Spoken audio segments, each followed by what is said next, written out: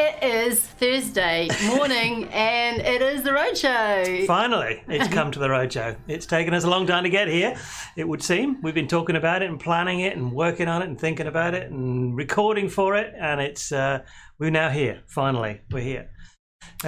So, hello everyone. Welcome to the 2020 infoodle Roadshow. Actually, Richard, when is a roadshow not a roadshow?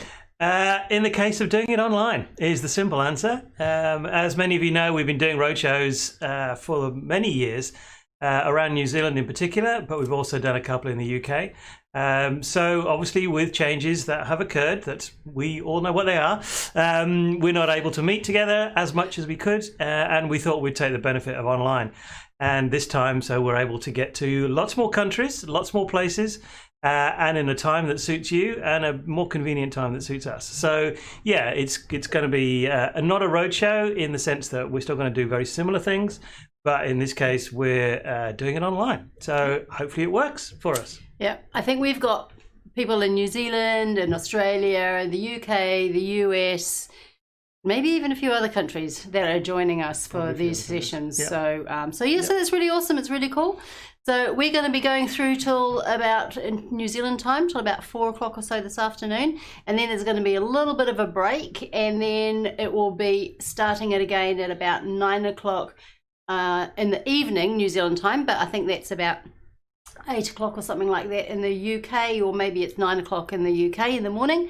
And then we'll be going through to about midday or something like that over there. So it's really good to have all of everybody really being able to come and join us. It's really good. Yep. So we're looking forward to it. There's about 17 sessions or something altogether that we're doing, all different titles. So hopefully you've all got your programs and everything else with you that we sent out earlier. So that reminds me.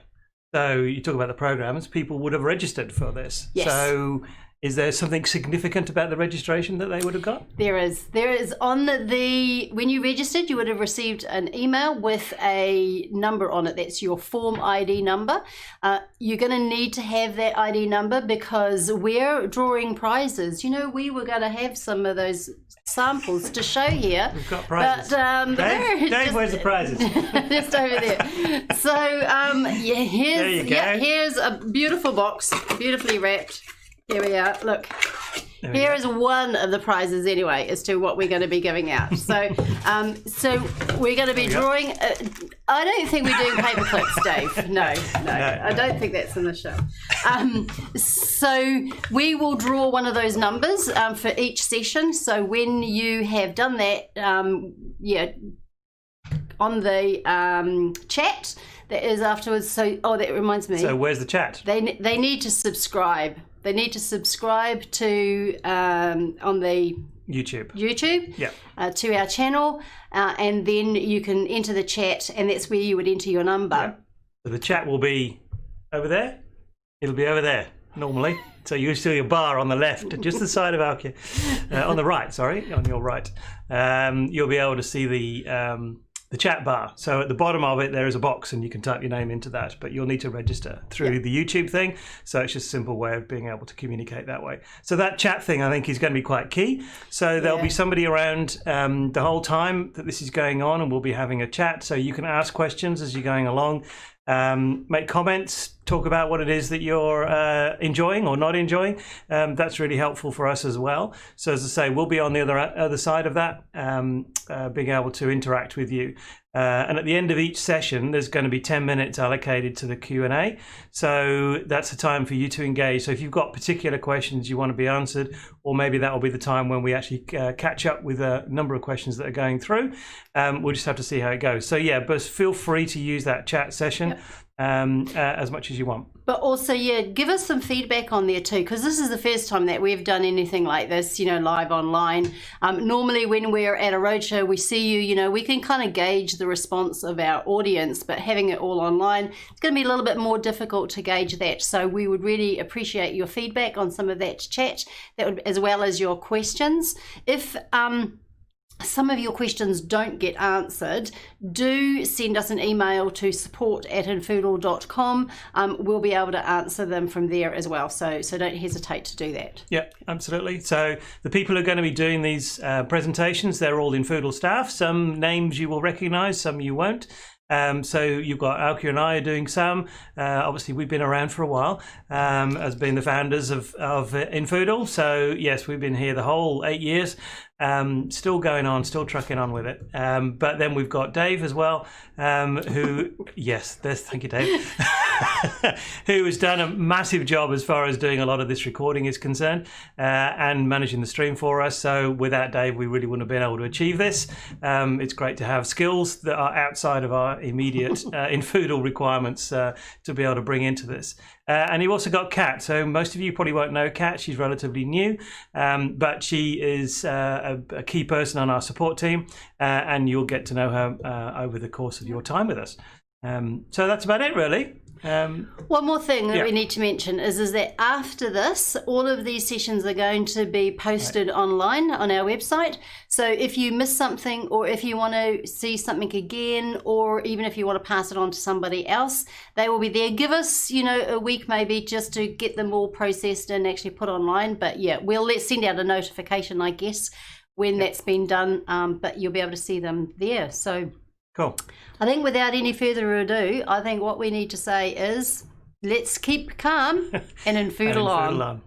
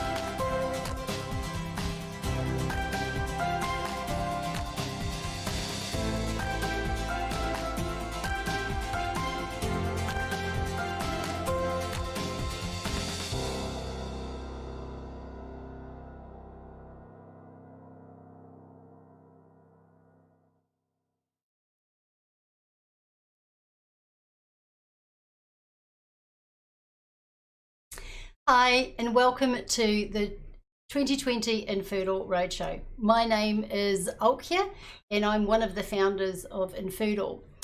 Sitting here next to me is Richard, who is also the founder of Infoodle and my husband, and also the brains behind Infoodle. Richard, can you tell me a little bit about how Infoodle started, why Infoodle? Sure. So Infoodle has been a long time in its development. So it started back in 2009, and it was I was requested by our church, which is a reasonable sized church, to say we want to have a system to help organize this. And so I spent 18 months looking around for that system, and couldn't really hand on heart recommend any of these products. So after much debate and discussion, the church decided that yes, it was okay for them to be the first client, and I would start building a system for them. So it's kind of around at that point that I put together a bit of a brain dump, which is what this looks like. So this was actually done on the 29th of May 2011, and it's kind of started the whole ball rolling as far as the development process is concerned. So it got to 2012 and we launched it in February, and to about 40 clients, 40 organizations that were here in Tauranga, and it sort of started from there really as we got going. So fairly early on it became apparent that whilst the church needs were apparent and clear, it was something that was very obviously going to be required and useful to other people, other types of organizations. So charitable organizations, fundraising organizations, all these kind of things were all trying to do the similar things, but perhaps using different language to achieve them. And so through that process, we definitely didn't want to become a church management system, but we can do that really well. But we wanted to explore and to serve the wider community, non-profit community, as best we could. So we'll see why as we talk about it today. But yeah, so that's my kind of how I got involved. Having been a developer since day one, IT was my thing. So I wanted to move into the IT field or use my IT skills for the benefit of the not-profit community. So how about you? Well, IT is definitely not my thing, as you know. If anything kind of goes wrong IT-wise around here, it's usually because I've been using it. So it's a bit of a joke, really. So my background is in catering. So how did I get involved? Well, at the time when you had stopped all of your contracting work, I had stopped my catering because I had injured my back. And so I was actually lying on my bed, and I realized one day that there was no funds, no finances coming into the house. And so we kind of needed to change that quite a bit. So I then thought, well, the only thing I can do from my bed is I can actually start calling churches, charities that I've got connections with, and seeing if this program is going to be suitable for them. So that's how we started, and that's how I got going with using infoodle. But as you said before, that we have got a heart for charities. We actually have a background in working with the not-for-profit community, NGOs, mission organisations. So we've worked in various different countries. In actual fact, we met overseas because Richard is English, as you can probably tell. I'm a Dutch Kiwi, but we actually met in Amsterdam, and we were working with an organisation called Youth with a Mission, and we worked in Liberia and Armenia, Switzerland, a few of England and New Zealand, of course, as well. So we have that background. So we have that heart of wanting to serve other people, wanting to help other people, help organizations just streamline their processes, get away from the administration, because we discovered that a lot of people are passionate about their mission, their vision that they have, but may not always have enough time or be really keen on doing admin. So infoodle really is a tool to help people carry out their vision and their mission. Yep, absolutely. So what does infoodle look like today? So infoodle has been growing since those early days in 2012 to the point where we've now got 9 staff or thereabouts. Seem to be changing, new people coming on board quite rapidly this year, which has been exciting. And so we're also active in many countries. The UK is quite a strong country for us as well. And so because of that, we're looking to expand the operation into the UK.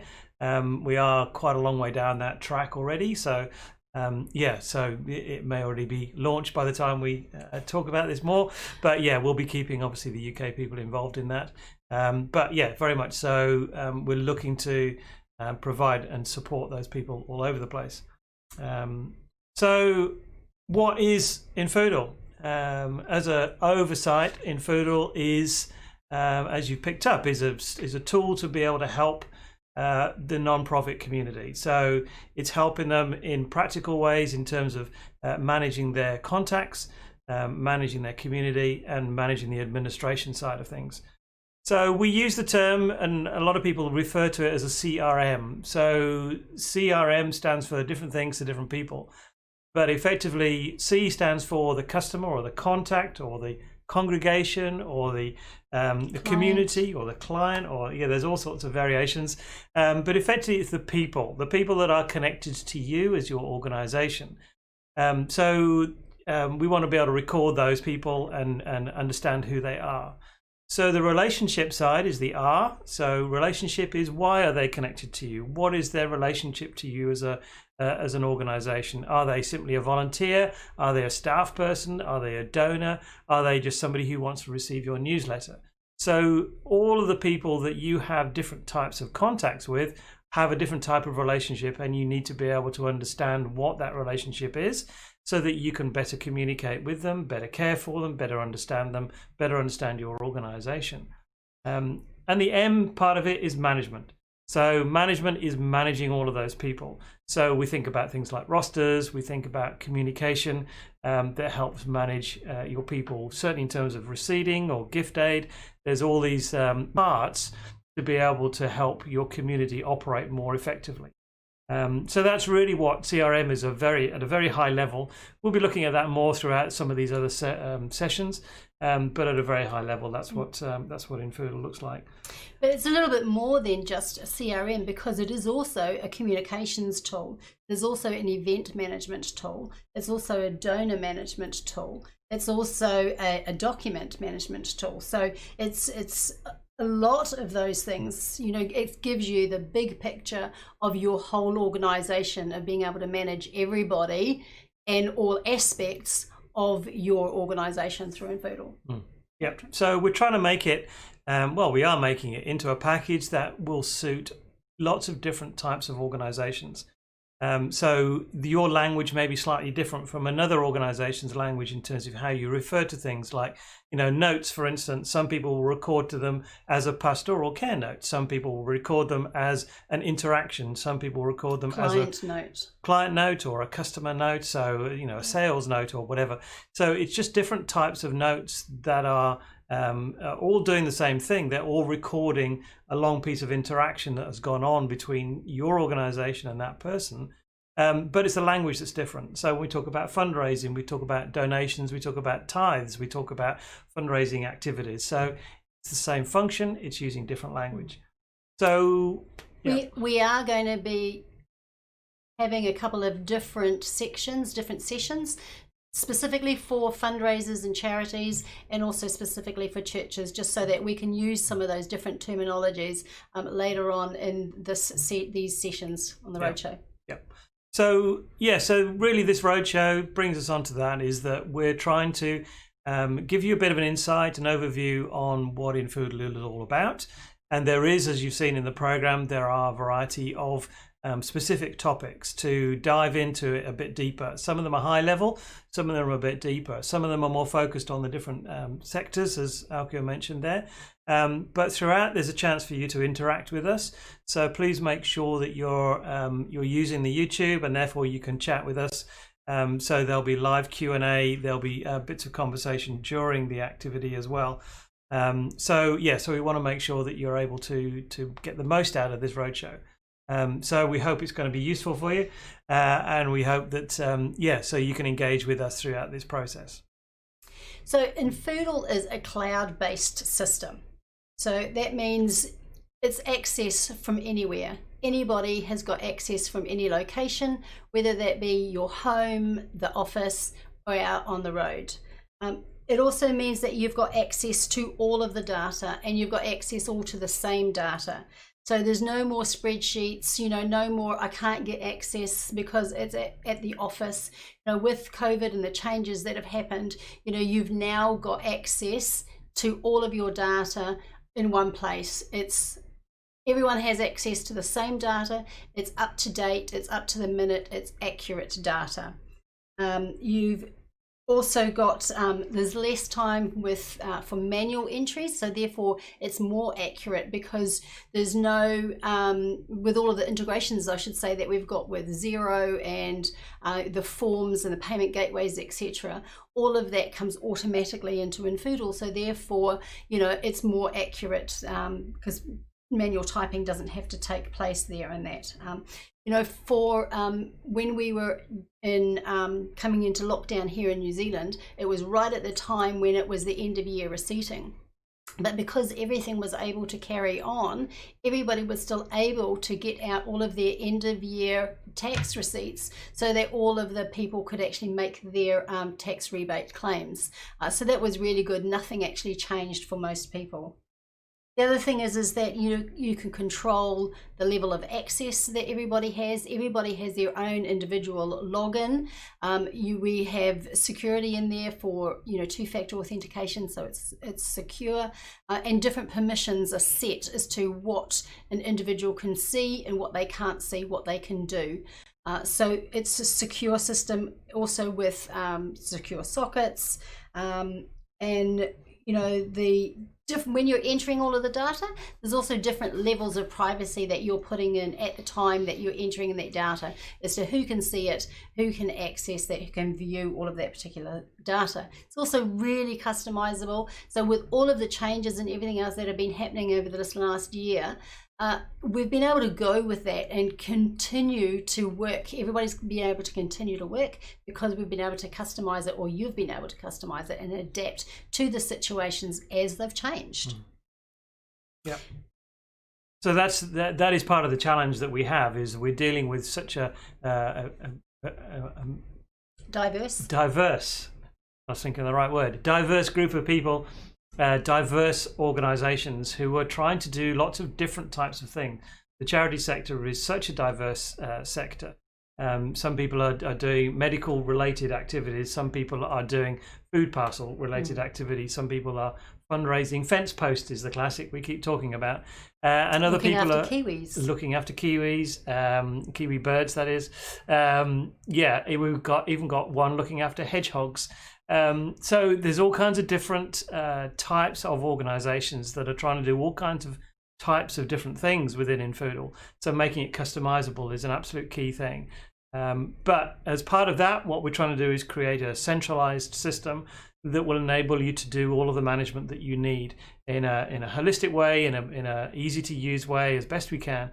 And help you through that process, using the passion that we've got and the experience that we've got within the field, and learning from you as well, but bringing our IT skills and enthusiasm in that sector to be able to help you guys out. So that hopefully gives you a bit of a snapshot of infoodle in terms of why we exist and why we're here to try and help you. So the goal for this roadshow is to give you a bit more insight in terms of what's going on, to enable to ask more questions, to discuss these things with us. Some of the sessions that you'll see are at a high level, some of them are a bit more in depth, but yeah, hopefully they will be providing you with a kind of rich content that would be helpful for you to get more out of infoodle, and to understand what we're doing and why we're doing it a bit more. So yes, please engage with the following sessions that we've got. There is a time to chat with them. There is a time to chat online during the sessions as well. So please make the most of those as well, or obviously get in touch with us afterwards. If you're watching this later, then by all means you can just use the support as you would do normally. So yes, so welcome to the Roadshow again, and we hope that you get value out of it, and we look forward to engaging with you during the day.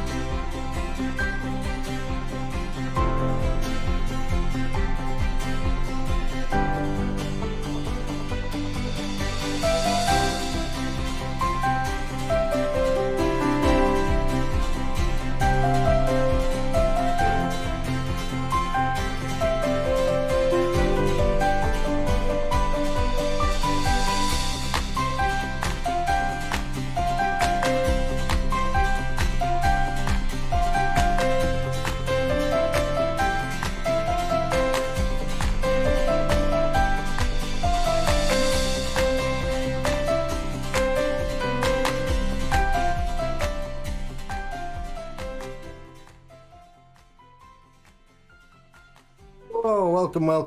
Let's get that audio down. Hopefully you guys can hear me all right. Hi, I'm Dave. I work at infoodle as well. I'm part of the support and training and this team, apparently.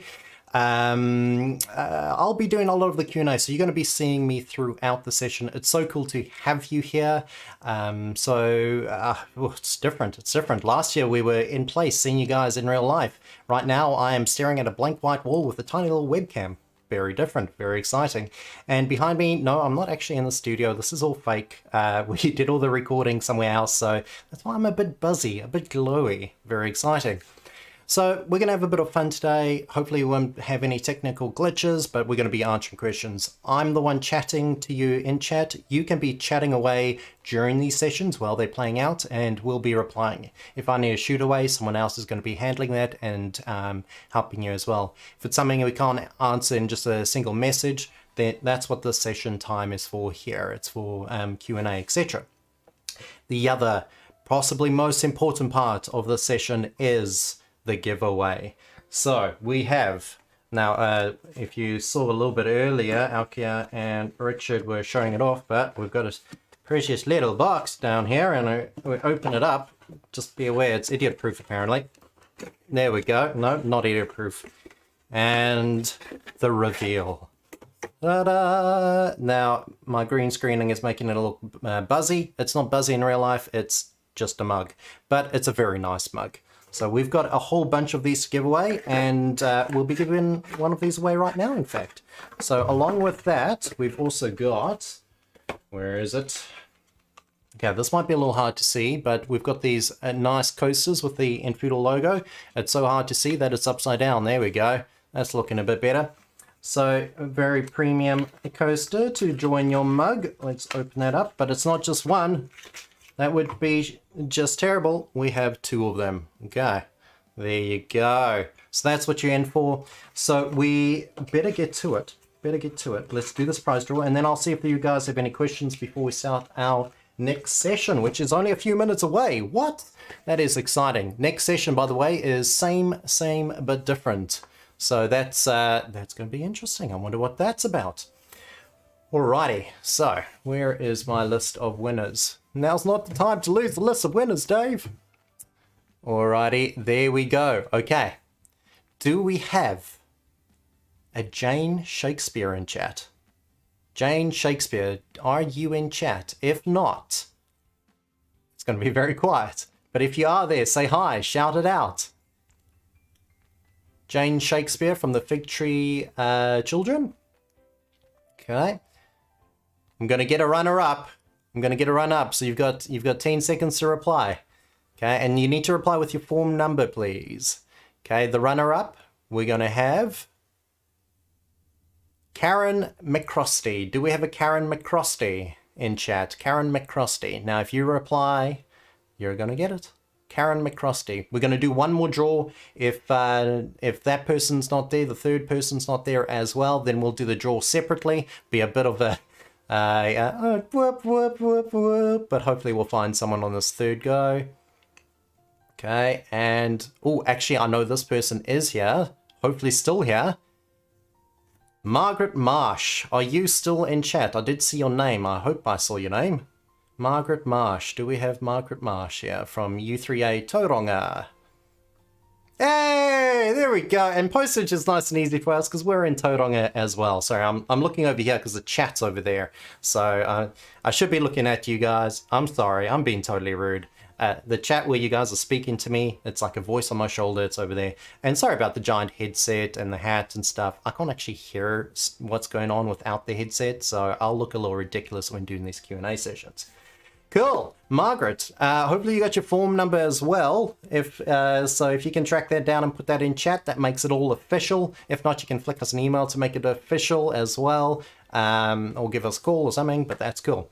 I'm just going to have a quick look to see if there are any questions that I can answer. What shirt is Richard wearing now? Sorry, I can't answer that. I'm in a different location. Maybe Richard can answer that. I'll message him. I'll say what color shirt. What color shirt are you wearing? Asking for a friend. Okay, we'll see if we get that answer. And if you scroll down, there's a program pointing to the website. Someone's asking about the program. Great. Wardrobe changes. Oh, Rich has already replied. It's a blue one. Same one as yesterday, a blue one. There you go. That's what Richard says. I can't find the email that has the program from today. Can someone post it in chat? If I know a few of my friends are currently working on it, if you can just post that link. Otherwise, it is at infoodle.com. Just click on that Roadshow link as well. Not sure why your husband's name is showing, but you'll sort that later. Bruce Reed. That's all right. It's exciting. Cool. Okay, well, we better get to the next session. It is 9:30, so it is time. It is time. So without any further ado, let's head into the next session of same, but different. Well, welcome to this session being same, but different. It's a chance for us to look at what a CRM is and how infoodle is perhaps different from other CRMs that are out there. My name is Richard. I'm the founder of infoodle. These days I'm more involved in the not only the business but the technical side of things as well. So technical lead for the business. So a CRM is a term that gets used by a lot of people for a lot of different purposes. In Foodle, we're focusing very much more on the people side of things. There are CRMs that work well in a sales context, that work well to be able to have pipelines of sales activities. We're more focused on the people. We're more focused on the relationships between those people. And therefore, sales isn't part of our thinking particularly. It's more about developing and understanding how people are connected together, how they're connected to you, and what their relationship is in the sense of how we can serve them, how we can work with them better. So a CRM is, as I say, a number of things. So a community relationship management system is where we would start from. So it identifies the relationships between the individuals, how they connect as households, how they connect to you, why they're connected together, what their purposes are. So we've got a number of mechanisms within infoodle to enable that. So it's really important that we understand and you understand how your people are involved in your community. Are they volunteers? Are they married together? Are they sponsoring one another? How does it all work in terms of their connections? Because there's a reason why they're involved with you. So it's really important to understand what that reason is. So not only can we identify the relationships, it's identifying the ability to contact each other. So a contact management system is what infoodle also is. It's a way of contacting all of these people that exist within your database. And contacting means texting them, means emailing them, means sending them an app notification, means even sending reports about people so we understand why they're in your database, but also asking those why questions about why they're involved, what do you want to do with them, how you're going to particularly target them, and give them the communication that they need. So contacting people is really important, and to keep that slick, keep that simple, and for you to be utilizing that as much as possible. Having a single point of truth in terms of the contacts and the data within the system means that you can provide rich information and therefore enable you to target your information or target your contacts most effectively. So not only is it a contact management system, it's also a coordination management system. So coordinating your volunteers, coordinating your contacts that you've now got within your system is also really fundamental to a lot of organizations that work with us. So often that's around the volunteer activity. So you want to make sure the volunteers are in the right place at the right time, doing the right things, know how to do the right things. And all this can be done through contacting them and coordinating their activities. We need to schedule them, we need to roster them, we need to ensure that they know why they're doing what they're doing and when they're doing it. This obviously promotes efficiency and reduces your admin because it's all been done, a lot of it can be done automatically. So as well as that, a key aspect of what infoodle provides for organizations is a receipting system. So we're a central receipting system pushing the CRM terminology a bit there, but it's central receipting system. So to be able to issue a receipt is really important for particularly for non-UK companies, organizations. So you need to be able to issue a tax receipt either as you're going along throughout the year or at the end of the year. So providing you with really flexible mechanisms to generate those receipts is really important for us, and it enables you to be really efficient as well. So you also have got legal requirements to make sure that you hold on to that information and able to provide that information to people. So we're trying to ensure that you can honour those requirements as well. The UK is slightly different because we've got the gift aid way of producing the receipt, in the sense that it is organisation focused rather than donor focused, which is how it works in the rest of the world. So infoodle has honoured that by providing you the mechanism to do the gift aid processing. So therefore you can talk to the HMRC and get that payment made back to you directly rather than the donor being responsible for that activity. So finally, our infoodle provides you the ability to report. So it's a central reporting module. So we've got all this wonderful rich data, you've got all your contacts in there, you've got all your communication, you've got all your rostering going on. We need to be able to understand and slice and dice that data in a way that is useful to you to do the jobs that you need to do. So we need to be able to establish a new men's group. So let's find out how many men we've got who are perhaps over 18. Maybe we've got a new kids group that we want to start up. So segmenting out those people. But also in terms of a donor profile. So who hasn't given us funds in the last year, but gave us funds in the previous years. So there's a lot of analysis that we can do in order to better understand the people that reside within our database. And you need to be able to communicate with those. So using these reports to generate lists is really key to what infoodle is trying to do, to make you enable you to make best use of the contact data that you've got within the system. So that's a very broad overview of what infoodle looks like. But what can be often helpful for those of us who are a bit more visually oriented is to actually see how it all fits together, because it's such a big package. It covers a lot of areas in a lot of different ways. And so what we've developed is a map that enables you to visualize how infoodle puts these things together. So let's explore that. So we've got an individual. So your individual is a person, all right? It's really important to understand it is one individual contact that we're working through here. And that's where the start of infoodle is in terms of its data management. So this is a particular individual. You can get obtuse different versions where you have maybe a fence post, or it could be a bicycle or something that different people are sponsoring.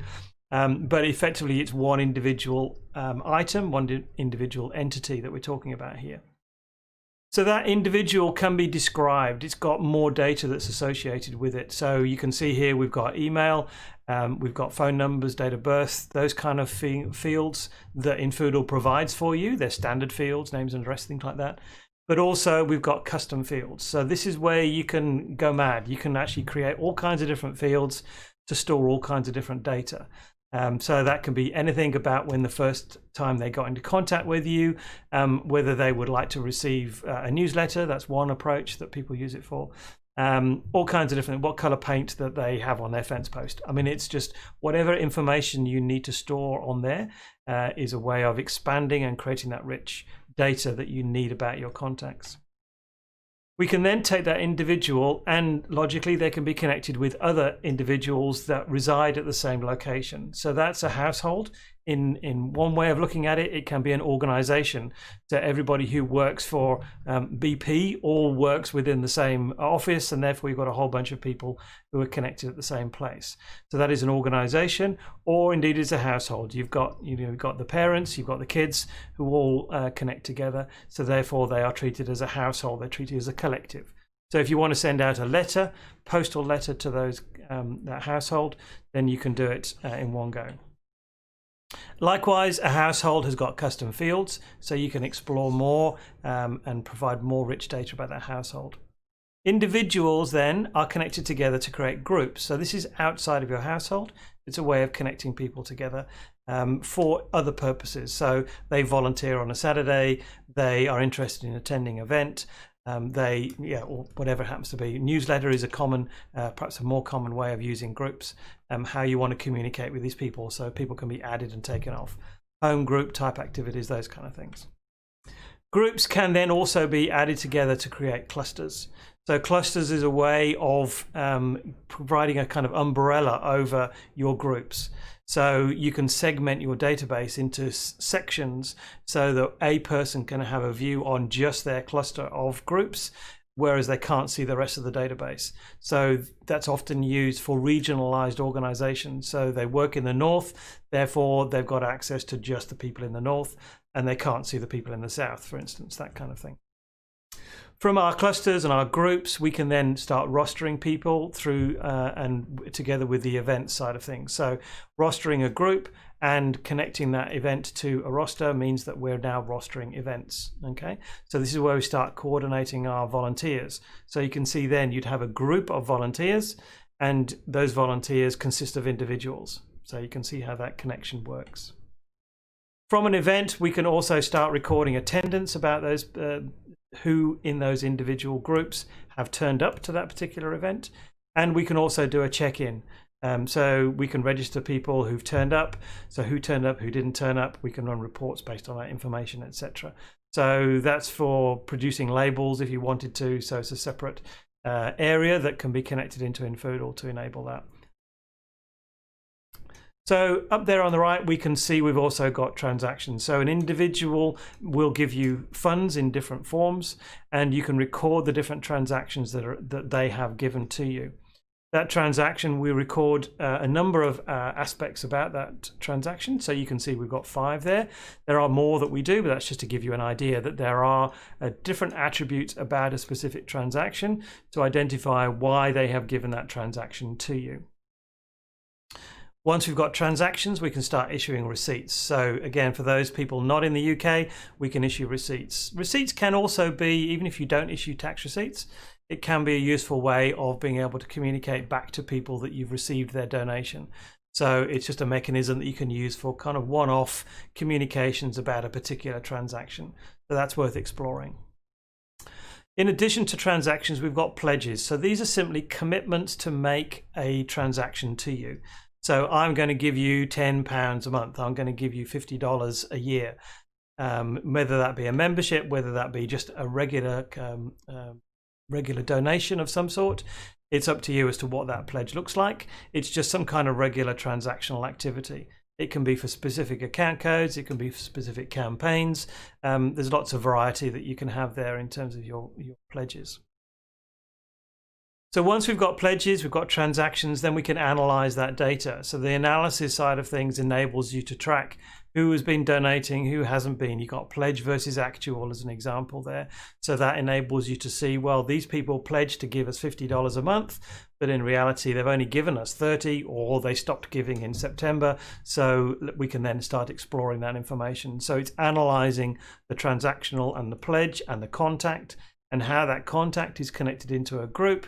Can affect how these pledges and transactions are recorded and reported back out. So with that structure that you're looking at there, you can get quite a lot of sophistication about how you're doing as far as your campaigns is concerned. Is the North performing better than the South? Based on the different campaigns and the pledges, for instance. All those kind of things can be tracked and recorded. Forms plays a key role in getting any kind of external data back into the system. So that means somebody who is not logged into infoodle. So a form can be a form that you may have used to register for this webinar that we're doing. So you're turning up for a particular event. We're capturing the fact that you are interested. We're capturing your data. We're capturing the group that you want to be a part of.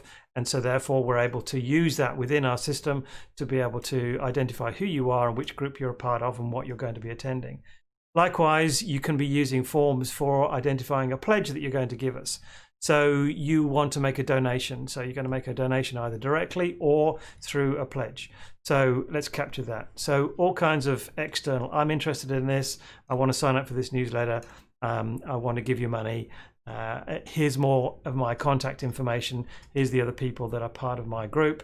Here's, you know, I want to turn up to the kids club, whatever it happens to be, is getting information back in. And these forms can be used on your Facebook page. They can be used on your website. They can be integrated with most web systems. So we've also got part of the forms, we've got a payment gateway. So payment gateways enables you to be able to actually take the physical money. There's a variety of payment gateways that you can use. You don't have to. You can have free text ones or free events, free activities. So you can receive checks and those kind of things as well. But if you want to start actually taking money at the point where people are entering the data, like buying a ticket or subscribing for an event, those kind of things, then you may want to take the $10, the $50, the $100, whatever it is at that point, and that's done through a payment gateway. So we'd be thinking things like Stripe there, maybe Easy Debit, maybe Go Cardless. So there's other mechanisms that we can use. We've also got a library area. So library is slightly different from these things. At its simplest, it's a place to record documentation. So those are physical files like docs or Excel spreadsheets, or they could be MP3 files. So there's quite a big limit, so you're able to store whatever you need there. That again is controlled by groups. So you could have a leadership group that's got access to certain documents like budgets and forecasts and those kind of things, whereas you've got volunteers who've got access to other things like standard operating procedures or other text type documents that they're interested in and they need in order to be able to do their job. So it's a really flexible area, controlled quite a lot by permissions, and this is where it helps in comparison to some of the other engines that are out there, is that it enables you to actually control the permission. So when I stop becoming a leader, then I simply get taken out of a group, and now I don't have access to the documentation. So you're a bit more secure, a bit more certain about who is seeing documents. Like we use Google Drive sometimes, or we use Dropbox sometimes. It's difficult to see who and to maintain the fact and be sure of who's actually got access to the documents, who can update it, who can't, etc. As well as the library, there's an asset. So this is a really simple process whereby you're able to record the information about the physical assets you've got. So it could be a computer, a desk, a book, whatever it happens to be. These are physical items that you can then connect into the library, and through that you can actually do a check-in, check-out process. So I want to take this book out, and I want to borrow these cups, you know, these kind of things. You can just helps you keep track of what's going on within the system. Assets enables you to be able to store things like warranty documents or receipts. So you can, if there's a problem, then you've got the information there stored, so you can take it back and deal with it in that way. So assets is quite helpful in that way, certainly as an adjunct to the library. The library also enables you to store documents against individuals or households. So as you're building up a profile about that individual, then the library helps you to do that. So in the middle there, you can see we can contact. So we can contact individuals. Again, you can see that's connected up to the individual line. And so that enables us to be able to, or you to be able to contact those people. So this is, as I say, sending out letters, sending out emails, generating labels. It's using the information in the groups and the custom fields and the transactions maybe to be able to identify who you're going to communicate with. And lastly, over here, we've got the reports. So reports, as I mentioned earlier, is how we enable you to extract this information. So again, it's connected to the individual, but it allows you to pull all of that information that we're now looking at to be able to generate the information that you're looking at. These colored areas are showing you how that relates to the packages that infoodle has got. So the CRM is kind of the white area, the docs area up there on the left, so you can see how the packages fit. So if there's something particularly you want to be able to do and you can see, oh, that would be useful, then you can see which package it relates to. Notice things like attendance perhaps is outside of the box because you get that as part of the CRM, but it integrates with the event, so therefore you can get more power out of the attendance by using the event module. So that's an overview of infoodle. Quick map there. This is available on the website if you wanted to download it. So there's abilities to be able to record that, have it on your wall if you like. But in terms of infoodle, that's the kind of extent of where we are looking at. It's about people. We're focusing on individuals, and we're enabling you to capture the information that relates to the individuals that are connected to your community. and I hope that was useful.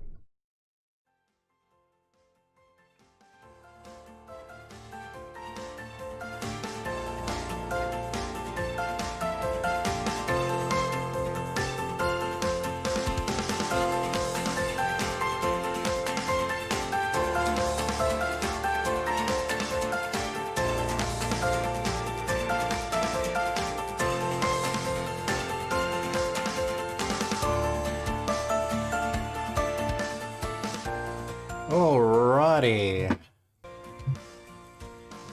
Okay, there we go. I'm live. Hello again. Welcome. Thanks everyone for sending chats. Thank you, Richard, for taking that session. All right, so we did have a couple of questions, so let me have a quick look. We had one asking about does infoodle connect to other programs that it might not otherwise connect to, like MailChimp email list? Yes, we already do integrate with MailChimp. You can get use their designer, and you can just use a free account if you wanted to, and manage your lists through infoodle rather than having to pay a MailChimp subscription. So especially if you're doing large volumes of MailChimp, it's going to actually be cheaper to just have infoodle. So use MailChimp designer and use infoodle for the heavy lifting. With that said, we've got a cool session coming up where we're going to be releasing our own, well, showing off our new email system, which has its own designer built in, which is comparative, if not better, than MailChimp. So you can do it all natively in infoodle. But if you are wanting to use MailChimp lists, you can sync those across. You also asked about does it allow data to be shared across other platforms automatically using an API? We do have an API, but it's mostly one way, so information coming from infoodle, and it's limited. So the idea is that infoodle is your central database, and we're moving towards certainly replacing all of those other software that you'd need. So if there's functionality that you're finding that a different piece of software has that ours does not, we want to know about that so that we can work on getting that all functional within infoodle so that you've got a single point of truth. There is, however, some sort of integration, like I said, with MailChimp. There's some software we will integrate with, but it's a software by software basis. Let's see, we've also got, can there be multiple households like a family and a work and a location? Absolutely, yep, you can be in multiple households, and you can be associated. So if you're in a household but you're also a consultant for business, you can be associated with that business. Do you know that this will be on YouTube? Yes, it will remain on the YouTube channel, as well as it's going to be up online on our website sometime next week. But you can hit rewind right now and see what just happened 10 minutes ago if you want. So this is going to be available immediately for you. I understand that the app is for publishing stuff to the infoodle contacts. What about what is available for admin users of infoodle? If I'm understanding that right, that question you're asking about the infoodle app itself, the mobile app, that's mostly a community-faced app where you can share information, events, forms, different links, etc. With your community, a directory, rostering, that sort of thing. So it's a watered-down, more community-focused app. You can use it for internal use, but the app itself is public-facing.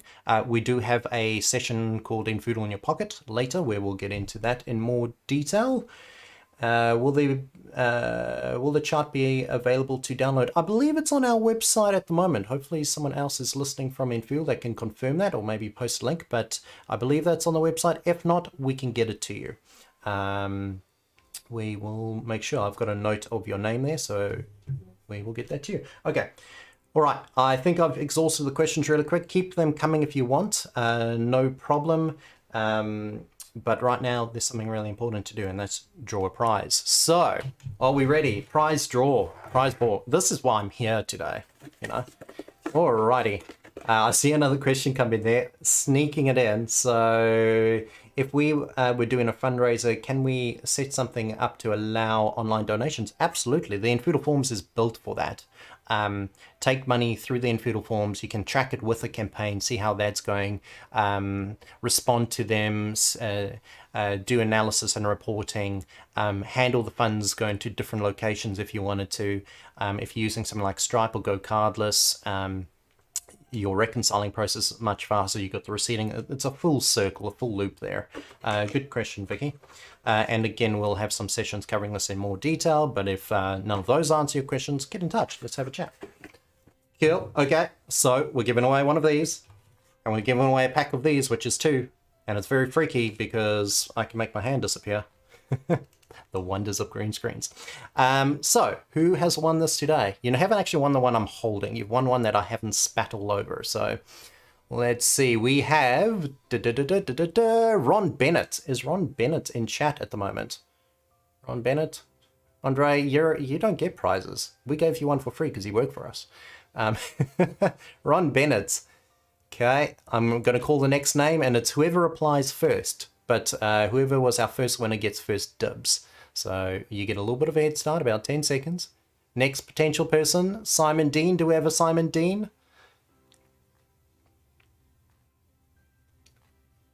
I work for Ron. He's just stepped out. Oh no! Well, he better reply before Simon Dean does. Quick shout, find him. Or Poru Cuthers. I hope I've said your name wrong. I'm so sorry if I didn't. That's our third person. Otherwise, we'll have to do an offline draw. Or Ron has to get to us real quick. Come on. Yes! There you go. Excellent. I hope I said your name right. You've won it officially. Ron missed out. Oh no. You gotta be there. You gotta be ready. All right. Congratulations. You won it. That was fun. That was exciting. The tense moment. Alrighty, I'll mark you down before I forget, and before I sign off, I want to mark you down so I know that you've won it. Great, someone will be in touch to get some details off you, and we'll get that sent out to you. Well done. Alright, so the next session that we are doing is data management in a post-COVID world. So this is a session with Kat. She's a new face. Well, I guess I'm a new face as well. We don't usually use webcams, but a new face to us at infoodle. Recently started, amazing star that's already picking up everything very fast and already helping you guys, and it's great. It's great to have someone competent. So she'll be taking us through there and looking at that. It's a bit of a shorter session, so we'll have more of a Q&A afterwards, but it covers a lot to just get you thinking about the post-COVID world or post-pandemic world, really. So without further ado, we've got 3 minutes before that.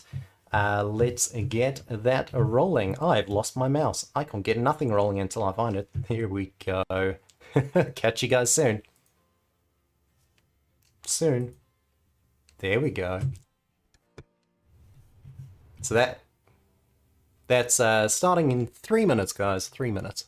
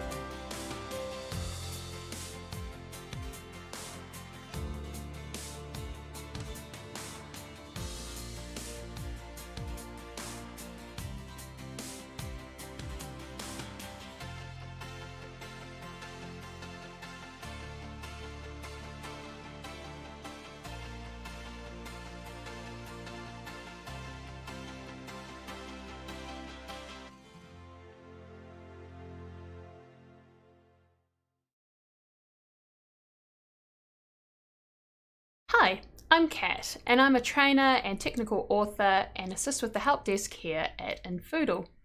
Today I'm going to be talking to you about using infoodle in a post-COVID world. I'll be covering how infoodle can help with accessing your data, with communications, with keeping track of all of your data throughout your community, keeping your connections alive, and storing your information through documentation. Now, before we begin, I will just mention that this recording will be available online should you wish to watch this at a later date. 2020 has been a year to remember. And this is the first time in many people's living memory that things have changed so dramatically across the world so fast. Never before have we seen offices and physical workspace virtually change to be online overnight. We've had to adapt fast, and it has been tough for many. There are advantages to working from home as well as disadvantages, but our collective solution has been the internet, and infoodle has been here this whole time to help you go forward, to find a way to keep moving, and to keep calm and infoodle on. Access. When crisis comes a-knocking, it is those who are the most prepared, the most informed, that are able to adapt and make good decisions fast. And part of this is having access to the information you need. Let's take a look at an example. Perhaps you are working from home and you still need your organization to keep moving. Tasks still need to happen, things need to work, and everybody needs to be across the same up-to-date information. Let's have a look now at how you can manage your tasks. I have a person here in my database who we know has been sick recently, so I want to make a note to make sure that our outreach team will give them a call to make sure that they are still okay. So what needs doing? Let's do a follow-up call for Maddie Miso. Follow-up call. Say Maddie has been sick. And I want our volunteer team to do this. So I'm going to assign it to our volunteer group. And I want to make sure this call gets done by the end of this week. So let's say anytime by this date. I'm now going to save this task. And we can see it's come up under Maddie's detail in her profile here. And we can also see it on the dashboard.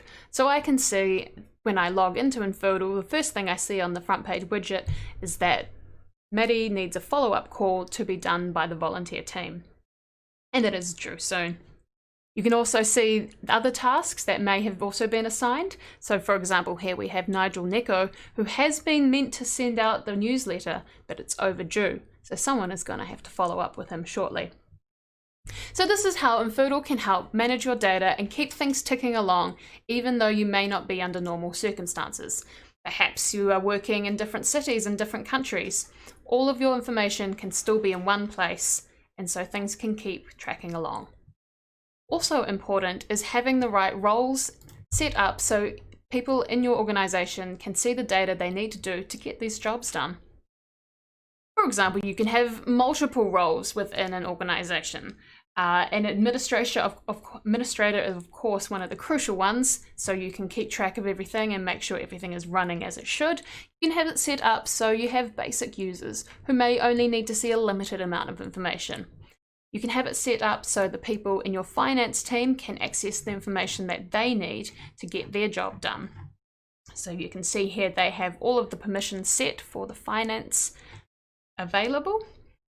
And this makes it easier for, say you have a treasurer who has been working on their local computer for some time with their spreadsheets, but now they can do this online, have it all in one place so that the rest of the finance team, when they need to, they can go in and see what's the latest on their day-to-day records.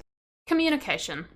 Now, one of the downsides to working remotely is isolation and loneliness, and this has been apparent during the COVID-19 response with lockdowns.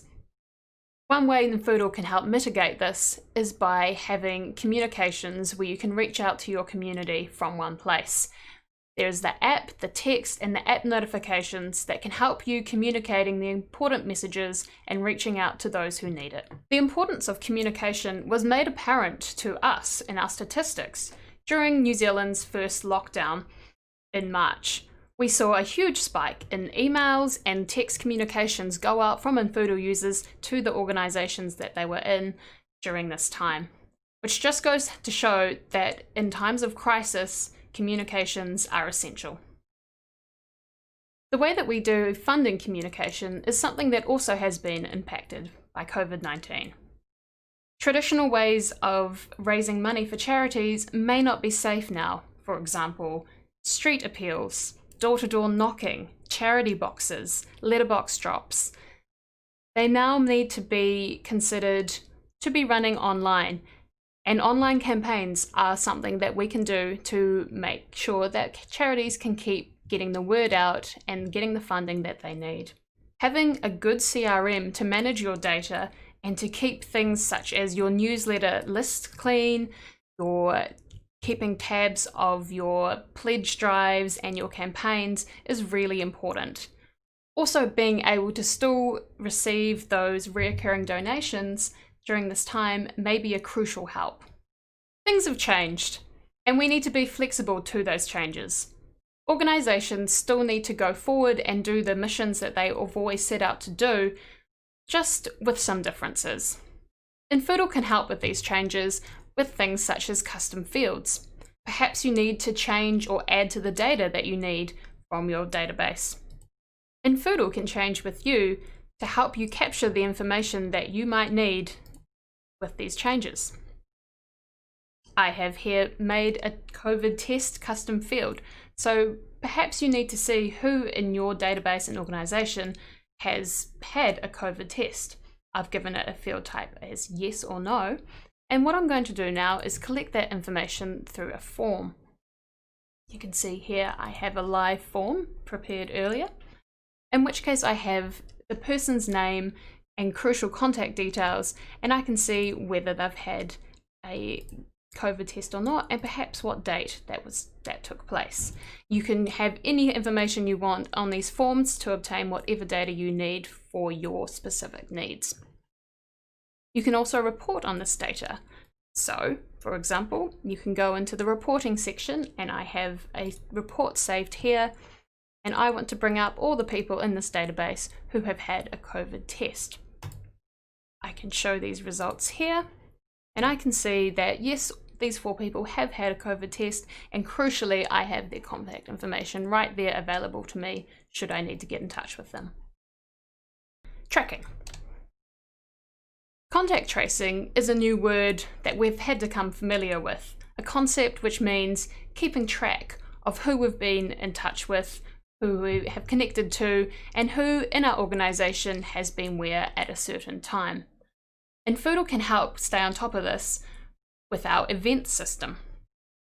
We have a check-in, check-out system, so if you have an event and you have people in your organisation attending, you can keep track of who has been there and who hasn't, should you need to contact them if an emergency arises.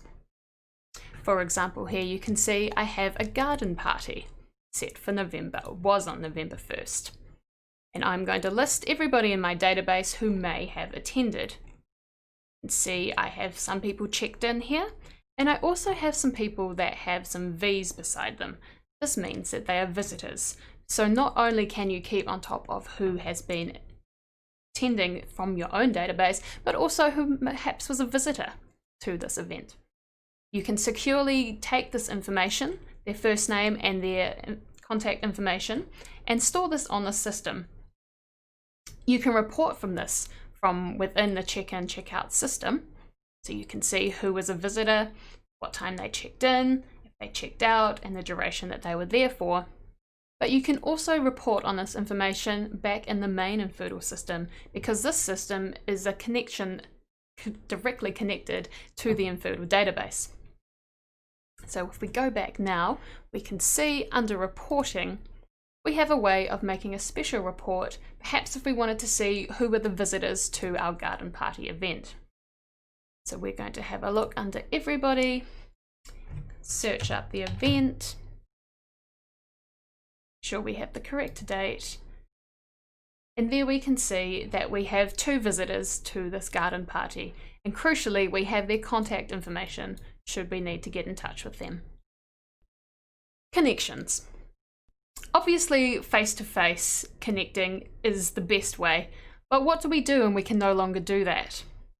You still can connect to your community online, and having a 360 view of who is in your community and how people connect with each other is really important. Infoodle can help with this by perhaps you need to see people in your community or database who are first aid trained, or maybe doctors, carers, nurses. You can have this information stored under occupation. So perhaps let's bring up who in our organisation is a nurse. I've set up a report here where we can bring up everybody who has an occupation as a nurse, generate these results, and we can see that there are 2 people in this organisation who are nurses. Another way to capture this data and find it when you need it is through our advanced search system. You can look up the search for occupation nurse, run this filter, and you can see that the people in the database who fit this criteria are coming up. Now, the benefit of using this system is that you can click on the person's name and see their profile come up at a glance. You can scan through what you need to know, and if they aren't the person that you are looking for, or perhaps there's someone else with other information, you can now click on another name, see that they come up. This gives you just a little bit more flexibility to find the information you need when you need it quickly. Documentation. It used to be very easy to share resources with each other. You could share your resources in an office. You can share resources at an event, maybe at a meeting. But what do you do when you can't share this information in person? There are many ways to share things online. We have Google Drive, we have Dropbox, Facebook. There are many ways, but with many ways is many different logins, many passwords, many things to keep across. Infoodle can help with this by keeping everything in one place, in one system. Let's have a look at our library here. You might have people that need to study from home. You can have a library set up for this, so all of the catalogued items they might need can be accessible in one place. For example, you can store PDFs, you can store podcasts, you can store videos, anything you need for people to access in one place. You can also restrict this information to people who may need it or may not need it. And that helps by keeping things all in one place, so you don't have to worry about people losing their passwords or logging into something and not finding it there. Everything can be kept up to date in one place. The rapid digitalization of COVID-19 and the pandemic response has forged ahead with new ways of working online. We cannot predict the future. We don't know what's going to happen next week, next month, perhaps when you are watching this video, or even next year. What we can do is prepare for the unexpected. Infoodle is right here to help you keep calm and infoodle on by having your data accessible in one place, keeping your connections alive throughout your community, having your communications with email and text, having a way to track your data, report on your data, and be able to store your documentations all in one system. Thanks for watching today. Next up is Dave with a live Q&A session. I hope you've had fun here, and I'll see you next time.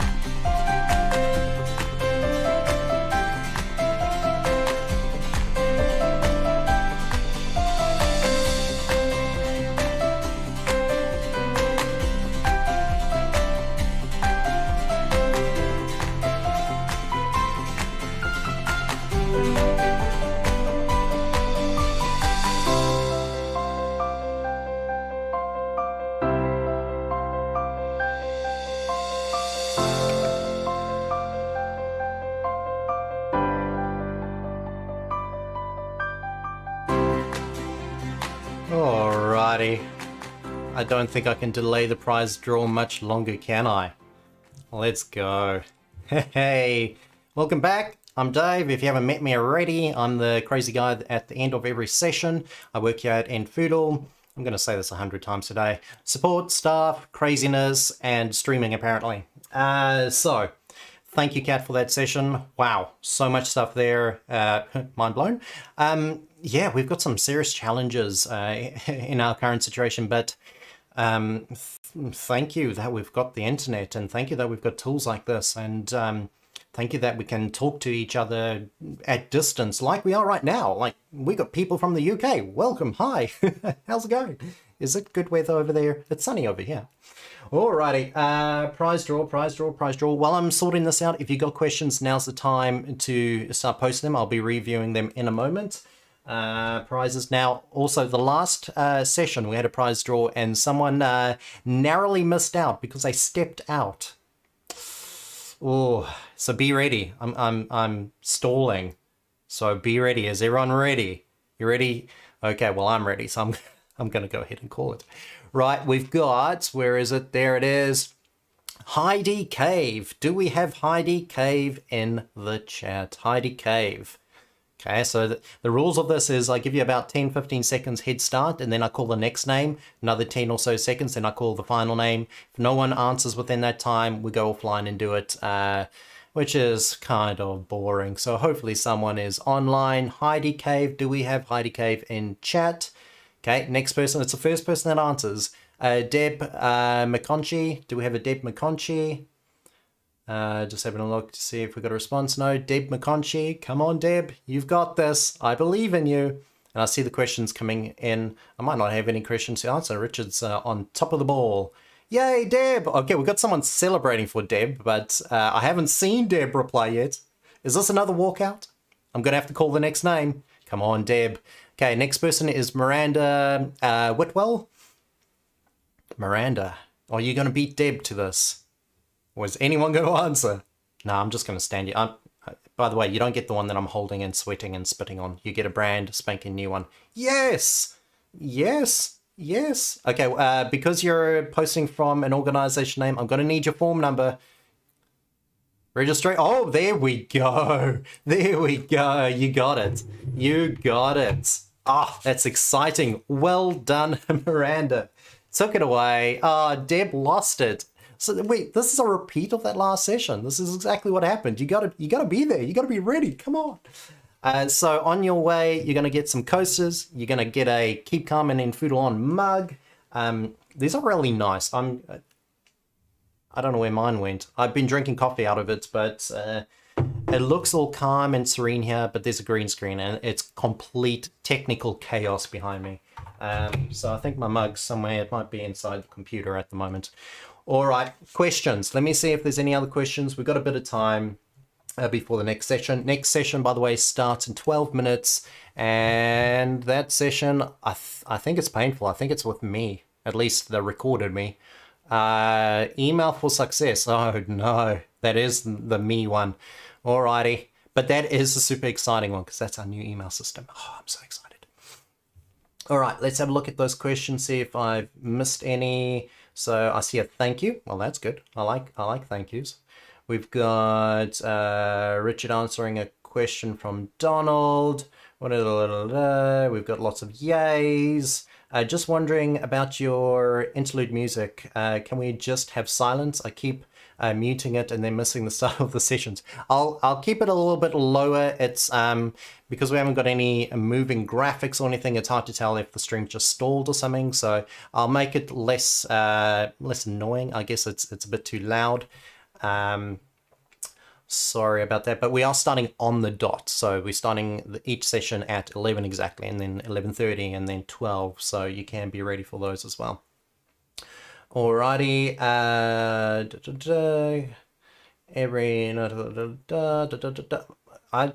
Our team's being too efficient. I've got nothing to answer. Wow. Okay. Any other questions? I'm here. I can't juggle, so I'd love to answer questions. I've got my staff doing a little dancey emoticon, so I think that means they want me to do, I don't know, some Michael Jackson stuff. I don't know what that is. I'm sorry, I'm not dancing in the studio. Music, quiet would be great. Is trying to read emails. Okay, I'll quieten down the music. That's great feedback. As long as the music's a problem and not infoodle, we can work with that, because that's me. That's the problem with me. So I'll lower it down. Sorry, I have to pop out for a bit. Well, but we'll be back. You're going to be back for the prize draw, aren't you? I think that's your evil plan. That's fine. You can totally do that as long as you're there for the prize draw. Yippee! Bruce, thank you for that yippee. That's inspiring. Will you address any integration with social media platforms? We don't have direct integration with any of them yet. We would love to get some feedback on thoughts and how you would envision that being integrated. We have had a couple of people say, we want social media integration, and we say, we don't have it yet, what would you like? And then it goes silent and they don't tell us. So infoodle's built on feedback. All the features that are there aren't just, it would be great to have this and we make it. It's because someone's requested it and we've gone, great, that is a good idea, let's get it in. We see why you need it. So if you can give us that feedback, we can look at putting it into our pipeline, looking at solutions and possibly getting that in for you. As far as what you can currently do with social media is you do have infoodle forms, so that's your registrations, your donations, your surveys, etc., that you can post as a link. So there's some soft integration, so to speak. Dave, you're doing great. Thanks. I enjoy streaming. I do this on the side, so this is good fun. But hey, I'll take the compliment. Thank you. No, it's Julie. Okay, Julie, Bruce, it doesn't matter. You're inspiring. The yippee is great. From Sunbeam Card Club. Nice to have you. We chatted a couple of days ago. That's like months in the support world. But I remember you. Okay, I'll ask our IT fundraiser to provide that feedback. Perfect. That's what we need. Integration with social media platform would be great. MailChimp shows less than half of the people read emails. That is very true. And even those sometimes aren't actually reading it, because there's some programs like Gmail. If you're sending it to a Gmail account, they open all your emails and trigger that tracking so that they can do suggestions and their AI stuff. So you get false negatives as well. So that half of people reading emails may not be that high, which is very frustrating. Yeah, so again, you're also saying that social media integration would be great. If we can get some feedback around that, that would be perfect. Ramona has vanished some questions or something, so I can't answer that. So, okay. I'm going to sit here like a zombie for a minute, see if any other final questions go in. Otherwise, we'll go to our hold music with dramatically reduced music.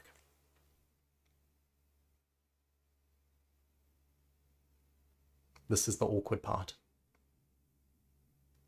It's great to put a face to the voices we talk to.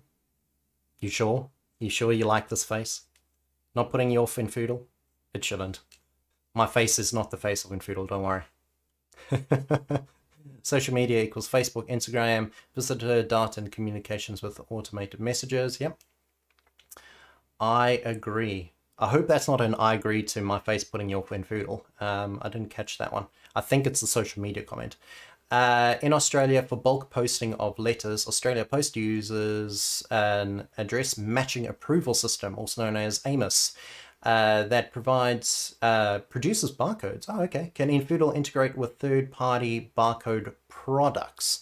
If we're talking a barcode generating product, possibly we might need to have a phone conversation on that one to get clarity. We do generate barcodes, and we also do have ways of sending information out. Like in New Zealand, a lot of people do that address verification, send that out as a report to NZ Post, they send it back and we update the database based on that. So it could potentially be something like that. The barcode part, I think someone will give you a call and we'll get a little more clarification on that one.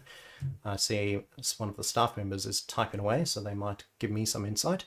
Sometimes recipients can't find the emails that I've seen from infoodle because Gmail, etc. sometimes file them in spam or promotions, and not everyone looks there in the folders. I'm guessing the question is, how do you stop that? So I'll answer that in a moment because I see a question for me. Amos, are specific codes they need to export our list and pass it through the image generator? Okay, yeah. So we do have a way to export that information out. Then it will go through that generator to do what you need there. So we can do full CSV or Excel spreadsheet exports there.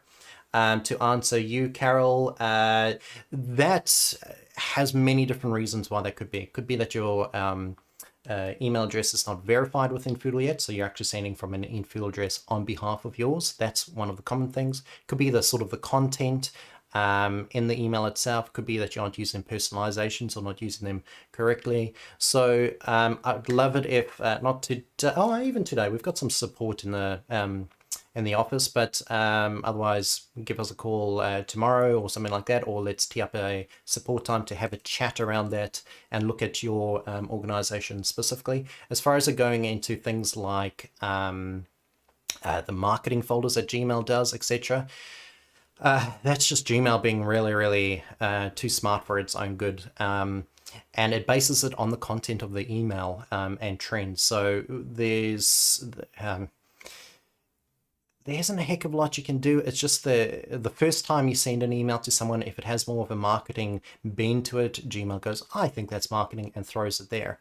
The only way that people can solve that is dragging it out and putting it into the inbox, unfortunately. Wow, we've got the questions flying in now. Can QR codes be integrated in the forms? We can't generate the QR codes yet in the form. If that's what you mean. So QR code on the form itself, unless you've got the QR code as an image, you can add images to forms. But you can embed the forms on your website. So if you got a web designer that can put the QR code below, that's potential. So there's some solutions there depending on what you're after. Ooh, we've only got 3 minutes. I'm going to try and fly through the rest of these questions that are flowing in. This is awesome. Otherwise, I'll try and answer them in chat while presenting you the next session as well. In other words, we want to track our visitors to our Facebook page. Store their details and be able to communicate with them. A CRM that connects this way would be great. So, yeah, okay. Okay, I see what you're going for there. Okay, we'll have a chat with the tech team, see what we can get. More information you can provide, the better. In New Zealand, we are used to scanning with a QR code. Is this possible with the event module? Not a QR code, but a barcode. So each person does have a barcode that can be used. We can put that as a feature request to have it more as the QR code, but any barcode reader can read the standard barcode.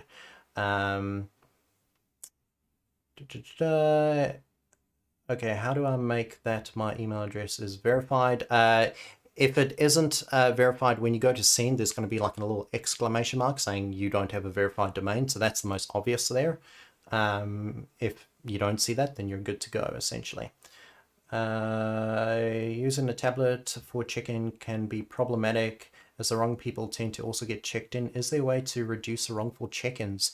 That's an interesting one. So usually the tablet is the way to go. So as to why wrong people are getting checked in, I think we need to also have a one-on-one conversation with you there as to what your experiences are there and why that's not working. So we have a number of customers that check in, have tablets that allow people to check themselves in, and that works quite well, especially like youth groups and stuff. So let's have a chat about that as well. I'm just very wary on my time. Third-party mail system. It seems that Gmail recognizes you as a third, so it might be that verification problem. Where do we find info about doing the database health check? We've got some of that as a blog on our website. That's going to be all the questions I can answer for now verbally. I see Richard's getting in there and answering some questions as well. Thanks, Richard. So we will go straight to the next session. Thank you for those questions. Keep them rolling. Even if we don't verbally get to answer them, we'll be able to answer them in chat or flick an email or give you a phone call. All right, are you guys ready for the next session? And the good news is we're so tight that you don't have to listen to a long welcome music, interlude music. That's great, right? All right, let's go. It would be good if I actually cut and not just be staring quietly.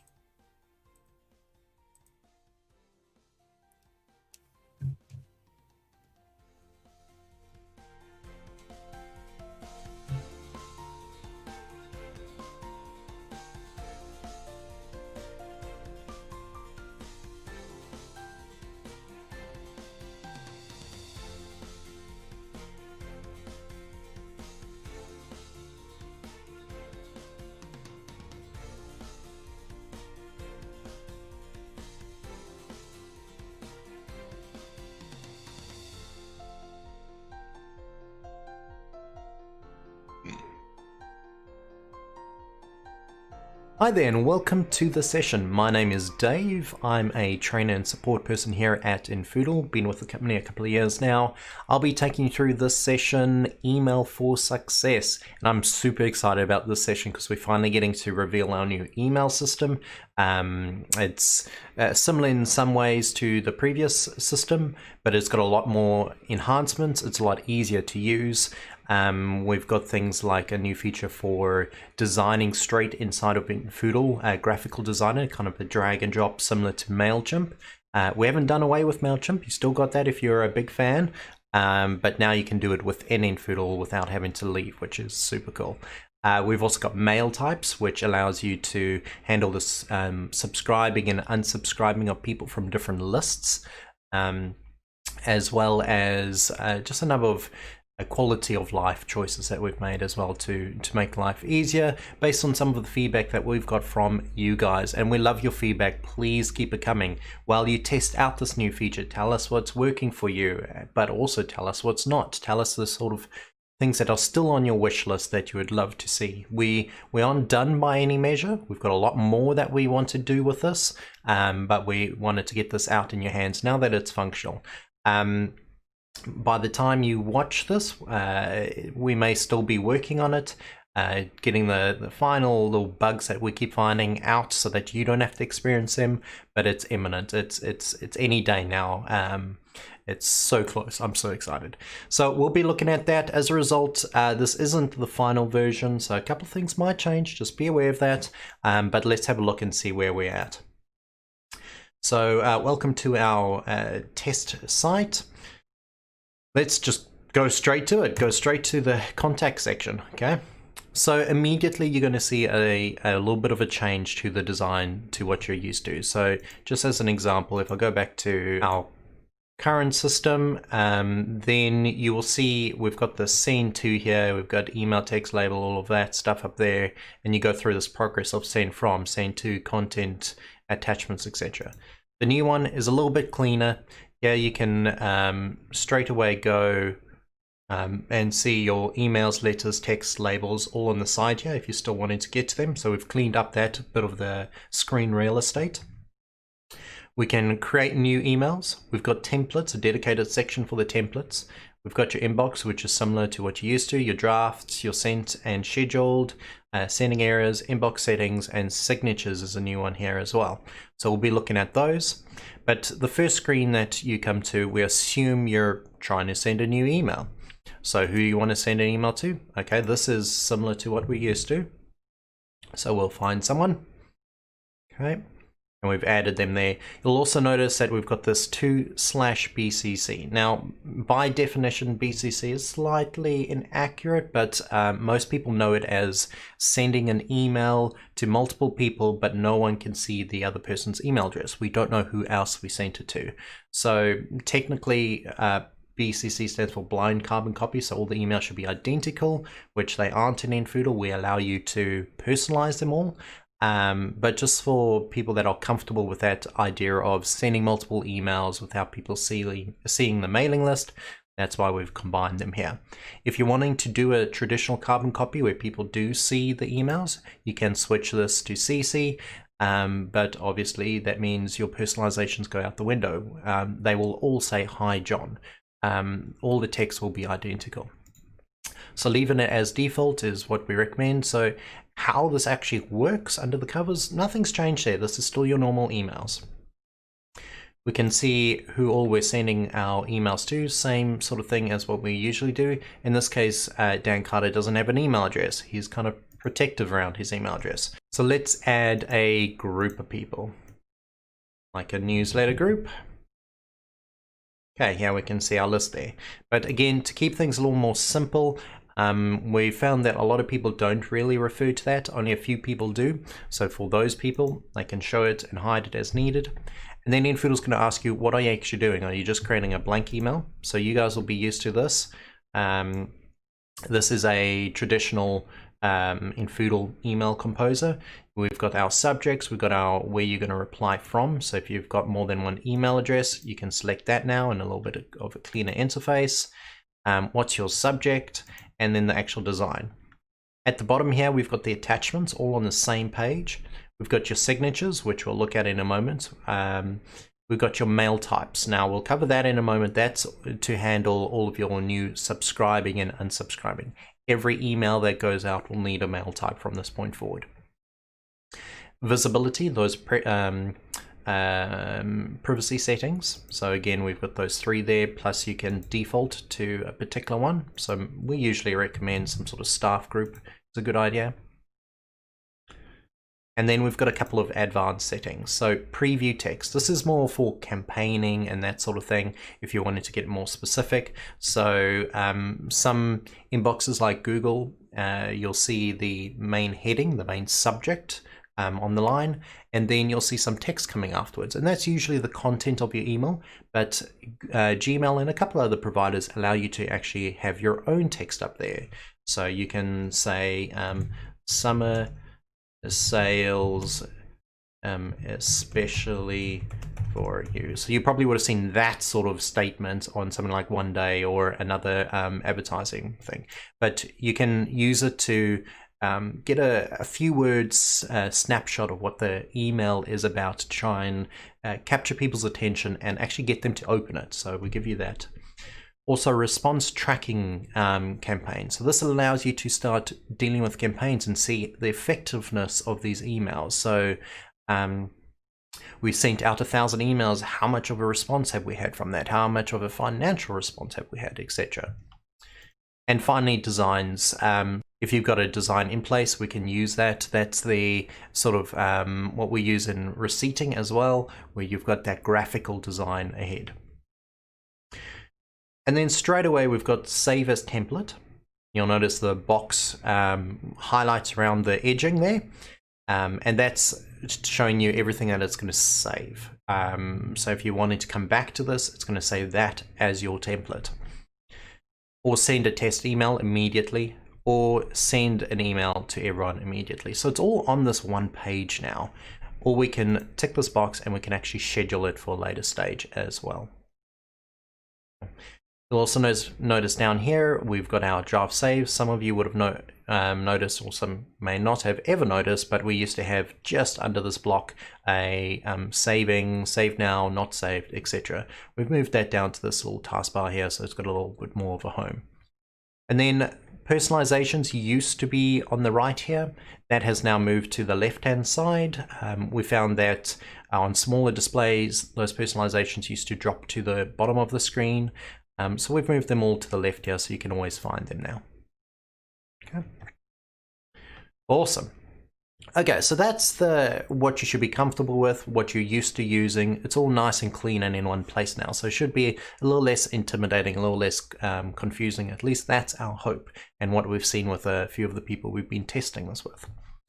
So let's go ahead and create a new one again. And this time, let's select our emails from MailChimp. Okay, so similar design to what you're used to.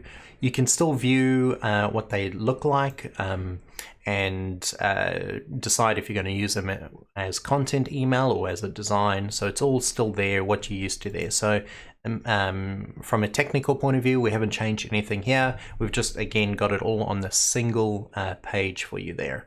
Again, we've given you the ability to add your preview text, your mail types, etc. Finally, we've got templates. So if you're wanting to load a template that you've saved, we've got this new templates area. We give you the ability to categorize them as well. So if you use a number of email templates often for general newsletters, you can categorize those. If you use some for just general communications or onboarding, you can categorize them. You can also set, are they templates that are private, so specifically to you, or are they global templates? If we're wanting to edit any of these, we can click that edit and we can rename this. So let's make it camel case, post sales, and we can color code them as well. Okay, so we'll save that, and you'll notice now it's separated by that. And then we can create new categories as well. So this may be the onboarding, and we'll give that a nice color there. Great, we've now got onboarding. And then you can create your new templates and assign them, etc. So we'll save that. Awesome. You can copy templates as well, and you can delete ones that you no longer need. So, moment we've been waiting for, the designer. Very, very exciting. Well, let's just go into it. Let's have a look. So click designer, takes a moment to load it up, and now you've got something similar to what, if you've had experience with MailChimp, similar to that sort of interface. First thing I want to point out is it's saying no content here, drag content from the right, okay? And we've also got a few settings here, undo, redo, preview it, and do you want to see it as someone would see it on a desktop, or do you want to see it as someone would see it in a mobile? Okay. Again, we've got the attachments, the mail types, all of that same stuff is at the bottom there. But let's have a look at the top. So, firstly, we can drag an image on here, so let's do that. We can then click into that and we can upload an image from our computer. Or we can apply some effects. We can drag and drop images as well. And we can also have links, so when someone clicks on that image, it's actually going to take them somewhere. So let's look at uploading one quickly. So we'll go grab one of our banners. And I've loaded quite a high quality one, and it's resized it for me there. We can also do things like selecting the background colors if we wanted to. So maybe we want to give this more of a tint to it. We can also change the background image and the entire row. So at the moment I've just done the background for that photo, but we can do the entire row as well. See, that's changing that color there. We can add new columns and things like that, so you can organize it. So let's split it by 2 there, and then choose our content for each column as well. So we'll go and we'll drag just some text here, and we'll drag a button over here. And we can say sign up for our event. We'll change the text on that button as well. Sign up now. And then where does it take us to? So we'll just take us to Google for now, or it could be your website, infoodle.com. And what do you want to actually do? Do you want to open a website? Do you want to send an email, send an SMS, call a phone number? So you can actually define what these are doing. So that could be a call us now. And if they're using it on their mobile phone, it will actually take them to the calling app on their device. Changing the color of the text. So if we were to make this strikingly obvious, and change that background to a nice dark color. Okay, if people miss that, I'd be surprised. You can also do HTML, so if you've got someone that is into design, you can put code straight into there. You can add dividers along there as well. So we'll just add another row and add our divider and so forth. And we've got a number of different blocks you can do. So the one that I'd really like to point out is our unsubscribe block, which you should have at the bottom. And that's going to allow people to control their infoodle subscriptions, their mail types. And there's a few different ways that they can do that with that. So there's a few different things that you can do with this. It is really just drag and drop and have a play. It's very simple. You don't have to worry about all the advanced features of the colors and stuff. If you just wanted to make a very quick, very pretty email, you can. Wanting to just change some global settings, you can, etc. So it's very easy. Have a bit of a play. You can move these blocks around as you see fit. You can add new blocks above and below, delete or duplicate. So maybe we want this banner up. We want it at the bottom again. If I actually drag it to the bottom there, just by that. Then we decide to change the image. So we can go through and we'll use our other one. So it's very quick to just start changing things, adapting things for what you're needing them to do. The columns are super useful to get things organized as well, because that's going to allow you to do things like adding a small photo over there. Maybe a little person jumping. Let's see what else we got here. Let's do our little infoodle phone.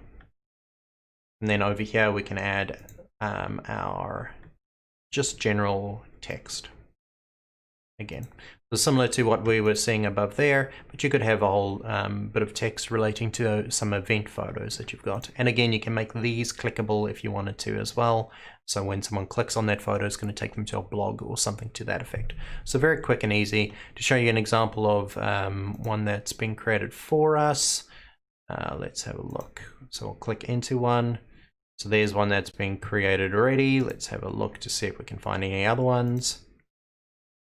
So there's just a basic one. This one's just using our normal designer. So these are how our templates are working. They'll remember what designer you used as well. So very quick to load up these emails again when you're done with them. So a couple other things we'll just quickly fly through is your signatures. So they have their own home now where you can select which signatures you want and set which one is your default, and that's the one that will load. Update them as you need to, so we'll get rid of that because it's clearly broken, and we'll save that. Duplicate it if you're wanting to build a signature based on this one. Add a brand new one. So nice and easy there. We've got some inbox settings as well. So when an email arrives to your infoodle inbox, what do you want to do? So this used to be part of our every time you send an email, what did you want to do? We've realized we can just put it under this dedicated section. Do we want to forward any copies to anyone? And you can just keep adding people as you need to. It'll also show you a list here of anyone that's forwarding emails onto you.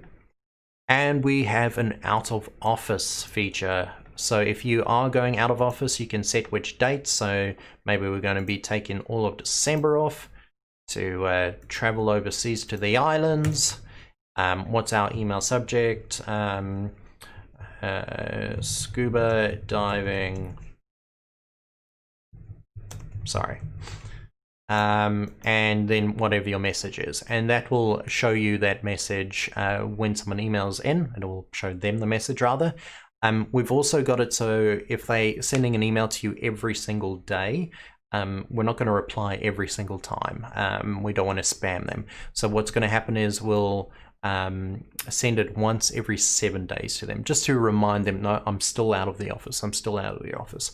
It's recommended that you say I'm out of the office until in your actual email reply, so they know that as well. So a bit of courtesy there, and then just save. And it's just telling me that we can't start our out of office in December and then finish it in November. Doesn't make sense. So Infoodle's picked that one up for us. We'll save that. There we go. We also have our sent and scheduled, which is very similar to what you're used to. We can see the campaigns that may have been used. We can see dates and subjects and who it was sent to, and we can view reports as well. So as far as viewing reports, we can now see when emails were sent. We can see a bit of a pie graph, any fails, open rates as well, people opening. If you hover over, we give you some tips. So here we global unsubscribe rate, the suggested maximum you should have is 1% there. Open rate, 40% open rate is actually very good, etc. Etc. So we let you see some of that. We also allow you to create email lists based on the people you successfully sent an email to, and also to the ones that have been uniquely opened, and you can add those people to a group as well if you wanted to. Here this isn't shown too much at the moment because we only sent one email, but when you're sending thousands of emails, we can actually see when things are being opened, etc. as well, and how often people are clicking. So we've got all of that sort of information. We can also see our unsubscribe and mail types. Nothing's happened on this particular email send out, but we can see people that have globally said, I don't want to receive any more emails from you, and some that have said it specifically for one or the other. And we can also see our send to list as well, and we can search for particular people and see did that email make it to them or not.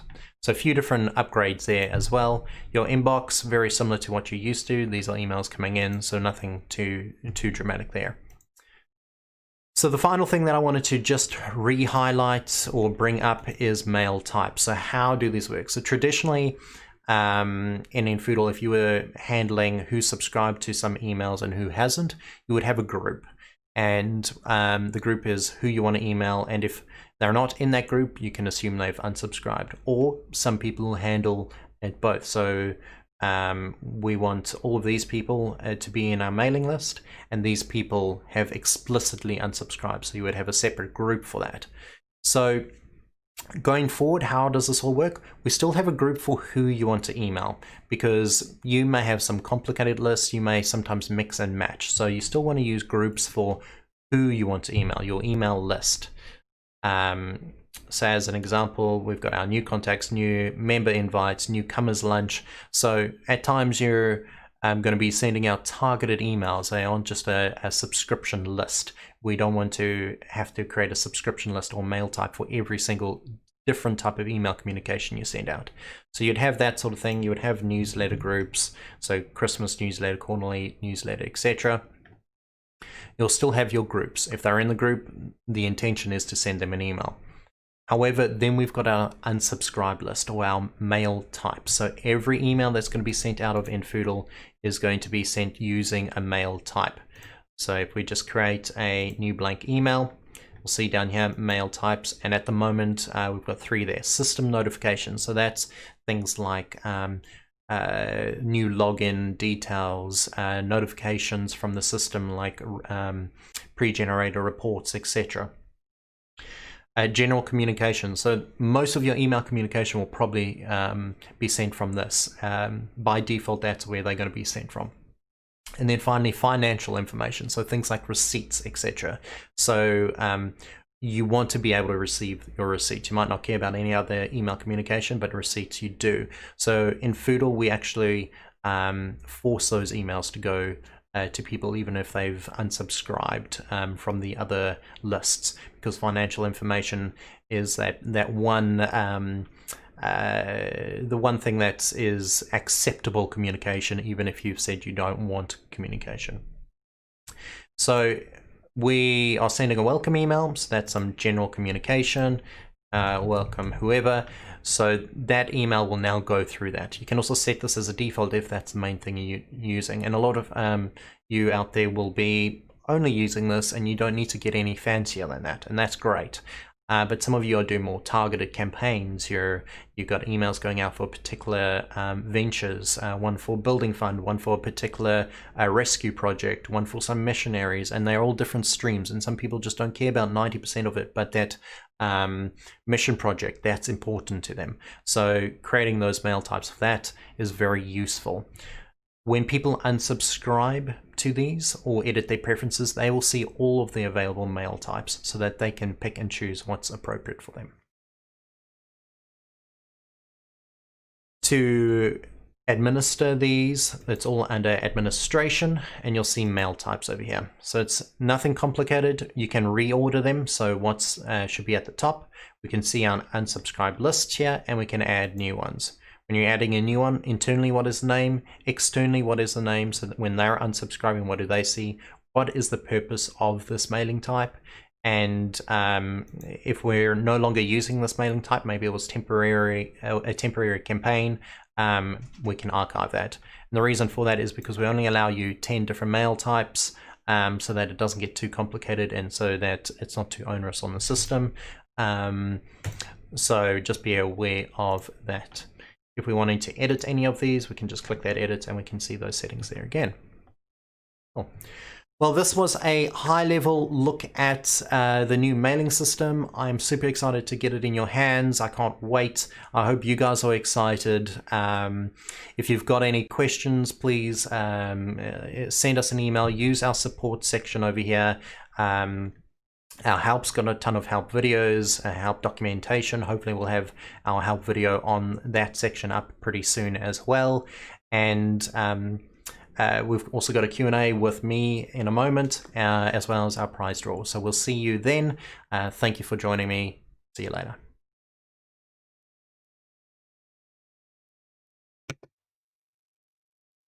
Alrighty, welcome. I seem to have developed a green ghost over there. I'm not sure what that is. That's kind of terrifying, but let's ignore that for now. I'll try and get it off to... There we go. We'll hug up with... Okay, it's gone. Part of me is gone as well. but now we've got one starting there. Anyway, we'll fix that between the break. Welcome back. Hi, I'm Dave. If you haven't met me yet, we've only got 5 minutes to the next session. So we're going to go real quick. We've got a draw to do. I'll try and get a question or two done as well.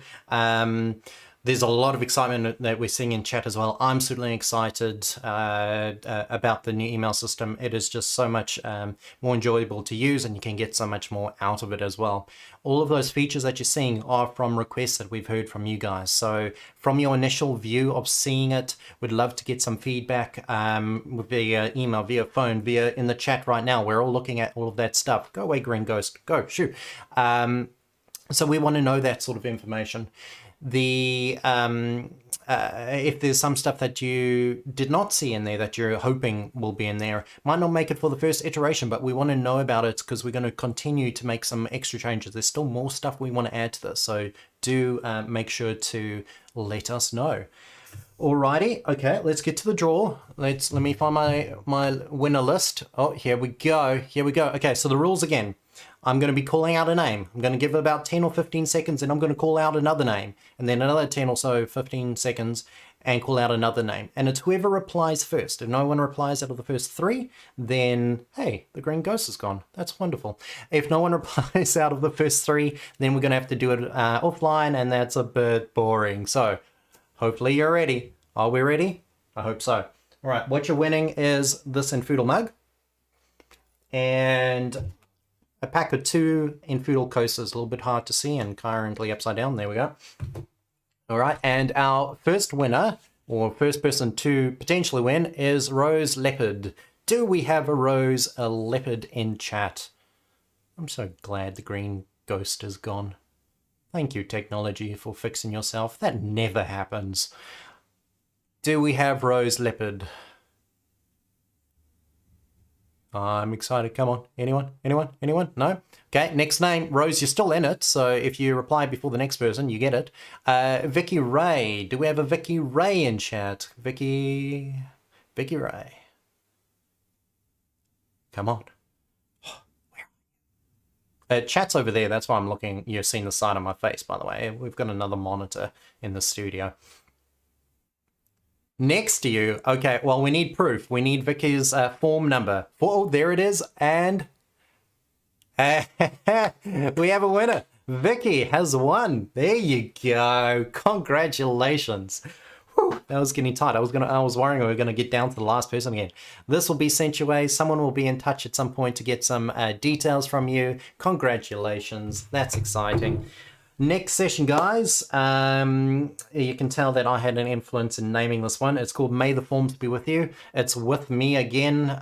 Me time traveled a few days ago, talking about forms. So that should be exciting. Get your questions through in chat. As you can see, Richard, who the owner is, has been smashing those questions through, or the answers rather. I'm there as well, typing too slow and then deleting everything afterwards because he beats me to it, which is great.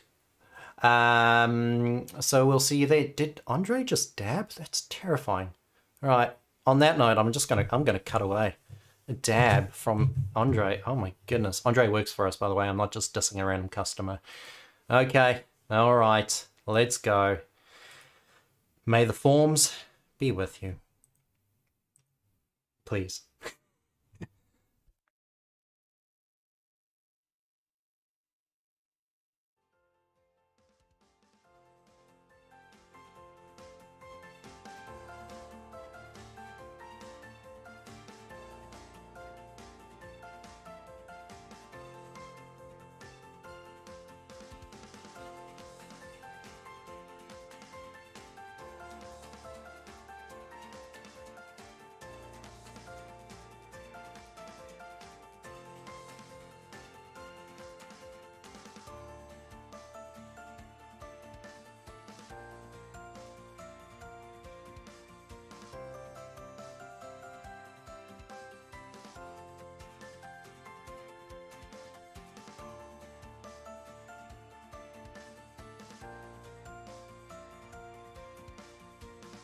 Hi there and welcome to the session. My name is Dave. I'm a support and trainer here at infoodle and I've been with the company a couple of years now.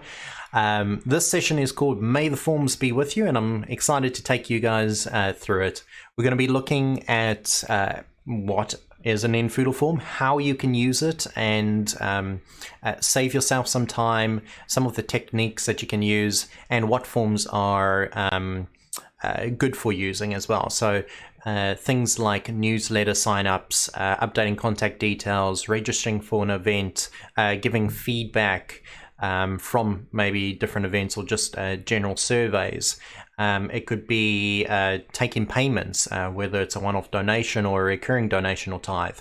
It can be even stock items, maybe you're selling t-shirts or mugs or even tickets to an event. So forth. So there's quite a lot of uses, and then looking at where you can use them, whether it be via email, social media, on your website, etc. So let's jump straight into that and have a look. Firstly, let's have a look at the form section and just get you up to speed with what you're looking at. If you haven't used the forms before, this will just be a big blank list and you'll need to create your first one.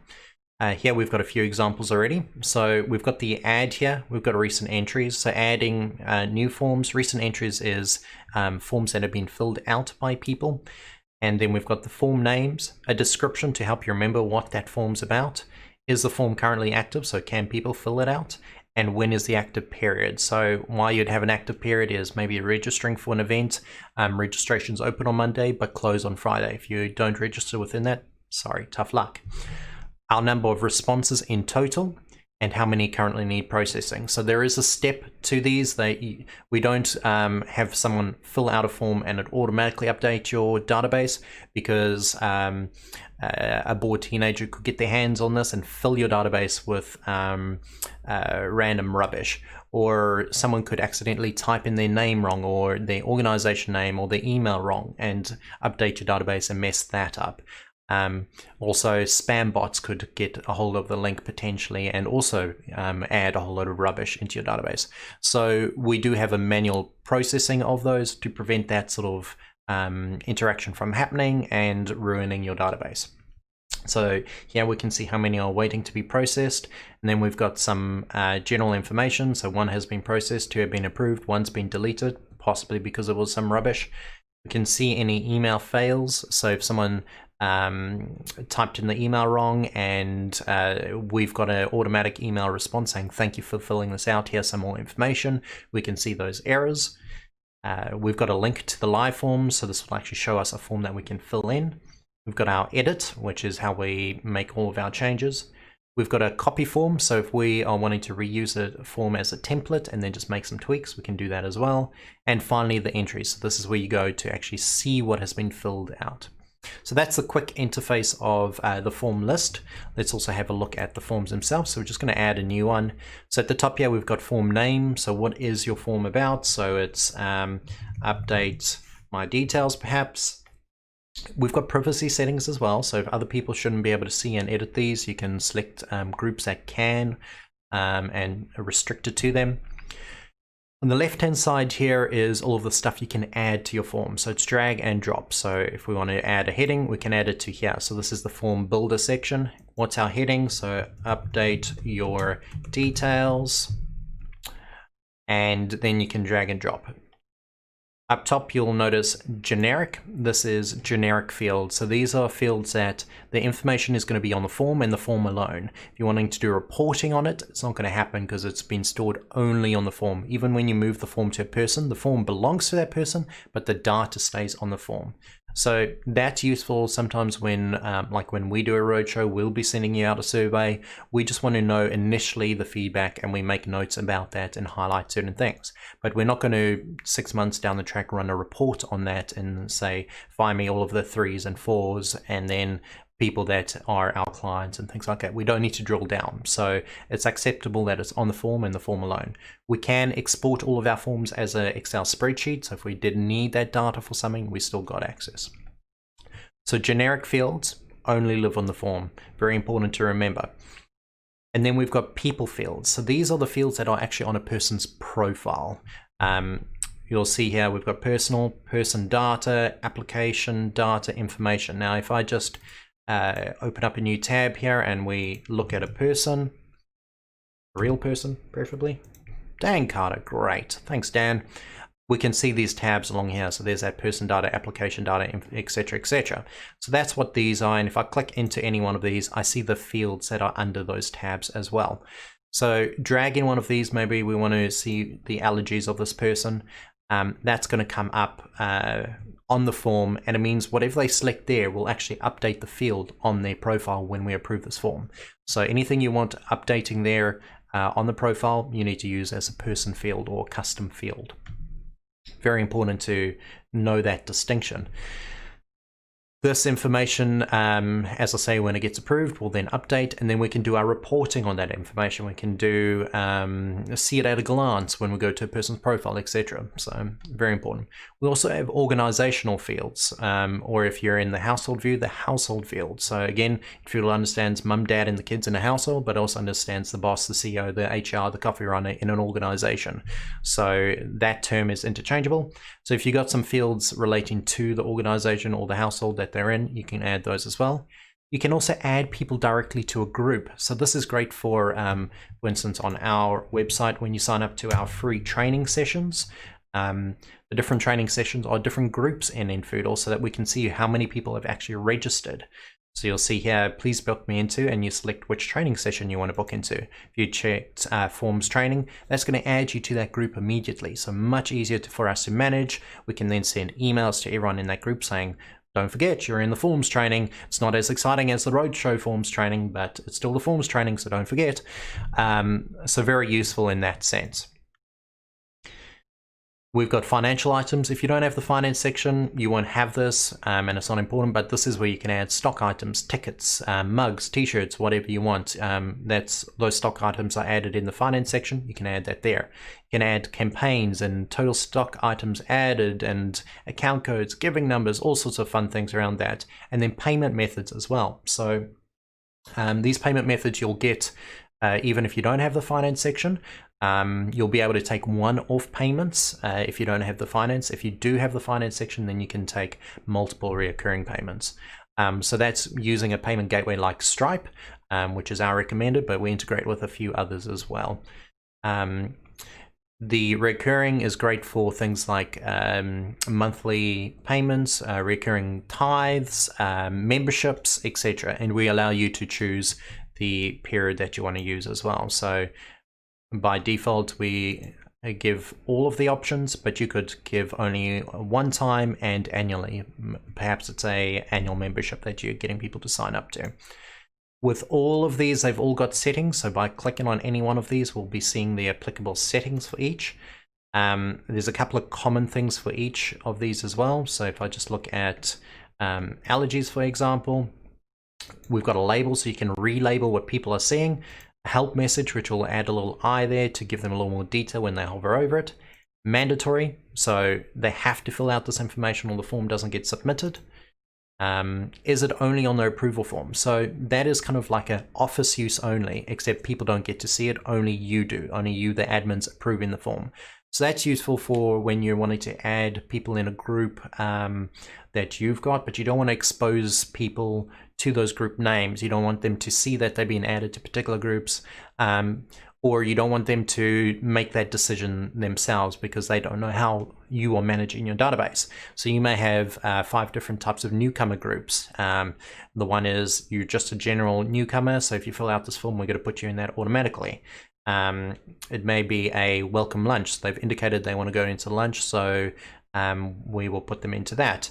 It could be different newsletter types. So this person may be an adult that signed up with us, so they need to go into a different type of newsletter than our teenage, our youth, etc. So you can manage that process when you're approving the form. So that's what only on approval form allows you to do. Default value, so you can pre-select stuff as well if you wanted to. And some of these, like when there's checkboxes, you can choose how that shows up. So you can do a radial, which forces them to choose one or the other, a drop-down list, or a checkbox to allow them to choose more than one, or a checkbox that when there's only one group, it hides the name. So just different formatting essentially. And then available lookups as well, so we can give them the different options that they can select. Let's go look at a form that we've actually built.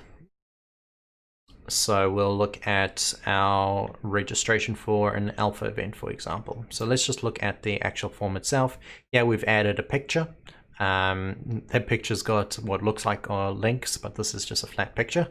We've got some general information, and we've got people information here, so we can capture names, emails, and then general information. We've made name and email mandatory, and that's important in most cases because if you're going to match this to a person, we need either a name or an email address, and infoodle will look for matches based on those.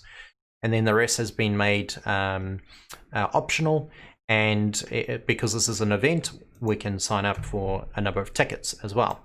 And we can optionally expose how many seats are available, how many tickets are still available. And we've got multiple, the ability to register multiple people as well. So we can add another person optionally. So you've got the option of adding that feature as well. And then actually submitting this. Once that gets submitted, we'll have to process over there, and we can check out our entries. See how we can see a couple of people have entered, they haven't paid anything, we can see their names, and if I go into any one of these, I can see there's Jane Doe and Jane Doe's information, and we've got John Doe and John's information. And then we can approve the information as we need to. So at the moment, infoodle's not finding a match based on either the name or the email, so we can create a new person, and that's going to use the information from the form to create that person in your database. So then we'll have a person called John Doe with that email address, with that phone number, with these settings, etc. But what happens if we know that John Doe is in our database and we just can't find him? Oh, it's Joe Smith. That's quite a leap, but maybe they go by a different name, or we've got a nickname for them, or the spelling's slightly different from what we're used to. So you can search infoodle and find that match as well if you need to, and assign it to that person. And if it does find a match, you'll have a button here. It'll show some details on that person to confirm that it's got the right match, and then you can just approve it straight to that person. So that data will then go to those people. It's all there, all available, and you're ready to go. Okay. The other things to note about these, so let's just go and edit that form, is we've got a few different settings. So under form settings, we've got a description, so that's just to remind you what this form's about. We've got additional CSS code. Now this is an advanced feature that we don't officially support, as in we don't officially provide support for. It's meant for if you've got a graphics designer, a web designer that's available to you as a volunteer or on your payroll. They can help you with this. It's not something we're going to explain. We do have help documentation on it, but what it is it allows you to take a standard infoodle form and customize colors and fonts and shapes of things, etc. It's advanced web programming. The reason we don't support it is because not all of us have that level of skill, and every website is different. So to change the font of something is different on one website to another. To change the size of a particular box, while your form is different compared to someone else's. So it's all, for us to support, it's very intensive and quite hard, especially trying to work out what you're trying to do. So it's there if you want it, use at your own risk, some general information to get you started if you want to attempt it. Changing the buttons, so these buttons down here, submit and reset, you can relabel those if you want to. Include a reCAPTCHA, that's that annoying "are you a robot" thing. Recommended for anything that's financial though, or if you're getting a lot of submissions, like some robot has gotten a hold of the link to your form via your website and it's giving you rubbish, then you can use that reCAPTCHA to hopefully stop that. Availability, so that was that whole, you can sign up from Monday to Friday. And is it active immediately or not? When the form is completed, do we want to notify one of our staff members, or do we want to notify a group of them? So this is useful for things like new signups. You might want someone to follow up or be aware of that, or to track numbers perhaps. So you can do that as well. That will send an email to whoever you select. You can have that email just say there is a new registration for the form alpha registration form. Or you can include all of the information from the form as well. So it says there's a new registration, here's the details. So you've got a choice there, and you can select that by ticking or unticking that. Also, when the form is completed, what do we do? What do we show the person? So let's show them a message on the screen. In this case, thank you, we have received your registration. You'll get a confirmation email shortly. But we can also take them to a website, so take the user to a web page. That is really useful to keep the branding going. So when you embed this form on your website, they fill it in, and then you take them to an information page that also says thank you. So if you've got that ability, that is a great option to keep people engaged, which is key. But if you don't, then just popping up that message to let them know.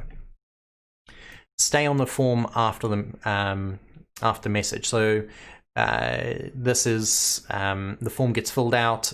They get seen in. So the form gets filled out, they see the message, thank you, we've received, etc. Then by default, infoodle after 5 seconds is going to go back to a blank form. This is super useful for kiosks when people are coming and registering or signing up for a prize draw or checking in or something like that, and there's a tablet on a kiosk system. That's really useful. But if you want the message to remain up because it's someone at home and they need to see this information, you can check that box. And finally, who can process this form? So that if there's a team member or a group of people that are responsible for these form entries and they're the only person that can approve it, you would select them here. So critical information. When the form gets submitted, do we want to send an email out to them? So yes, we do. So we've got that all over here. So we can use the information from the form as well. So we've got this dear and first name. So that's the first name from the field itself. So if we go back to build form, there's the first name over here. So it's going to use that block there. So you can build a response that's personalized to them after they fill out. So these are all of those fields that have gone there. So we could say confirming your email address, great to see you're also a Smith, or whatever you wanted to do. We've noted that your allergies are X, Y, and Z, etc. What is the email subject? What's the design? Who's it from, etc. So you've all got all of that information there. And then finally, publish. So publish is how you get this form in people's hands. The top two links are just a literal link for a website. This is our permanent link. This is the one you're probably going to use the most. And this is our pretty link. So this link changes if you change the form name. So at the moment it says alpha registration from. We've discovered, oh no, we've spelt that wrong. So we'll change that to form. But that means that the link is going to change to form. So if we've already sent this link out to people via email and then we update this, that link's not going to work anymore. So just be aware of that. And that's where our permanent link comes in. And then we've got embed on your website. So this is a copy paste. So even if you don't have a lot of website experience, you may be able to put it on your website by yourself by just copying that, go to your website where you edit it and paste that. And then it'll appear embedded on your website, just like we're seeing here with our registration for our training. So this is just a raw infoodle form. We've copied it, we pasted it, and it appeared, and now it fills that data up, it sends it to our database, and you're ready for approval. Okay, so pretty key. You can also preview what these forms are going to look like right here. So if I click preview, I can see quickly what that form's roughly going to look like, and I can see it in multiple interfaces. The live view will allow me to actually edit and fill out this form, and delete form is to get rid of it. So that's a real quick summary of the forms. The sort of things that you want to just realize is these forms can be used for a lot of things. They can just be registering for an event like we're seeing there, but it could be updating your contact details, where you just create a section, add a heading there called like we were doing earlier, update my details, and then you select the fields that you want them to update. So probably their name, their email address, their phone number. Okay, and maybe we also want to see, do they have a nickname? Do they have allergies? And let's see, we don't care about that, but also maybe the occupation. So we're going to make the email mandatory. We're going to make the person's name mandatory, and for us the occupation is particularly useful for our type of organization, so we're going to make that mandatory. Save that, they can update their details, comes in, we approve it, and it actually updates their details based on that. We talked about stock items. This is particularly useful for places that are still getting restrictions from the pandemic or future pandemics. Let's hope that we don't have any more. So we've had restrictions of only 10 people, only of 100 people, etc. So using stock items, you can restrict that there's only 100 tickets, and then you can put that on your form so people can start registering. Once all of those slots are used, you can't register anymore. So different things like that to manage your process and make life easier. Finally, just one other thing I want to point out is taking payments with an infoodle form is extremely powerful, especially if you use in Stripe and or Xero. We've got a really good tight integration with both. So you can take a payment from an infoodle form. We've got the person's name, their details, etc. That payment goes through to Stripe. We are integrated with Stripe, so we see that payout information, and we can do the splitting of that. We can handle the bank fees, and then we can push that all to Xero. So we take those payments with an infoodle form, and then we've got this payout section for our Stripe payments, or go cardless as well. We can see the payouts that Stripe have sent us, and we can see the different line items for those, and we also know the fees. We can click reconcile, and that's going to split it automatically in infoodle to all the appropriate people, so that you can receipt immediately for the full $10, for the full amount they donated. It's there, it's ready to go. And then a new button appears called push to Xero.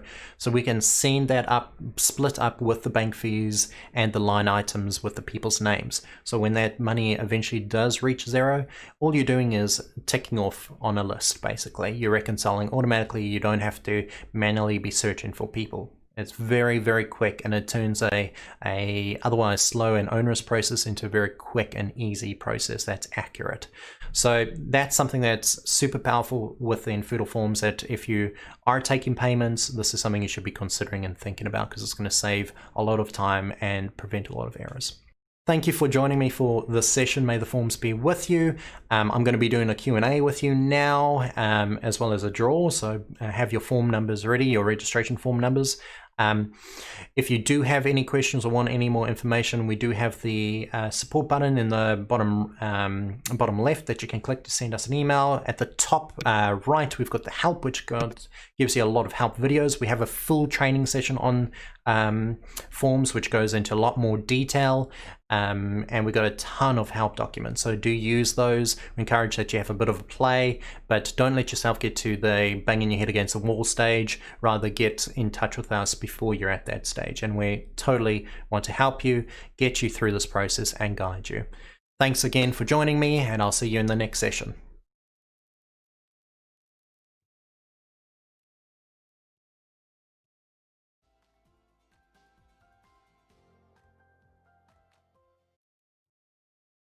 All right, let's forego the waiting music. Welcome back. Thanks, Dave, for throwing to myself. It's awkward, ain't it? Welcome. I'm that guy. I'm Dave. Work with infoodle. I've said this a few times today. Been here for a few months. No, a little longer than that. A couple of years. With the company doing support and training and a few other crazy things. Lots of stuff being covered there in forms, lots of questions coming through. Thank you. Keep those questions coming through, because when we've got like 7 minutes till our next session, we won't cover them all. So we'll try and cover them as we go along, as they crop up in your mind. Otherwise, we'll cover them now. But before we do anything, let's make sure we get our prize draw done. So same rules as the last few ones. I'm going to call out a name, going to wait about 10 or 15 seconds, call out another name, and then same thing and call out a final name. And hopefully one of you guys will answer. Whoever answers first wins. So there's a preference in the order of draw. So be ready. So far we haven't had the first name we call pop up and grab it yet. We've had the third, the second, the third, the second sort of thing. Something to that effect. I don't know. It's up there. All right. What are you winning? Just so that you know. Okay. We've got this fancy box over here. And inside it, smells new. We have an infoodle mug. No, that's my kid's toy. No, where is it? Okay. We have an infoodle mug. So this is a great high quality. It's not plastic like that other thing I just showed you. You'll also be getting some infoodle coasters. There's 2 in this pack, which are pretty nice. Actually, really good quality mug. Shh, don't tell anyone. I've got a few here. I'm not sure if my whispering actually came through just then. Alrighty, so winner. First one we've got is Kath O'Connell. Do we have a Kath O'Connell? I'm going to look at questions while I wait the 10 seconds before I call the next name. Looks like Richard's getting a lot of those. Thank you, Richard. Kath O'Connell. Do we have a Kath O'Connell? I'm calling the next name. Come on. Okay, we got Fiona. Fiona Wymark. Fiona Wymark, are you here? Come on, Fiona. Can you put up a link to the form in MailChimp? Grab a little. There we go. That's me. Let me confirm which me we took. It's Fiona! Yay! Awesome. So, infoodle mug, not my kid's mug, coming your way. We'll grab some details if we don't have them. We'll get in touch. I'm sure we've got a phone number or an email for you because you signed up for this roadshow. So, welcome. I really should be looking at you, not looking at myself. There's a picture of me right there. So, when I'm looking there, I'm just vainly staring at myself. That's what's going on right now. So, you guys call me out on that. This is you, a tiny little webcam. Now I'm looking at you guys. Looking at any questions. Do we have any other questions on forms? Well, you guys are writing that. If you are, next thing is pretty cool. This is a great crowd pleaser, is what's new and in the pipeline for infoodle. So we take a quick, well, Richard takes a quick look at some of the features that we've just released, some of the features that we're about to release, like the email system, and some of the really cool stuff coming up, which is always exciting. Congratulations. Is this better, Dave? What is that? No, I'm not doing flips, Andre. You're not helping the situation. Again, Andre is a random customer that I'm telling off. He works for us. All right, so Rich is going to be taking you guys through what's new in the pipeline. I'm not seeing any questions, so I'm not going to embarrass myself any further. We're going to go to the hold screen and grab a cup of coffee. That session starts in 3 minutes. See you later. There we go. It takes a while.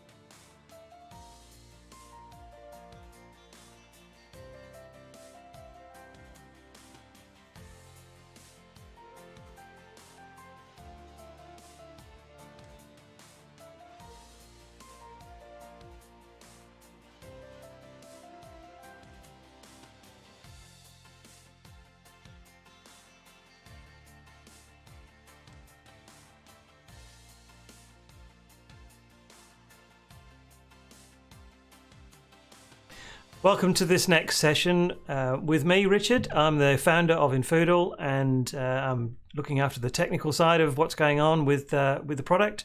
And this session here is to discuss the things that have been happening over the past year, some highlights that would be of interest to you, I hope, and the areas that maybe you're not particularly investigated as yet. So we just want to make sure we pull those out so you can have a look at it. But also some of the new and exciting things that we're about to release and are working on for imminent release. So hold on to your hats and let's start exploring what these different areas are going to be.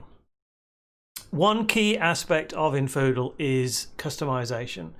Every organization that we deal with is slightly different, and you want a product that works for you and in the way that you think and the way that you operate. And in order to achieve that, we have to build in quite a degree of customization.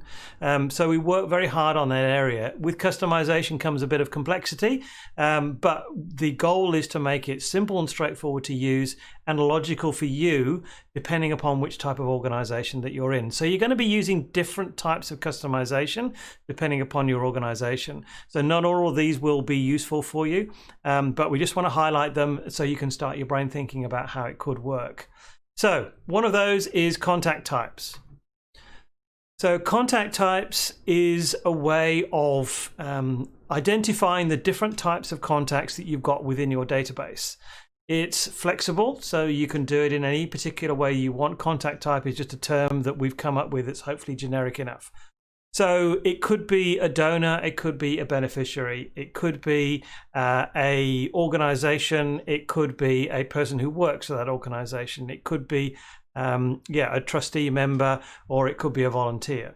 So you've got different ways, different types of different categories maybe of people and of contacts that you're trying to work with, and as a result you want to be able to see and focus on different types of data for those people.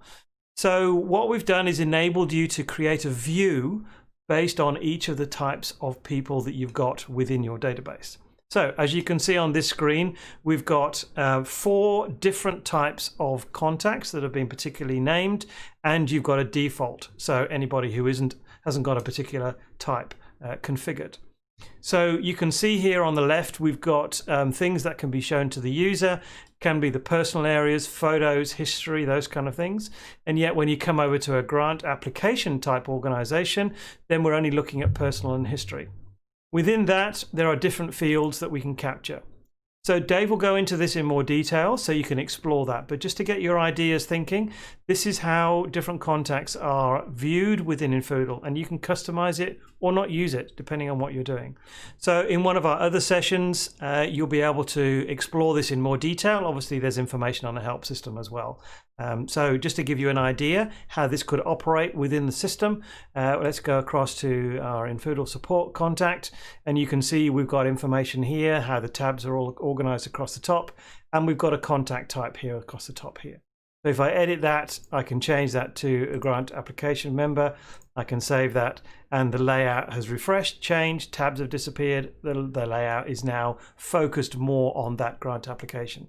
So that's one system that runs across the whole of your platform, one configuration across the whole platform. So whatever you configure for one works for everybody. So that's worth keeping in mind. But hopefully it will give you a lot more flexibility about how that works. The other aspect which is related to this is the actual layout on the page. Often we've been asked, well, we're actually focusing on one area, like the files, for instance, and we need that on every page, and finance is another common one. So when I'm looking at a profile, I want to make sure I'm looking at those particular pieces of information.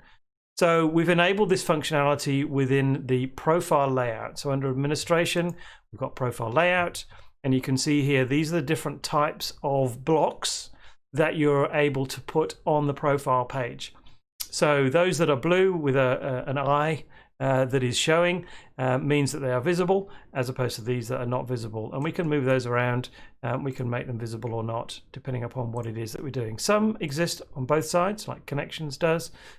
So it just depends on how you want to view it, and you can click save on that to view that. Again, we'll have a look at that in more detail. But what's happened is that the infoodle support page has now been changed, and we've got the notes and connections appearing up there.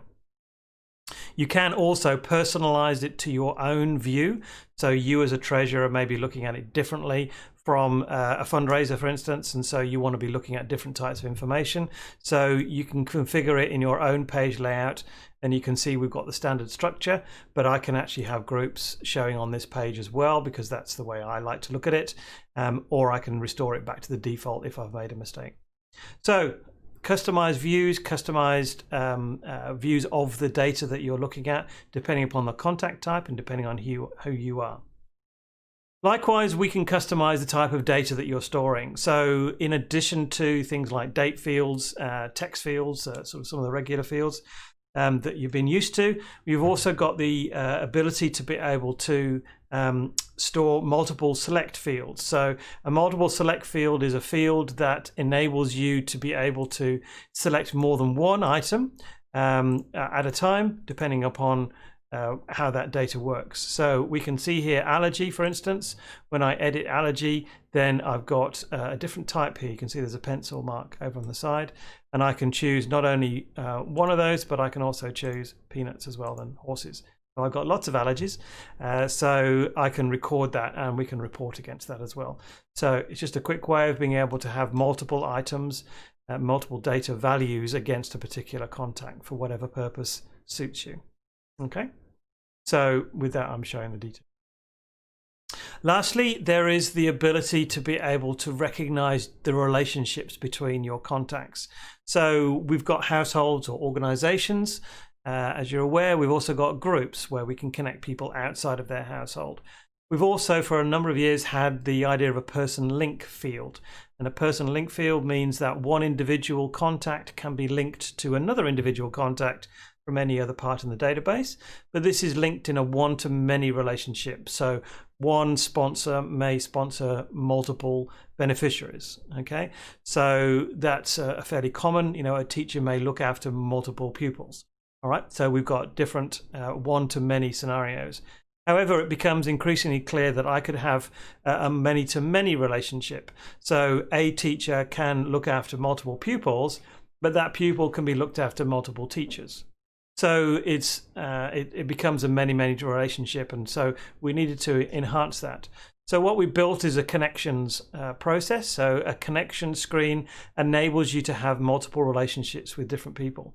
So we can see here infoodle support has got a connection with Fred Hunter. So infoodle is a chair of whichever group it happens to be, but they're a chair, and Fred Hunter is the coffee runner. So we can also add more. So infoodle support is also connected to Fred for the purposes of he is a treasurer and he is also the coffee runner. So you've got the same person can be connected to the same people for two different purposes. So it's a way of recognizing the different relationships that people have. So you've got the pupil teacher, you've got who's a chair, who's a treasurer, what type of relationship have you got with this other person, and you can be connected with many other people. There's no limit on that, and there's no limit on the types of connections that you can have. It's simply a lookup field that we've extended to be a multiple lookup field, so you can create that in a normal way. Again, we'll explore that further in another session, so if you want to know more details about that, then by all means look that up. So finance is another area we've been doing a lot of work on this past year. One area is a pledge drive. So pledge drives are for those of you that are running campaigns that span multiple periods. So for instance, you could be running it over several years. So it's a constant campaign that's always part of your profile, and yet you still need to be able to report on different sections of that. So what did you do this financial year? For instance, as opposed to others, or maybe this quarter. So to do that, we can set up a particular pledge drive. So within the campaign screen, you're able to configure a pledge drive, what the dates are, and then you can run reports on that through your pledge versus actual or from your general finance report screen. So pledge drives can be really helpful for those of you who are doing quite a lot of work in the whole campaign fundraising area. An additional area that we've fairly recently put in place is the ability for your receipts to not only go out as they have been before, and we've done some performance tuning around that as well, is we've also enabled you to be able to include, or by default it's included, the receipt as part of the actual email that goes out. So it's something that's been asked for a while, and there's been technical challenges around why we haven't done it, but we have now achieved those, and we're now, every email that gets sent out, it does include a copy of the receipt intact. So that those users who are having difficulty in downloading their files, their receipts, are now able to get those straight away. They can still click the link, and it still requires that link for a download as a backup function for some people, where emails may struggle in that way, but you can basically now incorporate those PDFs, or it's by default it will now incorporate those PDFs for you, so that hopefully will reduce the number of calls you get from certain people. So another aspect of improvement we've been building on in the finance area is Go Cardless. So for many of you, particularly in the UK, Go Cardless is a key payment provider for you to be able to get those transactions in. It's great because they are doing it via direct debit, therefore the costs are significantly less, and they're capped at £4, unless they go above £2,000, I think it is. But basically there is a more manageable cost associated with doing direct debits. So Go Cardless is an extremely common mechanism for doing that, so we want to have made that available for you. So yeah, we'd encourage you to use that. It is available in other countries, but just check to make sure that it is available for non-profits, because they've got certain business types that they support and that they don't support, depending upon which country it is. It is a UK-based originated company, and so therefore they support everything within the UK. It's not true of Australia not true of New Zealand. Australia it does support, but New Zealand it doesn't. So, related to finance is that recognizing the fact that the data that you're storing within infoodle is quite sensitive, very sensitive in fact, and probably the weakest area of connection to infoodle is the username and password that you guys manage. And so it's well known to be a weak area within any system. So what we've done is enabled two-factor authentication. So this is where you have a username and password, but you also have your phone, which gives you a unique code to be able to access the system. So it takes 3 pieces of information to be able to get into your system. So anybody who's using finance, particularly, we really encourage you quite strongly to actually use two-factor authentication where you can. So in order to do this, or encourage this process, we've added in the ability within the administration roles area. You can now see there's a login settings, and login settings has at this stage only got one option, which says I want to enforce two-factor authentication from this date. So what it means is that you can set a date in the future, which says from this date onwards, then our users must have two-factor authentication enabled. So when I click save on this now, you can see nothing's particularly changed, but when I log in, I come to my dashboard, I'm going to get a big warning message which says you need to make sure that you set up your two-factor authentication. Once you have passed that date of the 29th of October, nothing else is possible within this system other than completing your two-factor authentication.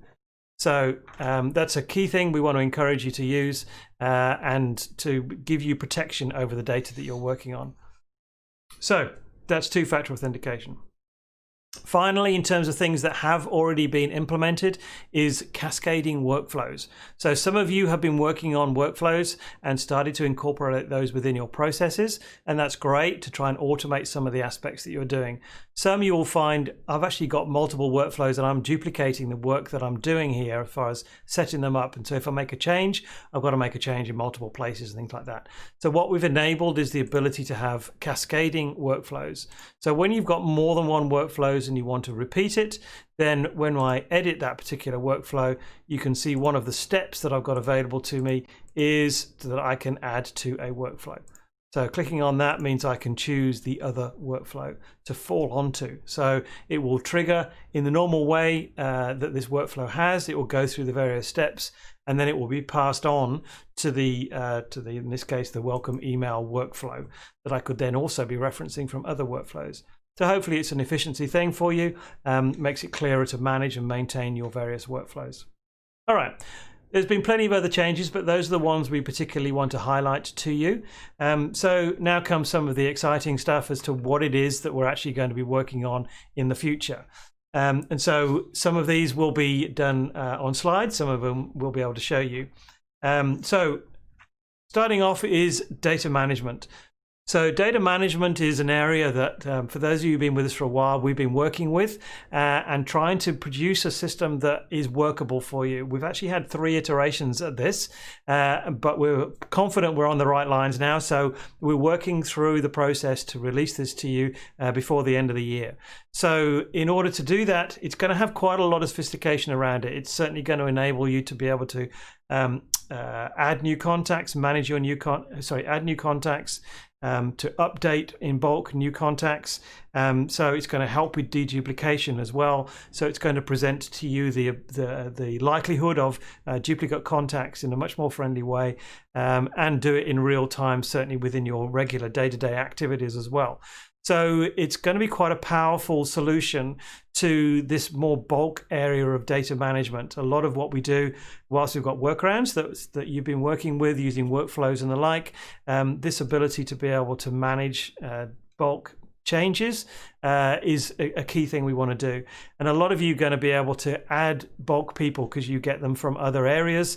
Other systems that you're integrating with enables you to get lists of data, and you want to be able to bulk add them in, making sure there's no duplicates, those kind of things. So we're working quite hard on this. It's a primary activity that we're doing at the moment to be able to get that out to you. So that's the data management area that we're working through. A smaller piece that we're going to be adding on then is a room management piece. So room management means that you're going to be able to have a billboard of activity which shows you all of the different events that are going on today within your facilities. So if you're operating an office, for instance, or a church that's got multiple rooms, you want to be able to see what's going on when, who's involved, who's not. So as you can see from the slide, we've got a screen which is identifying when things are happening, who's involved, where it is, and any particular notes about it. So hopefully that will be able to surface that information to you in a helpful way. It's coming from the event screen, so you'll be adding events in as you would do normally and then surfacing out using this special screen. So that's a room schedule. It's a small area, but it's something that is helpful to a particular number of people, and to visualize the calendar as we're looking at things. So the help system is another area that is of particular concern to us, to make it really helpful. Again, we've been through 2 other iterations of the help system as we've grown and learnt about better ways to communicate with you, and as the tools that are available within the environment have improved as well to give better functionality. And so what we're embarking on is a process to be able to upgrade all of our help. So we're reviewing all of it, updating the screen charts, updating the videos, and migrating the content over to a new system, which not only presents things in a more logical and friendly manner, has a much better search system as part of it. So hopefully, as you can see on these screens that we're looking at, you can also control whether it's light or whether it's dark. So that's again a bit more friendliness for you, for those people who like to have the dark mode on, which is very common these days. So we can again, it's all about making that helpful. And the more help it can be, then the more that you can get out of infoodle, and the better use you can make of it, so you don't have scratching your head all the time. So we want to make that help helpful. So we also want to make it searchable. So it's, as with any help system, it's tricky to find the information that you want. Often you need to know the right search term that you're looking for before you can find what you're actually looking for. So it's a constant challenge to make that usable. So this new help system, part of what we're exploring with this is actually a rather fun aspect, which is AI. So using artificial intelligence, we can use a search tool to be able to search into our system using language that means something to you and gets translated into the language that is in the help system. So it means that you're able to find the information more readily, more easily, in a more friendly and helpful manner. And it's quite a new area for help systems generally. And we find it certainly a powerful way to be able to enable you to interact with all the content that we've got, because we've got hundreds and hundreds of pages of content, and it's trying to find that content that is pertinent to your particular question. So along with that, these number of changes that we're working through, the big area we've been working on, and we've mentioned it a few times, is the whole email system. The email system has had a number of enhancements that we've needed to put in place. Key amongst that is the ability for you to be able to create your own graphically intensive emails. And so you can see with the screenshot that we're showing now, this new email system enables a designer similar to ones you've used in other products, maybe at MailChimp, maybe at Constant Contact, maybe some of these other ones that enable a kind of graphic building your newsletter type email. And so we really want to make email to be helpful and beautiful as well, to be able to enable you to communicate out with your partners and your community in a way that is more attractive and more interactive for them to be able to communicate with. So not only is there a new designer, there's a new layout. We've worked really hard on this user interface to make it more clean in terms of how you're interacting with it, what data this screen requires, ensuring that you're only seeing the information that you really work on regularly. So from that perspective, hopefully the work has been worthwhile. So you're looking at some of these screens, and hopefully once we've released that, you'll find that it's a lot fewer clicks to be able to get to what you need, and you'll be able to more clearly see and configure in your own way how you want the email to operate. So yeah, it's a big enhancement. Not only does it include design changes, there's also unsubscribe processes that are built in. Again, we're going to be exploring this in a lot more detail in one of our other sessions. So dive into that one for a page by page, have a look at in terms of how this new system is going to be working. There's fundamentally, you can still use the email system as you do today, but there are significant enhancements that are going to mean you've got a lot more control, you've got a lot better email system, basically. So the last thing we want to highlight is another area we're working on. We're fully recognizing that we're living in a COVID world, and so whilst some countries are doing better than others, there are still this challenge around how we manage our people within a COVID situation. And one of those areas is you need to gather as an organization to make decisions. Making decisions has traditionally been done by voting, and so traditionally you need to be together to make that vote. That, in some cases, is impossible, but yet your organization still has a requirement to continue, and so voting online is really the only mechanism. So we should be rolling out some changes which will enable online voting to become part and parcel of how you can make decisions as an organization, and there are securities around it and the normal parameters that you'd expect in order to ensure that your vote is legitimate and recognizable. So we're working on that at the moment, and we hope that to be released fairly soon in order for you to be able to carry on in your normal functions, your AGMs, those kind of things that need to happen with multiple people within this COVID environment. So that's a number of the changes that we're immediately working on. Some now, some soon to come out. So watch out for these changes. We do notify changes within our updates area within the help system. So if you click onto the help within infoodle and then recent updates, you will always see the most recent ones there, and there'll be a short text at least to give you a highlight of what's going on. We really encourage you to attend our free training on a regular basis, maybe once a quarter, once a 6 months maybe. Is just make that part and parcel of your own development, because infoodle is constantly moving forward, and we want to make sure you're aware of all of the changes that we're doing, because we're putting them in to make infoodle better and to make your interaction with it better. So really encourage you just to attend one of our free sessions, to have a look at some of the new stuff that's going on, maybe ask a few questions. We're there to help. It's informal, it's friendly, and it's definitely a way of you being able to keep being engaged within infoodle. And it making the best within your organization. So obviously there's also videos and training and things like that to be able to keep things going. So as soon as you see a screen that is slightly unusual, it's changed. It didn't used to look like this. I'm sure there was a button over there and it's not there anymore. That kind of thing. Just jump into the help system and have a quick look at the updates to see what's changed. And you'll find that what the purpose is or the reason behind those changes, so you can be kept up to date with it all. I know often some people worry about how many changes there are, and that's a way of stepping back, but I encourage you to get involved or give us a call. We're always here to have a chat with you and see how things are going. So we want to make sure that you're engaged with that as well. So I hope that was useful, give you a bit of a high level overview on some of these changes.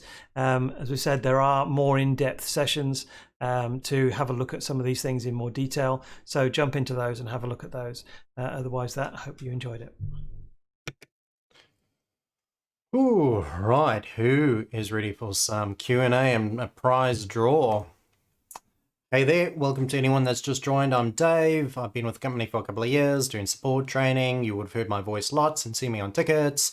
I've said this 100 times, so I'm being very lazy with it. Thank you, Richard, for showing us all the exciting stuff that's coming. Me, personally, I'm excited about the AI stuff because I'm a geek. But that's going to make things really easy, and obviously the email system, and we know a lot of you guys are excited. There's been a lot of chat around that as well. So if you got any questions, throw it in chat. It's time for our prize draw, and then our next session is infoodle in your pocket. So we're going to be looking at the infoodle app and what you can do with it. It's very high level, very quick, flying through, because there's actually quite a lot you can do with it. But for prize draw, let's have a look. I've got, okay, so remember rules. I read out a name, you get about 10-15 seconds head start on the next name I read, and then there's a third name. So be ready to answer as quickly as you can. So we've got a Haley Poi. Have we got a Haley Poi? Haley, are you here? It's so quiet, especially because I'm in a room that's really quiet, so I can't hear you guys going, "Ah, that's not my name." Okay. It's been a while, so I'm gonna get the next person. You ready? Rose Camp. Have we got a Rose Camp? Come on, Rose. Haley, you're not out of it yet, so if you still respond before anyone else does, then you're good. The reason I'm looking over here, just in case you're wondering why I'm looking so shifty, is because the chat window is all the way over there. So sorry about that. I'm not being rude and trying to get. Do you like? Wait, it's this side. No, this side. Do you like the badly done shaved bit? Yeah? No? Oh, that's not me. There we go. Okay, next person, Simon Dean. Simon Dean. Is that you, church office? Simon Dean? Wrong last name. Oh, no. Signing off. Great. Well, not great that you're signing off. Thanks. The thanks very much is what I was saying. Great too. That was a bit rude. You're finally leaving? Oh, good. Haley is here. Really? Haley?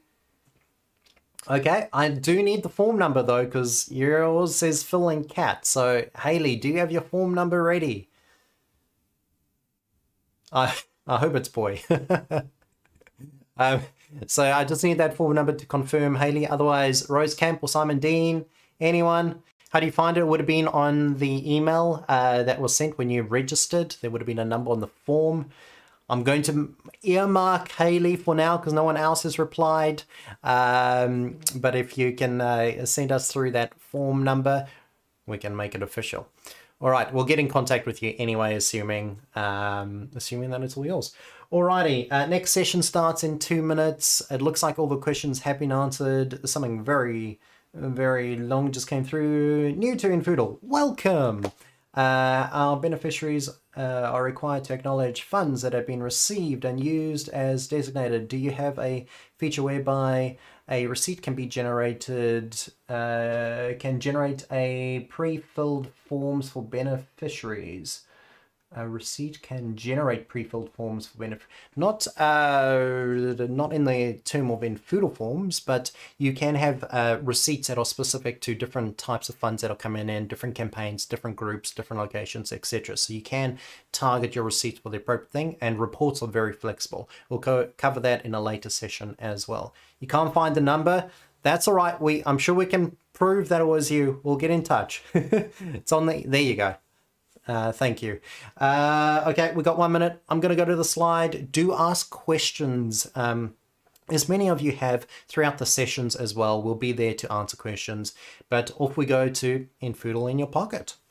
Once I found the graphic, I haven't prepared it. Quick, find it, Dave. Here it comes. There we go.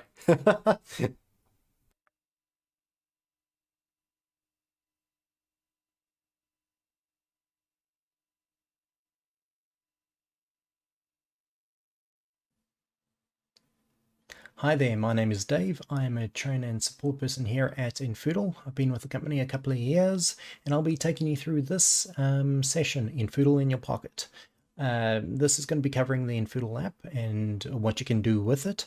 We'll be looking at some of the features, some of the use cases, and some of the ways that you can customize it so that it's nice and personal for your organization.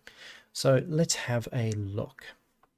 Alrighty, so what you're seeing on the side here is a virtual phone, so it's going to behave much like a real phone for the purposes of this training, and we've got our infoodle dashboard over here. The other thing we'll be using is the EasyStream dashboard, which is our app partner, which is kind of the engine that runs the infoodle app itself. So we've partnered with great Kiwi company to bring this app to you. So first things first, let's have a look at the app. So this app is free. You can download it. Anyone can download on the Android or Apple Store. Just search for infoodle and hit download.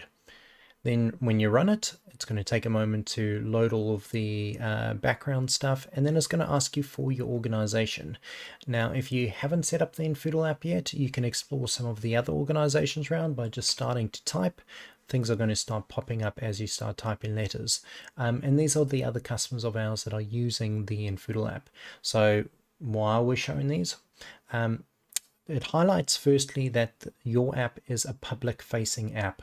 So in this particular example, I've seen St. Paul's. If I click into there, we can see what St. Paul's is doing with their app. And we can see that they've started to customize it. They've got some private events there and so forth. So if I then go out and we'll just restart that again.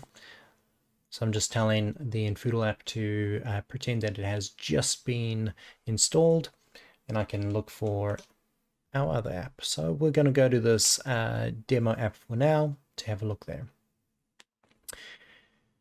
So it being a public facing app, you do have to have some considerations. You don't want to have any private events actually showing up there saying we are having a disciplinary meeting with one of our staff or something like that. That is going to be very embarrassing. So just a little bit of thought around that sort of thing.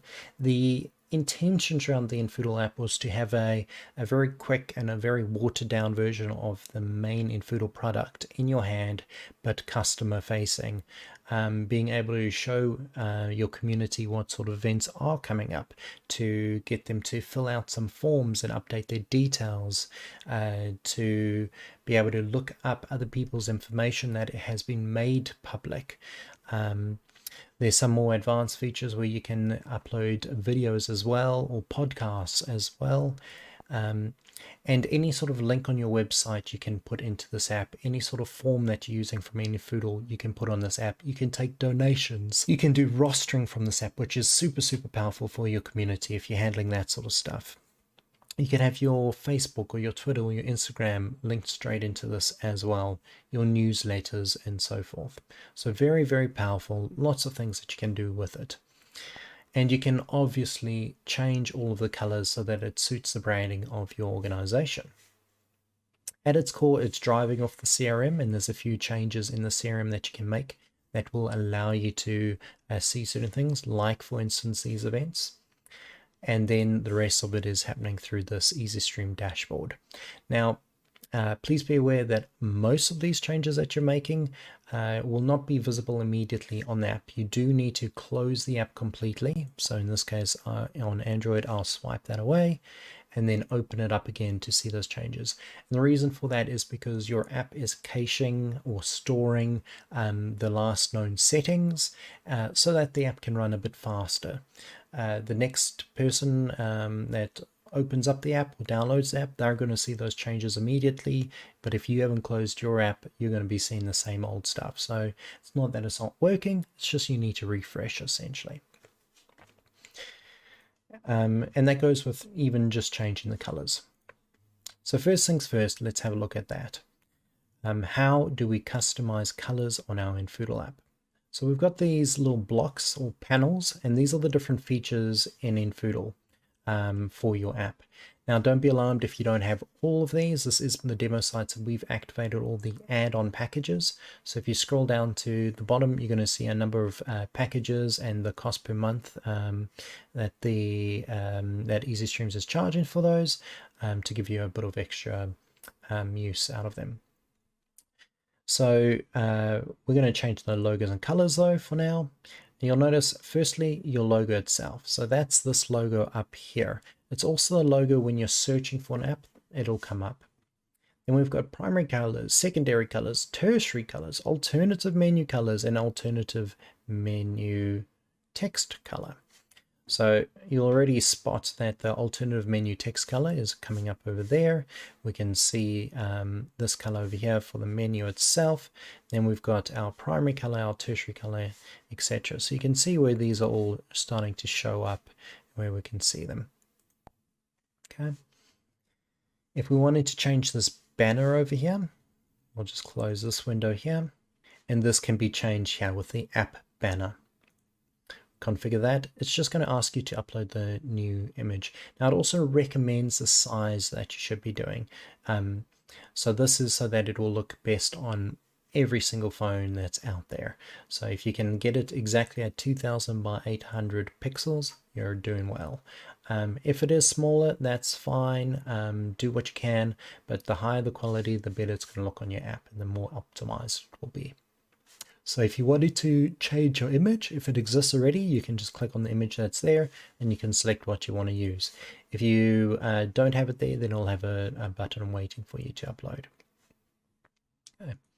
Again, with all of these changes, make sure to restart your infoodle app. Just close it and restart it as you need. Something else you can do is reorganize where the buttons are. So that's all handled under Manage. And you'll see there is an app layout, and if I just make this a little bigger temporarily, app buttons over there.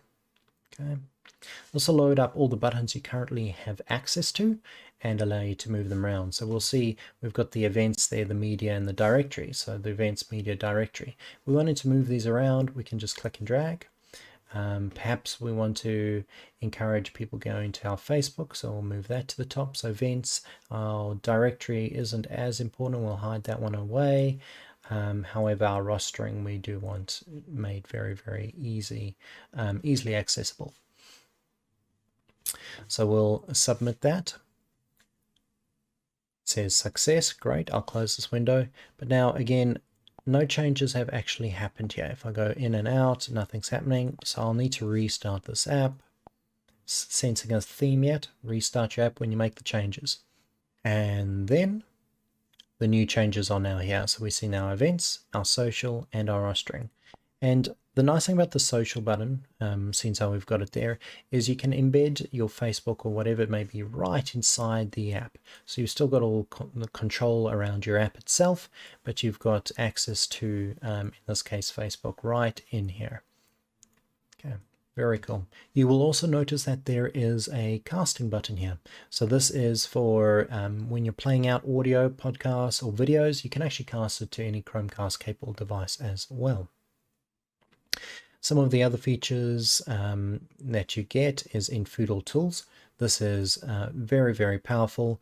Without logging into your app, you will have the public calendar and the live event manager. So the live event manager being the feature in infoodle that allows you to see a run sheet of the day and see what's happening minute by minute, see where you're at for a particular event. See updates from whoever's running that event that says, hey, don't worry about this next section, we're running behind time, skip that, etc. The public calendar is exactly what it sounds like. It's a calendar that has been made public for everyone to see. So we can see there's 100 private events, which is kind of counterintuitive here, so we'll need to fix that up.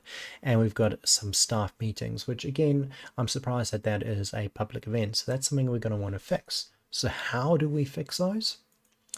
That's all in your CRM itself. So if we go to our events page,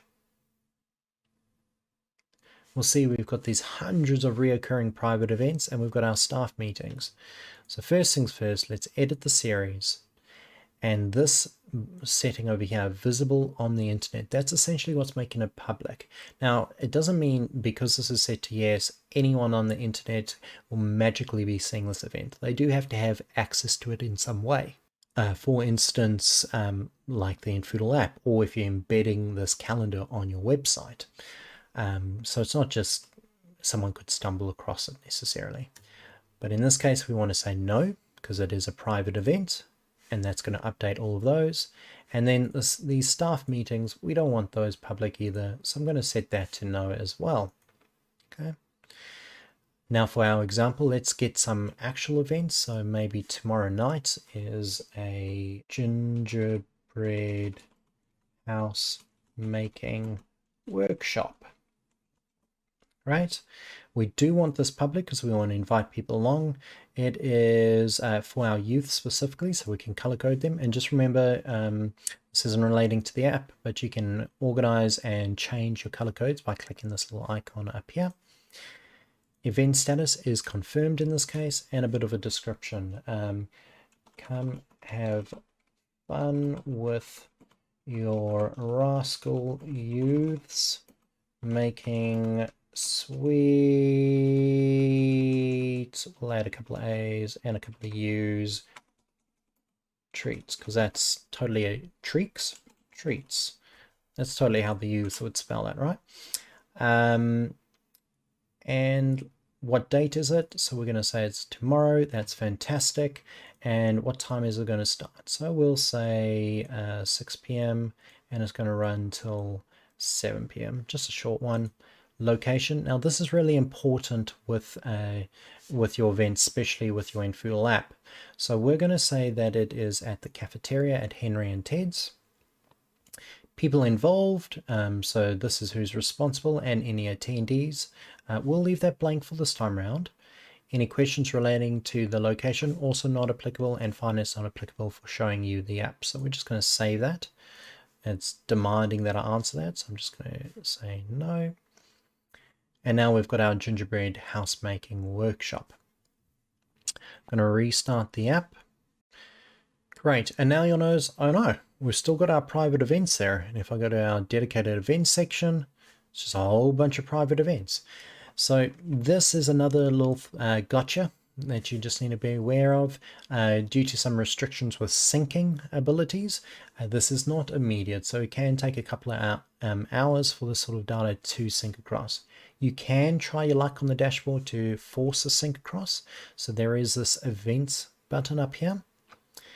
And don't worry about that little thing that gets downloaded. Just click sync. And it says you've successfully sunk it. To get back to our main dashboard, you can just click on the logo and click on functions. Now let's try our luck again on here and see if that's worked. Now, as I say, sometimes you'll get lucky with this, sometimes you won't. It depends on what cycle the systems are running on at the time. So let's have a look. And in this case, we've gone completely blank. So it's still loading up some of that. However, we do have this week the gingerbread house making workshop. Fantastic. If I click into that, we can see our little description there. We can also see the location, and you'll notice that this is actually zoomed all the way in here onto a Google Maps, and it allows us to get directions straight to it. So by clicking get directions, it's going to take us to the Google Maps. I haven't actually used Google Maps on this fake phone, so it's not going to work. But the point being is someone can be using their phone and find straight away where to get to that event. You can also add it to your calendar. So that's your personal calendar on your phone. It'll add it to whatever app that you're using to manage your calendar. So very, very powerful, very useful. There is a couple of gotchas around this as well. So we have had some people asking why their, for instance, their church, their church that's actually in Australia is coming up as a cemetery in Russia or things like that. Really strange. So that's because the address formatting isn't quite right, and Google's taking its best guess or just trying to pull your leg and put you in Russia somewhere. So how do we make sure this works? Go to locations, because that's where we're getting all this information. And in this case, we had this cafe, Henry and Ted. If I edit that, This is the public address. Now this should be the address that Google Maps suggests. So what we recommend is you head over to maps.google.com. So there's Google Maps. If you forget that URL, you can literally just type, you can literally just type maps and search for it, and it's the top link that Google will suggest. Now if we zoom in here, or we try and type in Henry and Ted, firstly let's make sure we found the right place. Yes, that is the right place. Great. So now if you just click up here, you'll notice it says Henry and Ted Golden Sands. So if I just click that again, we're still in the same location. Now this link here, if we just copy and paste it, that's the link that we should be using on our locations in the infoodle database, because then we can be 100% sure that Google is going to find the right address. Likewise, let's try just a random, well, let's try the infoodle offices, which is 5 Owens Place. Okay. So we want to use that address there, and that is where the infoodle offices are. Great. So I would copy that and I would update it in the public address. Cool. So just be aware of that. That's really important, and it's a very powerful tool for people to straight away see where is the action. So be aware of that. Cool. The other very cool things is the directory. So let's have a quick look at that. Now the directory allows you to access people's phone numbers, people's addresses, people's private information. That sounds terrifying, but don't worry. As you can see there, we are locking it behind a login. So you do have to have a login to the CRM to be able to access this, and the app will acknowledge us. So we'll log in. I happen to have one, so I'll log in with my details there.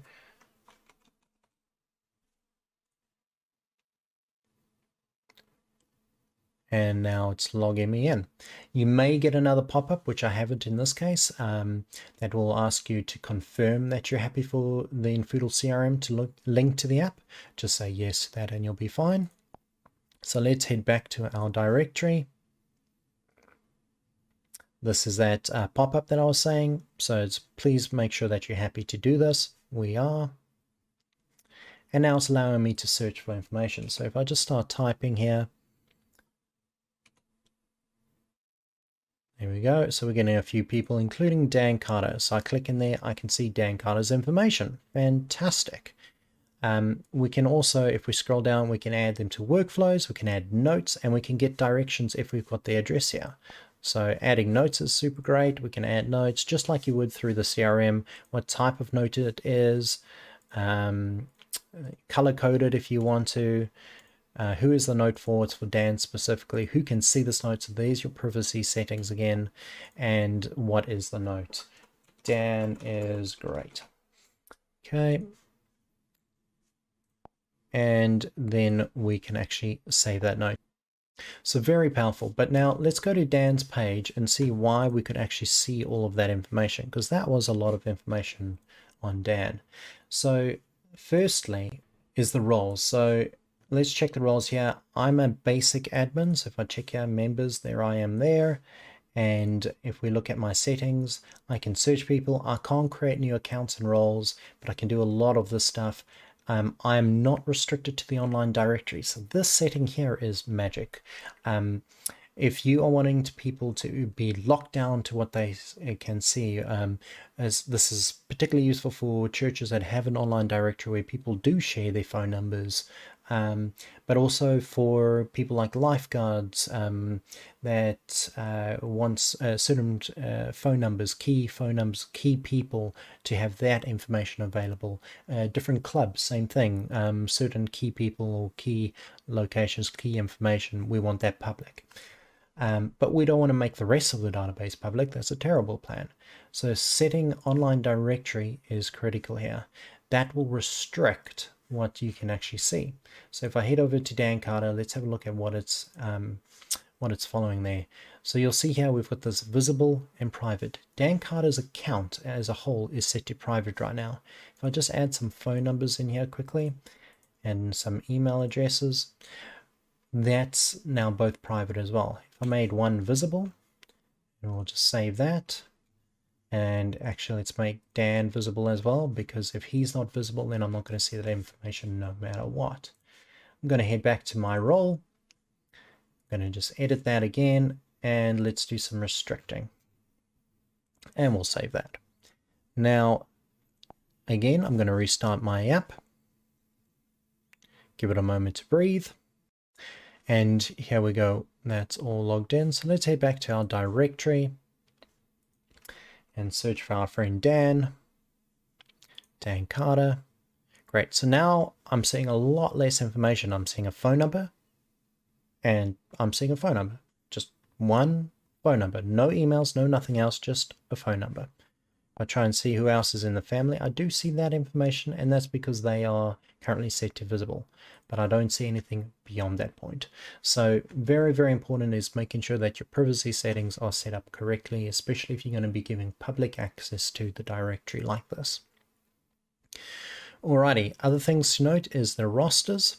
So if you are wanting to review what you are currently rostered in for, currently I'm not rostered on for anything, but if I was, I'd be able to see my roster here. I'd be able to accept my positions or decline them if I'm not available, and so forth. I can also set if I'm away or what my status is, so that the people managing the rosters know about it.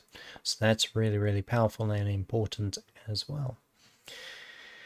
And then finally, these links. So how do we set up these links? That's all through these little speech bubbles. So you'll notice that the icons are matching.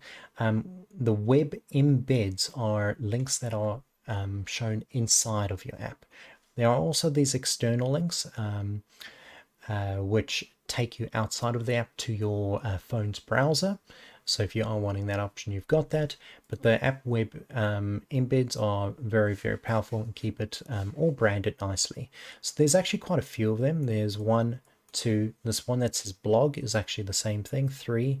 And then we've also got the infoodle forms, which comes up as form embed. This is actually the same thing. So you'll see that we've got a button name and a URL. And with this app web embed, button name and a URL. To just make it a little more easy to organize, that we've broken it up and specifically said form embed, blog, app web embed. So we've given it some titles so that you can actually find them a bit easier and a bit quicker. But essentially they're all the same tools. So if we wanted to have 4 forms, we could. If we wanted to have 4 links to our website, we could. And all it is saying, let's do CNN updates. Okay, for some reason we're interested in CNN. I will just go to CNN quickly on my browser, and if I go there, let's have a look. Yep, that's a CNN page with some terrifying news, and we go back to here and we can paste that in there. Now we've got that link. I'm going to submit it. Again, I'm going to refresh this. While that's loading, I'm just going to get another one here. So this one says Bible, so someone's using it for their Bible. We'll keep that one in there. That's always helpful. And our blog, that's useful as well. And our form embed. So we're going to keep those as well. And that's taking us to a donation form, an infoodle donation form in this case. So let's have a look at our handiwork. So we've got CNN updates there now. And if I click that, you'll notice that same page that we just went to is going to load in an app format over here. There you go, all embedded inside of your infoodle app, as if it's infoodle itself. Likewise, in the infoodle form, we can have a look at that, but we're not currently seeing it on this list. So let's have a look what's going on there. When I go config, we'll see that it says hide this button, and that's actually turned on. So let's turn it off again. Or sorry, enable it essentially. So disable the hiding feature. A bit confusing with the terminology there, the direction. And now let's have a look there. We've got that donations right there. We're going into that, and we're going to see that infoodle form load up, just like you would see as per usual. And someone can make their donations straight from your infoodle app right there, and then nice and easy. Cool. The only other housekeeping things we'd point out is things like the contact us. So making sure that you've got a contact us button, some general information. And where they see that is right at the bottom there, contact us. And that's going to give general information. It's going to pull up your information as well from the CRM. And people can navigate again to you. Cool. Very quickly, some of the other highlights. Again, you can get YouTube streaming if you wanted to. You can do a basic video package, which allows you a few minute length videos. We've also got a max video package, which allows you to do full length hour, 2 hour long videos. There's the audio and podcast, which is purely audio based. Contact upgrades for more links and all sorts of things like that. So have a bit of a play, see what you think. If you're wanting some more ideas, get in touch with us. Send us an email at support@infoodle.com or join me for the Q&A session, which is starting right now.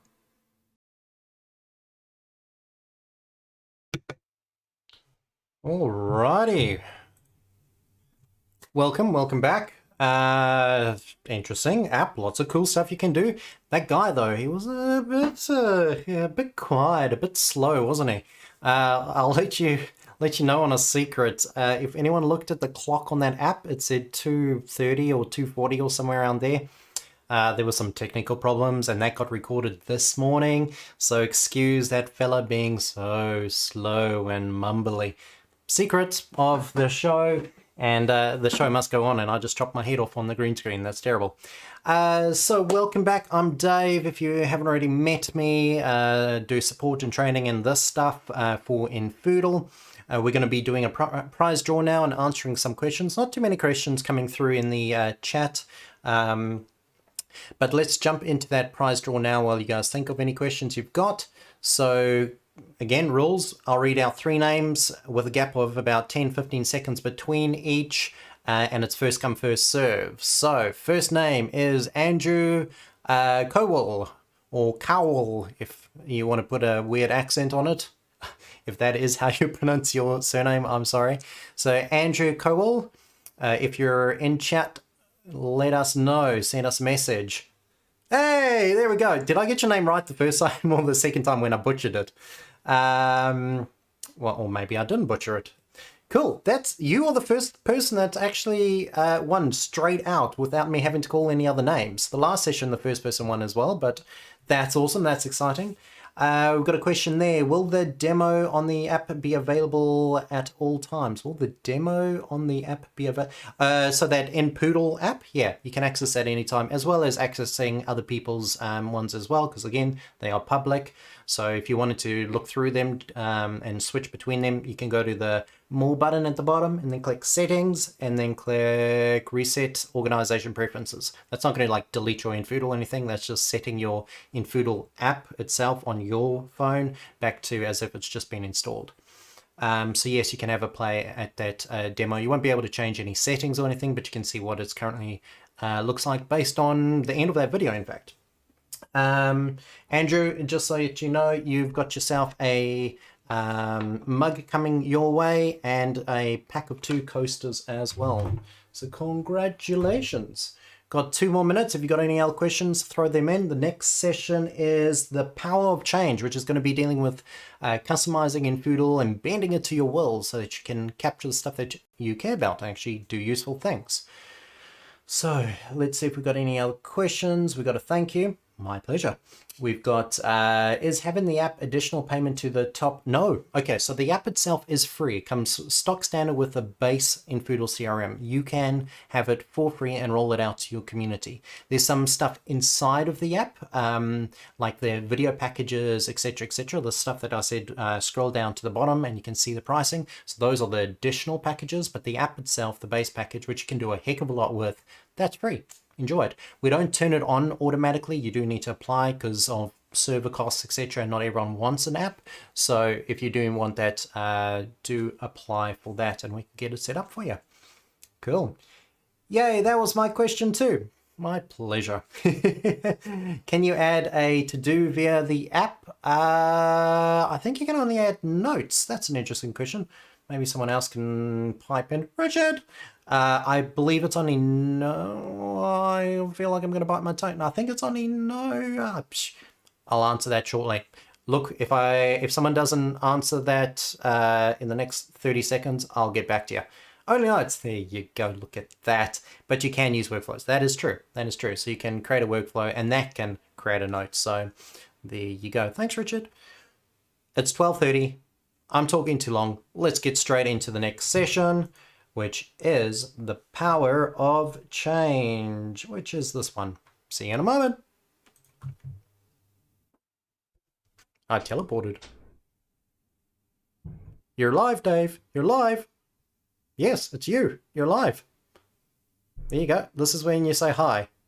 This is that awkward moment when you forget to edit out the beginning. Hi there, and welcome to this training session. My name is Dave. I'm a trainer and support person here at infoodle. Been with the company for a couple of years now, and I'll be taking you through this session, the power of change. In this session, we're going to be focusing on how you can actually take infoodle, basic CRM, and bend it to your will. Do some changes to it to allow you to capture the things you care about, rather than just relying on a set piece of software that works in a set way. Being able to say, hey, look, I don't just want to capture first names and last names. I want to capture police check dates and has the police check been verified, medical certificates. I need to check perhaps different types of illnesses that the person's had, or amputation types if you're dealing with amputees. Maybe it is different skill sets that people have, or maybe you've got a set of donors and you recognize them in different ways, a 5-year donor versus a 1-year donor or new donor. It could be different groups of people that you're needing to manage as well. And also, when you go and view someone, do you want to see all of this information? Not really. You want to see the information that's applicable to the person, so you don't get clogged down with details that aren't needed, which slows down your process, slows down your administration. So we're going to be looking at that. So custom fields is capturing that data how you need it. And then we're going to be looking at contact types, which allows you to see the data that you care about. We'll touch on also how you can use these in reporting, so that you can really utilize that data that you're capturing, and a few kind of housekeeping rules, or at least suggestions about how to manage this data in the best way. Because you really don't want to capture all this information, but you don't do anything with it. That just adds needless time, and also with a number of different privacy laws around the world, and New Zealand heading that way as well, you don't want to capture data that you don't need. So let's go have a look at the CRM, look at infoodle, and see how we can customize it for your needs. Right, so welcome to our training CRM. What we're going to first look at is just a person's profile. So I'm going to just search for someone up here. We're going to go to their profile and just see how it's laid out. At the moment, we're seeing some people information. We're seeing some phone numbers, email addresses, some email history here. We've seen some connections as well. So we can see Daniel is the husband of Samantha Carter. We can see the household information, etc. You can see a number of fields here as well. And we've got a number of tabs as well along the top. Now, Daniel Jackson, we can see he's a doctor, Dr. Daniel Jackson. Let's assume that's a medical practitioner. And we've got this tab called patient. I would assume that he isn't the patient, that he is the doctor. So we wouldn't really want to see that on his profile. We probably want to see applicable information about him as a doctor, perhaps. So we might need a separate tab for him to capture the information that's applicable to that practitioner. We may also have some donors, in which case we don't care about doctor-related stuff, we don't care about patient stuff, we care about donor information as well. So we want to see that sort of information. Whereas a doctor and a patient, we probably don't want to see their finances because they probably aren't donating to us. They're either someone that we work with, or a person of our community, or a patient of ours. So there's a few things that we can customize. Stock standard, it's fine to have that information there altogether, but it's going to slow down the process and make it a little harder to find what you care about. So we're going to be looking at that and how to rectify that. Under this Patients tab, you'll notice that we've got a single field here, enrollment date. So clearly an enrollment of that patient, but no other information. If we go to this Information tab, here we can see a few more fields. Food allergies, a contact person, some domain stuff, membership start date. So it's a whole mixed match of information here that may or may not apply. All of these fields that you're seeing in infoodle are customizable by you. You don't want it? Get rid of it. If you don't need it anymore, but not sure if you'll need it in the future, you can hide it. If you need to rename it, absolutely. You need to add a few more because you've realized, actually, we really need to capture this information because we want to do some reports on it in the future. Okay, let's add those fields as well. And the ways that you capture the information should be thought about as well. So a membership start date, that shouldn't be free text where you can just enter in whatever you want, because then people might say 8th, the number 8, TH, space NOV for November, and leave it at that. Other people may do 8/11/2020. Others might do 11/8/2020. So there's many variables, and it's going to make your reports useless. It's going to make looking at the information less reliable, etc. So what we want to do is make sure we capture it using a date field, which forces you to input it in a certain way. So the 8th of November, now it's putting it in the format that's useful to us, reportable, and easy to understand. You can also have drop-down lists. And these drop-down lists can be customized to whatever you're needing to capture. So again, if you're asking for something like a favorite food, there's no point keeping it where someone can just type in that information, because one person might say McDonald's, another person might say Maccadees, another person might say Macca's.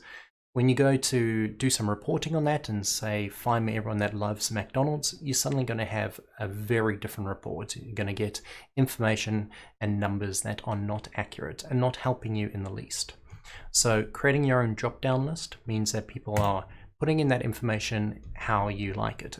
And you can add new items to those drop-down lists using that little icon over there, and just add whatever information you need and clicking save. And that can build up that list for you. Now, there may be times when you do want to just have the freedom of typing anything you want. There might literally be something called any additional information or other or something like that, where it is just generic information. You're not going to necessarily use it as criteria in a report. You might just want to see it. That's fine. Then you can have a free text field, which is what we're typing into now. However, this particular field we're looking at, contact person phone number. Now, firstly, in infoodle, ideally you would have a separate profile for that person, and on there you would use the dedicated phone number feature. But let's assume there's a legitimate reason for having a phone number stated separately here. In which case, we don't want to type words in here. We want to make sure that it's just numbers. And so when I try and type letters, nothing comes up. It will only allow for numbers. So at the moment, that's a free text field, not very useful. We want to make sure it's a numeral field, an integer field. We've got these one-to-many relationship fields as well, or we call them person link fields, where you can look at when someone has a relationship to another person or connection to another person or a group of people. Where this is useful, as you can see here, is a sponsored child versus the person that's sponsoring them. And that sponsor may sponsor more than one child. So you can very quickly build up a little bit of a map of who is responsible for who, or who is sponsoring who, etc. This is good for mentorships as well. We've got some people that do sponsorships of fence posts on a reserve, and so you get a plaque by a fence post, and you can sponsor more than one fence post, and that's how they help pay for the conservation efforts. So we want to see who sponsors, and in this case it's an organization sponsoring multiple fence posts, and we see what numbers they are: fence post 111, 177, etc. So that's where this one-to-many relationship's useful.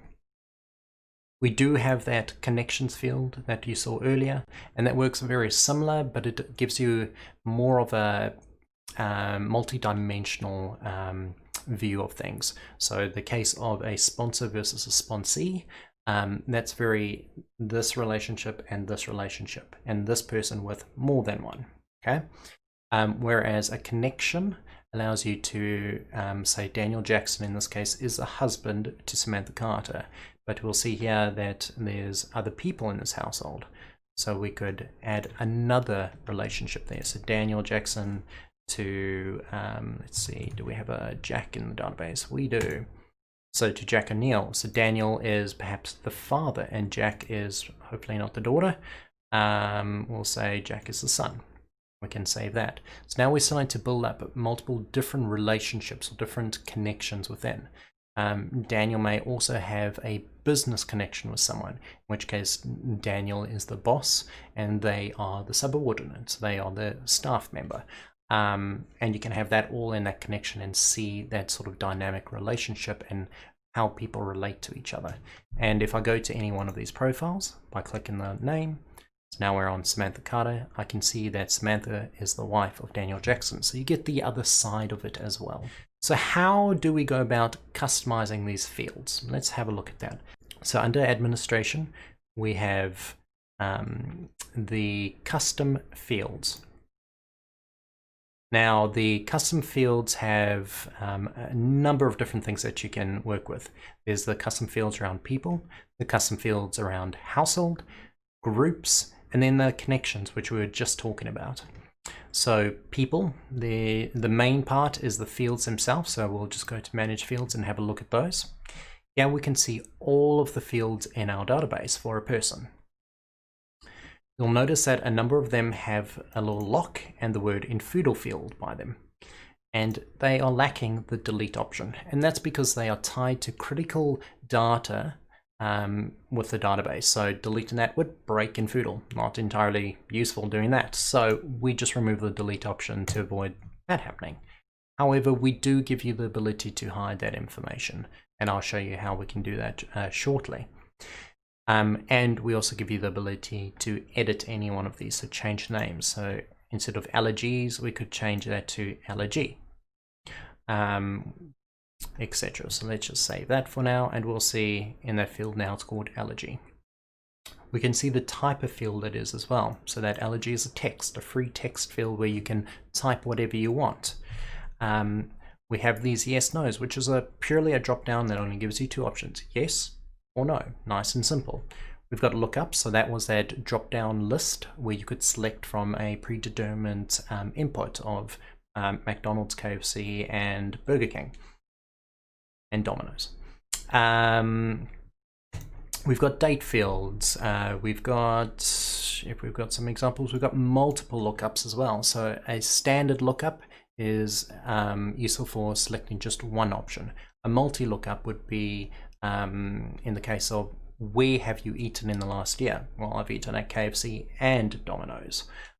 So being able to select more than one option. It's also a drop-down list, but you get to select more than one. Then we've also got the person link, which was at one-to-many, the sponsor and sponsee, that sort of relationship.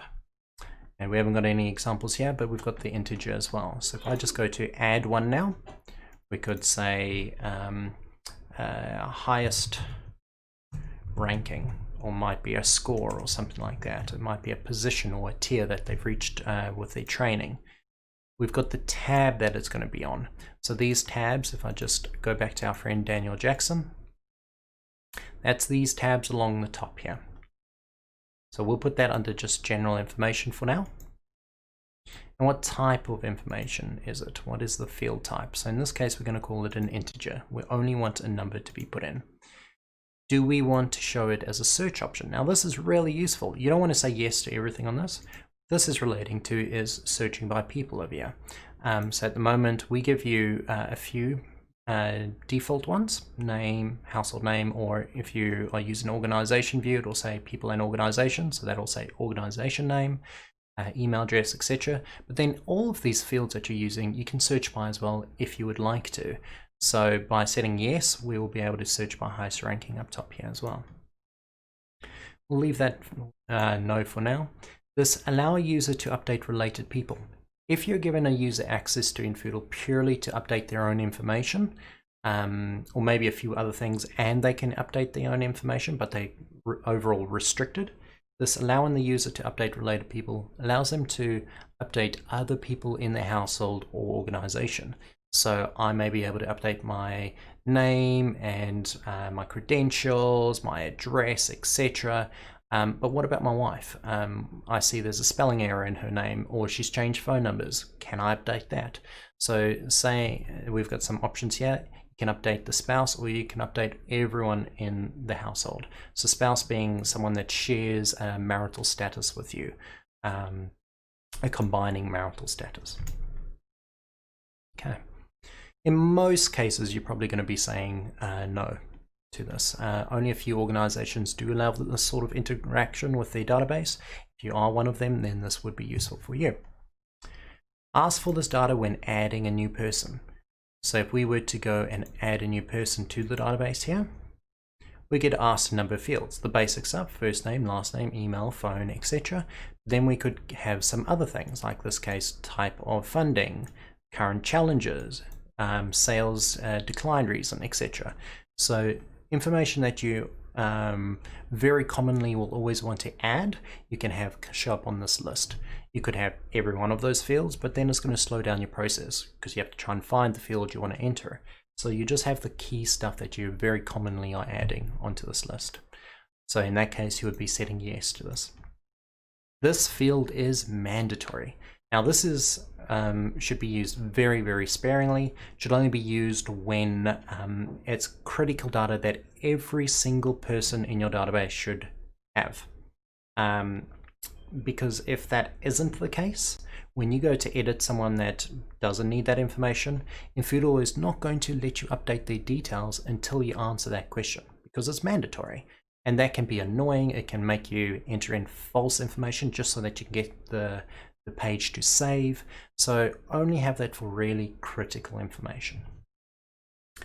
Is it available in reports as criteria? Now, we may want to ask infoodle, find me everyone whose highest ranking is 5 or 50 or whatever you may be doing. If we do want to ask those sort of questions of this field, we would set yes to this. If you set no, then when you go to reports, it's not going to show up on that list. You'll still see it as output if you're wanting to. So show me everyone in a certain group, or show me everyone that's joined our database in the last year. Absolutely, we can find that. And then of those people, show me their current highest ranking.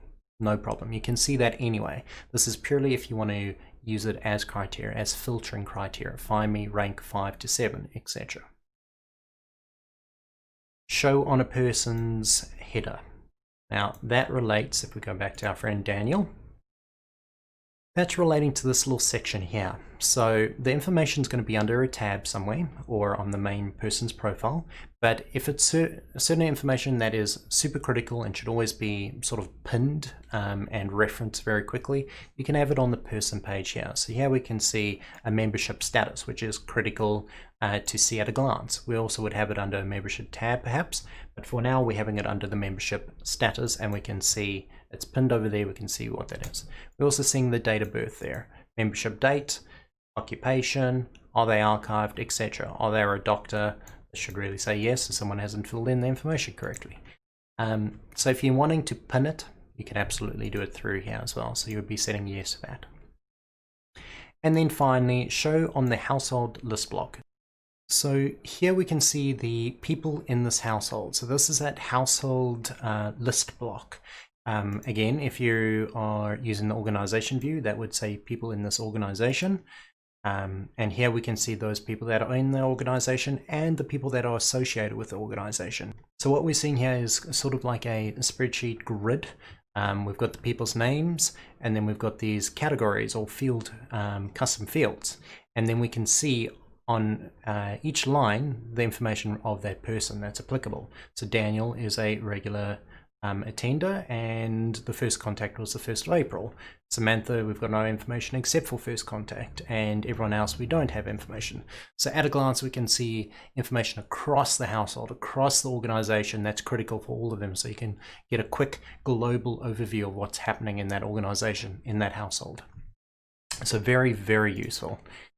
And then once we're happy with all of that, we can just save that. So now if I go back to our friend Daniel Jackson and we'll just refresh his page, we'll go to that information tab. We'll now see that highest ranking over there. And if I go into that, I can try type letters, but nothing's happening. If I try type numbers, numbers start going in. So we can say highest ranking of 5. Perfect. Now again, if the ranking only goes 1 to 5, you might consider doing it as a drop-down list rather. So you can only select 1 to 5. So that someone doesn't accidentally enter in 6 or 10 and ruin your data. But if it's highest ranking and it's quite open-ended, or maybe it's a high score, so to speak, and that could go up to the thousands, then this would be more appropriate, being able to type a number, whatever that number may be. And then we can save that information. Alrighty, so that's custom fields. That's how you're going to capture the information how you need. But then there's a few other things that we're just going to fly through to give you a bit of a taste. Like fields for people, there's also fields for households and fields for groups. We won't be looking at the groups right now, but there's the fields for the households. Then we've got the tabs, and the tabs, nothing too dramatic about this. You've got the name of the tab, you can edit existing ones, you can delete ones that are non-infoodle, and you can add new ones. Just give it a name, that's your only setting, and hit save, and then you've got a new tab. But what happens when we want to be specific about what information we see? Daniel Jackson is a doctor, we want to see certain information, or maybe he's a donor. So what we've got there is the manage views. So let's head on into that. At the moment, if you've never set this up before, you'll see a view like we're seeing now, which is a default view, and that's all. You can see what's currently visible, and each of these are your tabs, so you can click that little arrow and it'll show you the custom fields over there. If we want to hide any of this, hide a tab or hide a particular field, you just click on this little eye that's got the line through it, which will hide it. So let's hide photos by default. You'll see photos has gone down here. And now it's got a different icon. So if we ever want to show this, we can click that, and now we see it there. You'll notice highest ranking is hidden because we told it to hide by default. If you wanted to move them around in priority, you can just click and drag as well. Let's get highest ranking back up here. It's going to ask me which tab I want it under. So let's put it back under the information tab. We'll move that. Now if I look under information, we'll see there's our highest ranking, and let's move that to the top as well. Whatever you do here, make sure to hit the save button. Changes have been saved. Fantastic. Okay, so our default view has been updated, but again, what happens when we want different views for different people? You'll have this configure a contact type. So it's going to look for certain field types that are drop-down lists, and it's going to ask you to do that. By default, we suggest that you use a field called contact type. Makes it very obvious its intention, and we'll select that. It will then look at all of the options that you have in that drop-down list, in that look-up list, and present them to you here. By default, it's going to have all of them following your default view, which is why we see this default, default, default, default, etc. If we want a custom view for any one of these, so maybe donor, we can turn that on there. Now we're activating our custom view. So for our donor, we need contact information, dates, yes. We don't care about demos, trials, or sales. Involvement's important, information's important, groups, history, but not patient. So we can hide that sort of stuff. Now for a staff member, we care about photos and contact details, but we don't care about anything else except for groups, history. There we go, much more watered down. Okay? So we'll save that. Let's head over to our friend Daniel. When I refresh, you'll now suddenly see contact type, and in this case, it's already honoring staff over here. We can click and change him to donor. Now watch what happens with these tabs. You see we suddenly got a few extra tabs. If I change to new contact, we'll see we'll get the default view. And if I change back to staff, we'll have a lot less tabs up here. They vanish away. So we're seeing the information that we actually care about for that individual. Next time we come back to Daniel, it's all set up, ready to go, and we can see what we care about. Nice and easy. So it's all about really working out what you want out of your database. Infoodle is very customizable. but every organization is different. So although we can start you off with the basics that everyone uses or usually uses, first name, last name, email address, phone number, address, but everyone's different. Everyone's capturing different information. Everyone's using it in different ways.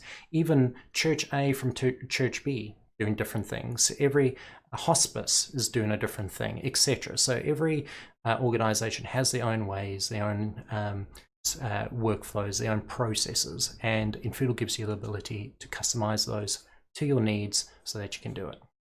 If you've got any more questions on this, we do have a full-length training video under the help section. You can go to help videos. We also have tons of help documentation, and we've also got a number of free training sessions that you can join, open training sessions as well as scheduled training, and that's all on infoodle.com/training. I'm going to be finishing up the session now, and we're going to be heading over to a Q&A with some crazy person called me, but me live, so that'll be fun. So if you've got any questions around this, that's the time. We'll also be doing a draw as well, so have your form number or ticket number ready to go as well, and do send a message in chat so that we can send you some goodies. Awesome, thank you so much for joining me, and I'll see you for the next session.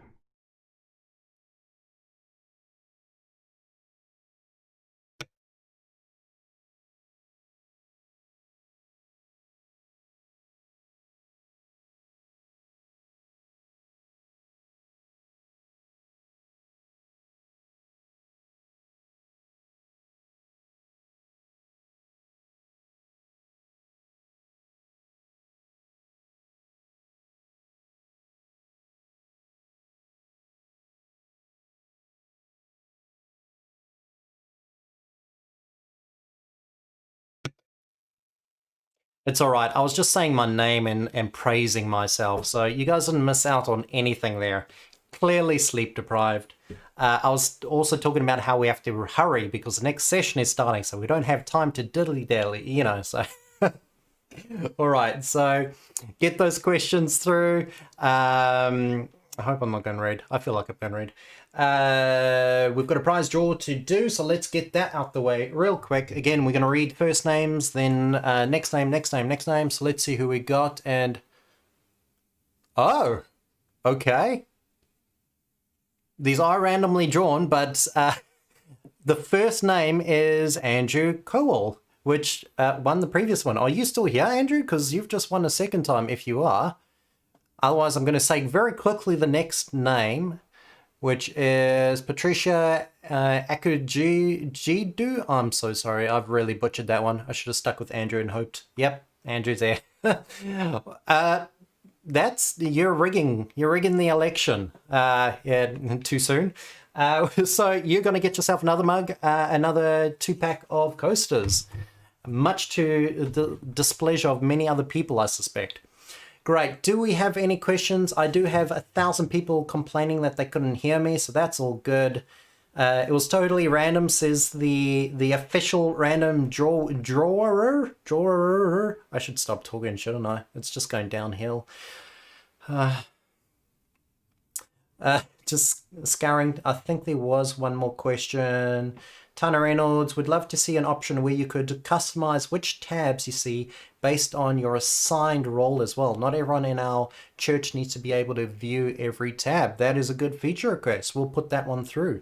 Very interesting. We've had requests in similar vein as that. We need to just consider some of the complexities around that. There's currently thoughts of having some sort of management role where you can guide that sort of stuff. So we'll have a look at that. These vids are great. Oh, thank you. Are the sessions going to be available for watching at a later date? Yep, so it'll be here on YouTube, but also at some point next week we'll have them all broken up neatly and put on our website. So stay tuned. We'll send out a newsletter for all of that as well. Cool.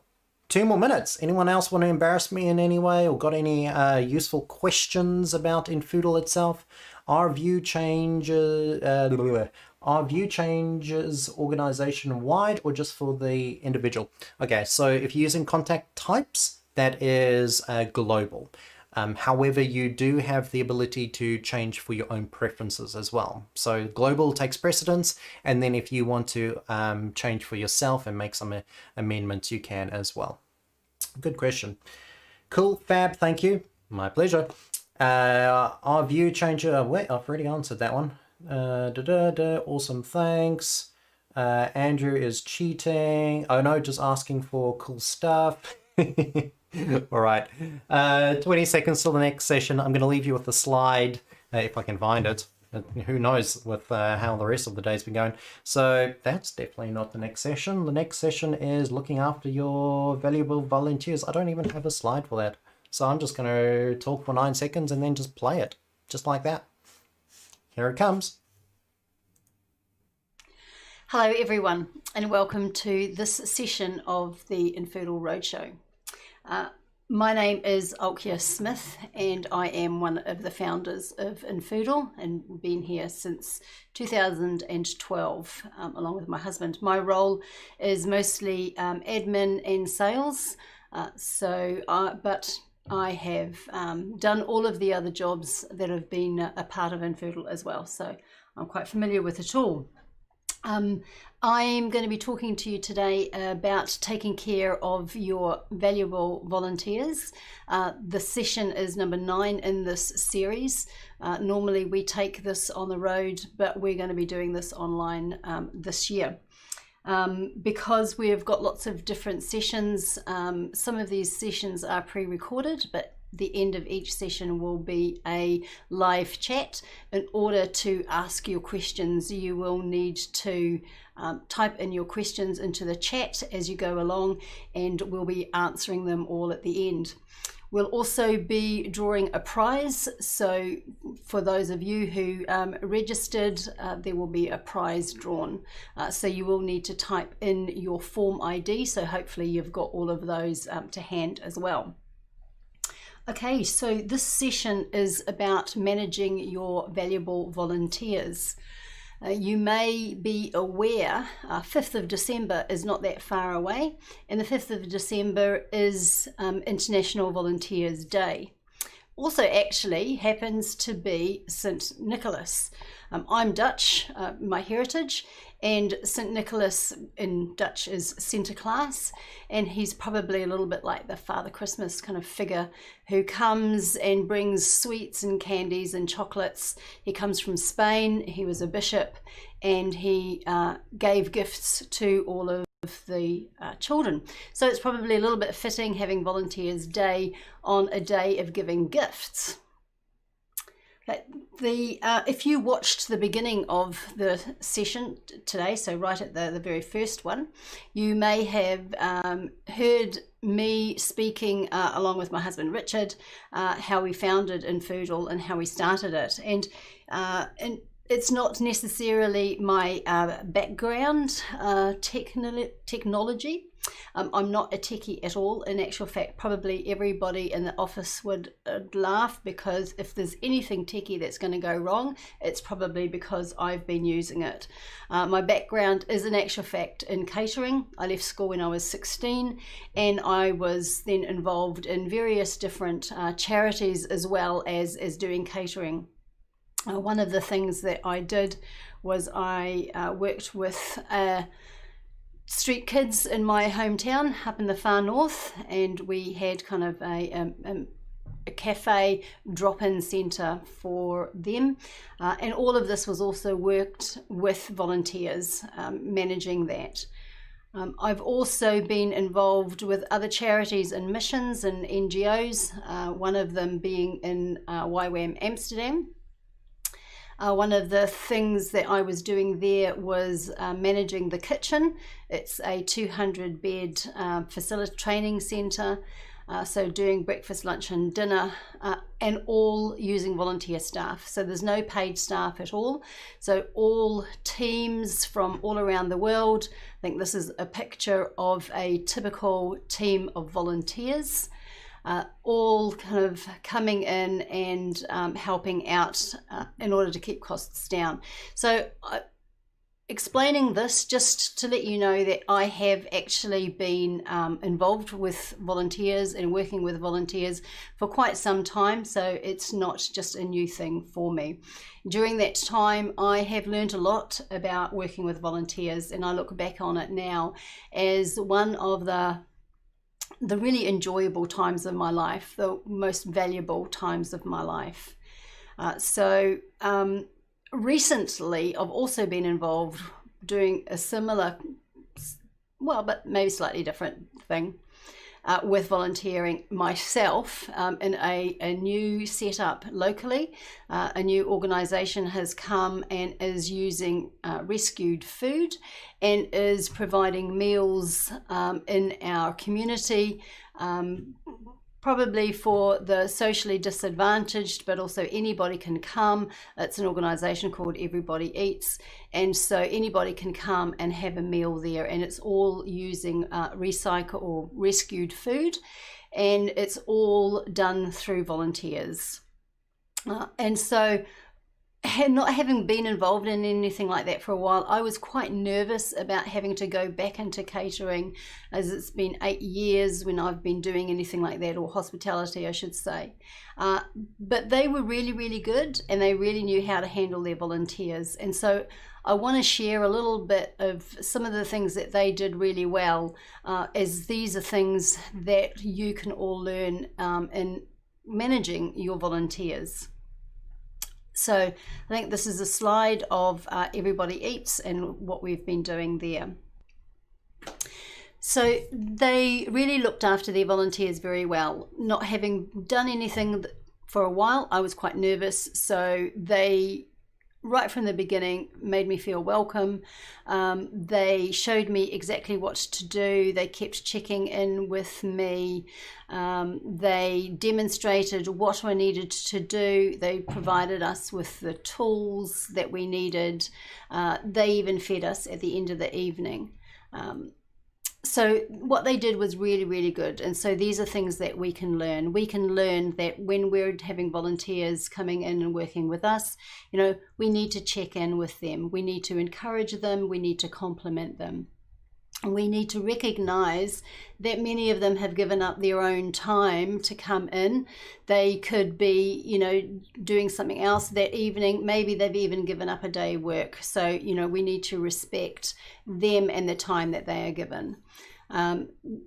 Provide them with the tools and equipment that they need. You know, you can't build a house without the tools, so provide the tools. If they need to bring their own tools, you know, you need to let them know that they need to bring the tools. So new volunteers, they need to be informed as to what it is that put in the expectations that you have for them and communicate clearly. Remember to say thanks. You know, send them even a thank you the next day. Not only in the evening, continue to check in with them and make sure that they're okay and getting on okay, but also thank them at the end of the evening, and maybe even the next day, thank them for their service and their time. You may also want to actually recognize the service of your volunteers. Many organizations have volunteers that come on a continuing recurring basis every month or every week, and they have done for years. So it's really good to be able to recognize them and the service that they give you. You might want to do this through, say, an evening where you're honoring your volunteers. You may want to give them badges or certificates or something like that. You may even want to have an honors board. You know, an honouring evening, and give them gifts. And this brings me back to December the 5th, because, you know, this is a good time to maybe do something like this, is to have an evening where you can honour your volunteers. So you may be thinking, well, that's all very great, but how does infoodle fit into all of that? Well, infoodle will help you in order to keep the records of all of your volunteers, not only the names and contacts and maybe where they are volunteering, but also the hours that they put in, how long they have been volunteering, if it's been, you know, for a year or 2 years or 5 years. But also the police checks that you might need to do. Infoodle can help you to manage all of those things as well. So this is a slide of one of the custom anniversary field so that you can use for the number of years that a volunteer has been involved with you.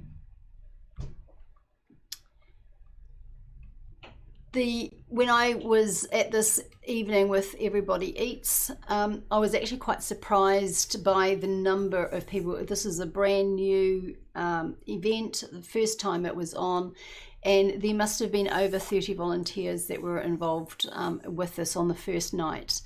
And I was quite surprised by the number of younger volunteers as well. I mean, you know, I kind of think that quite often volunteers are older people because they have more time.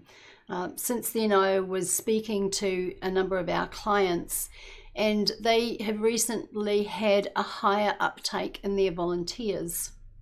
And so we were discussing as to why this could be.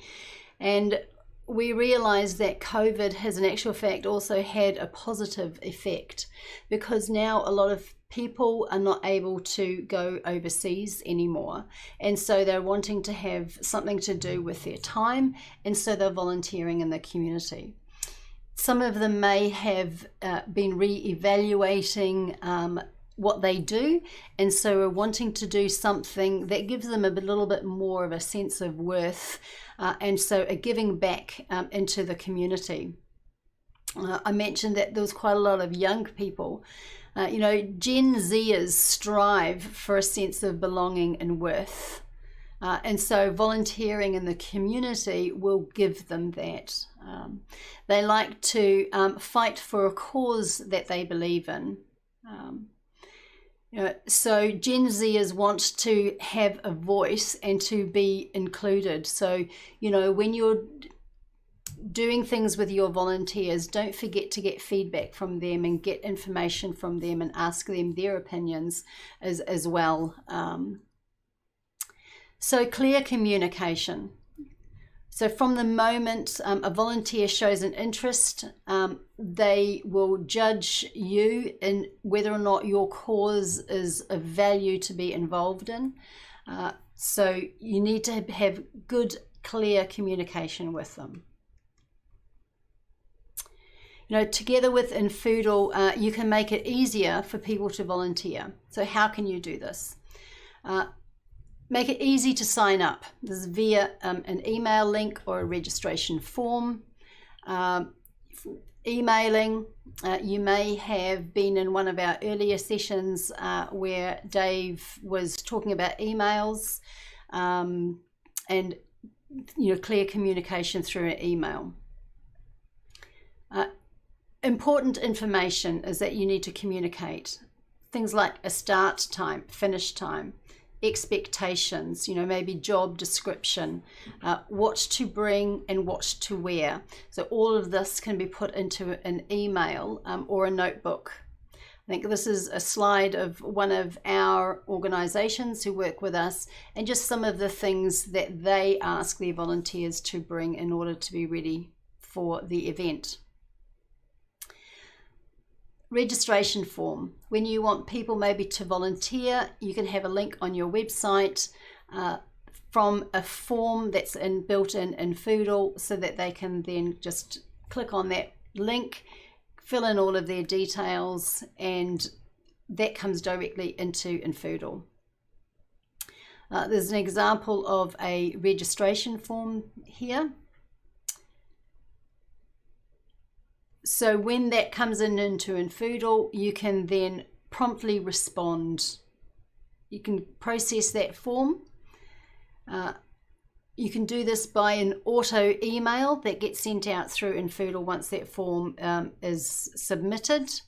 You can include the double curly brackets so that therefore you're using the personalizations and the information that is in your form. You may even want to send an automated email as an email verification that they will then receive, and then they can reply so that you know that the email address that you're sending information to is then correct.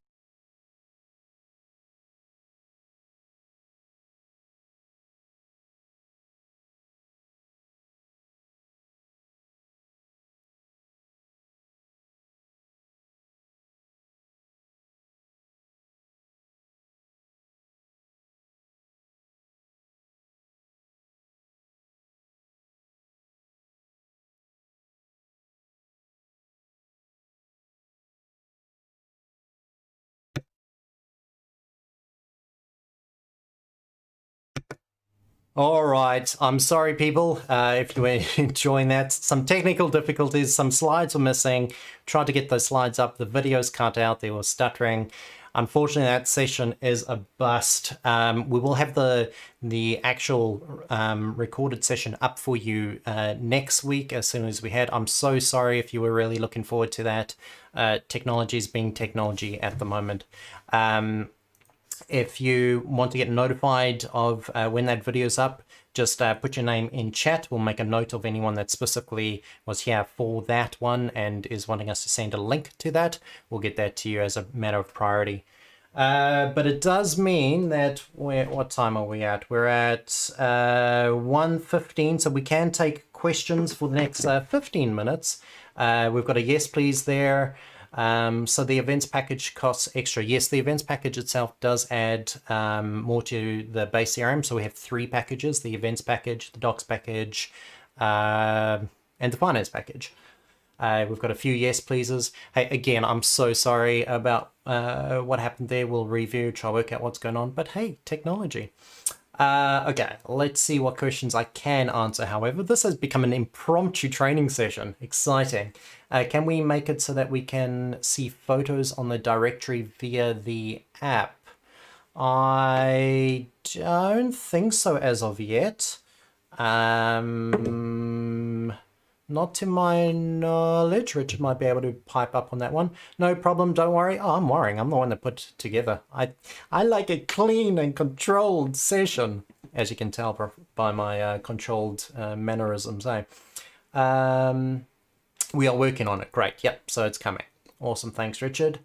Cool. I think there was another question I missed. I'm just tracking it down. As well, it's somewhere.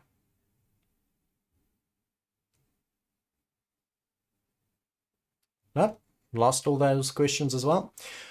Alrighty. The next session, just in case you want to be prompted on what we're going into next, which hopefully won't have technical issues, will be our charity events focus. So, well, focus on charity specifically, looking at events.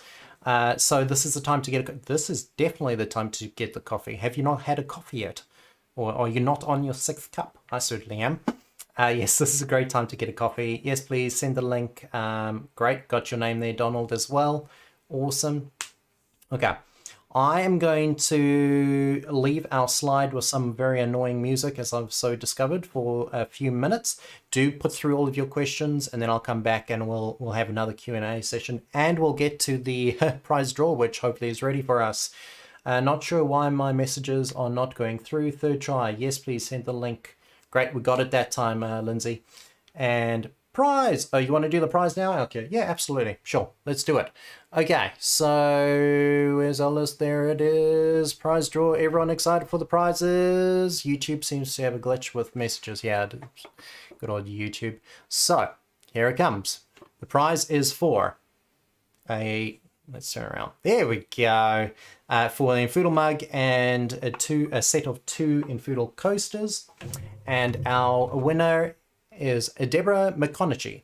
So if you're in chat, let us know so we can send you some prizes. So I'll give you 10 seconds and then I'm going to go to the next person. Come on, Deborah. Come on. I hope I haven't scared you away. Any chance of getting recurring to-do items? Recurring to-do items? I mean, you can set up workflows that will trigger a number of to-dos, but not recurring ones. We'll put that as a feature request. Nice to see you here, Frank. It's an interesting one. Cool. Okay, we aren't hearing anything from Deborah. Deborah is still in the running, so do message us if you're here because you do get that mug. Do we have a Ron Rikes? Ron Rikes, are you in chat? And if not... Yes, we do. Yay! 66.99. There we go. You have got a mug. Not this one. This one is used. But you will get some coasters and mugs sent through to you. Someone will be in touch to get some details if we don't already have it. Well done. Congratulations. We've got 11 minutes till the next session. If you guys have questions, throw them through now. I'm going to quickly take a moment to get the next session ready because I didn't expect us to end so quickly. Are there any in-depth specific trainings to workflows? Not specifically on workflows yet. However, we do a few training sessions from time to time. I'll just see if we've got one planned anytime soon. If not, you can always give us a call and we can help you out as well. Workflows are one of those things that change depending on what you're trying to achieve. So workflows can be managed in many different ways. Let's have a look here. Workflows. So just in case anyone's wondering, I'm looking on our website at infoodle.com. We've got a training link right at the top of the website, and that shows all of our training sessions. So it doesn't look like we currently, I'm just doing a very cursory look, have any dedicated workflow training sessions. So at the moment it would be just give us a call or send us an email on what you're trying to achieve, and we can try and help you out with that. More than happy to help. Frank says, be able to give permissions for authorized users to be able to edit or delete any notes or to do art. Yeah, I think you've put that one through before, Frank, but we've certainly heard it a couple of times. So that is something that we're thinking about and pondering about. There is a lot of privacy hurdles that we need to consider to get that right, to make sure people don't bypass it or abuse it, etc. So we are in the planning and thought stages of that, and we'll add your name to that request list if it isn't there already. Cool. Good questions. Alrighty, no other questions so far. I'm going to take a couple of minutes to get the next session ready, which will be starting in roughly 9 minutes. And I'll see you guys a little bit before then as well to have a bit more banter. Do keep putting through those questions though, and I'll either answer those in a couple of minutes or we'll answer it via chat. Great. Now I have to find a slide. I don't even have a slide ready. Welcome to live broadcasting. So, next graphic slide. I believe in myself. I do. And there we go.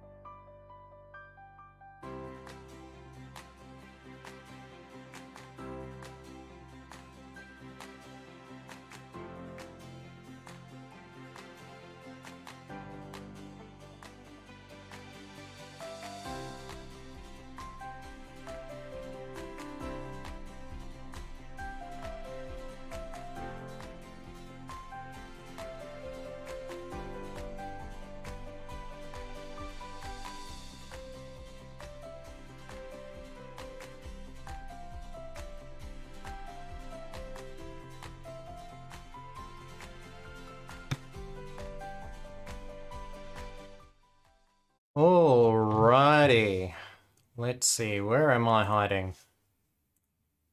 Hey there, welcome back. I've got all my bits and pieces sorted. We've got 2 minutes till the next session. I see a question just come in. I'll see if I can answer that. Just a heads up with the next session. So we've got 2 sessions now that are going to be focusing on charity.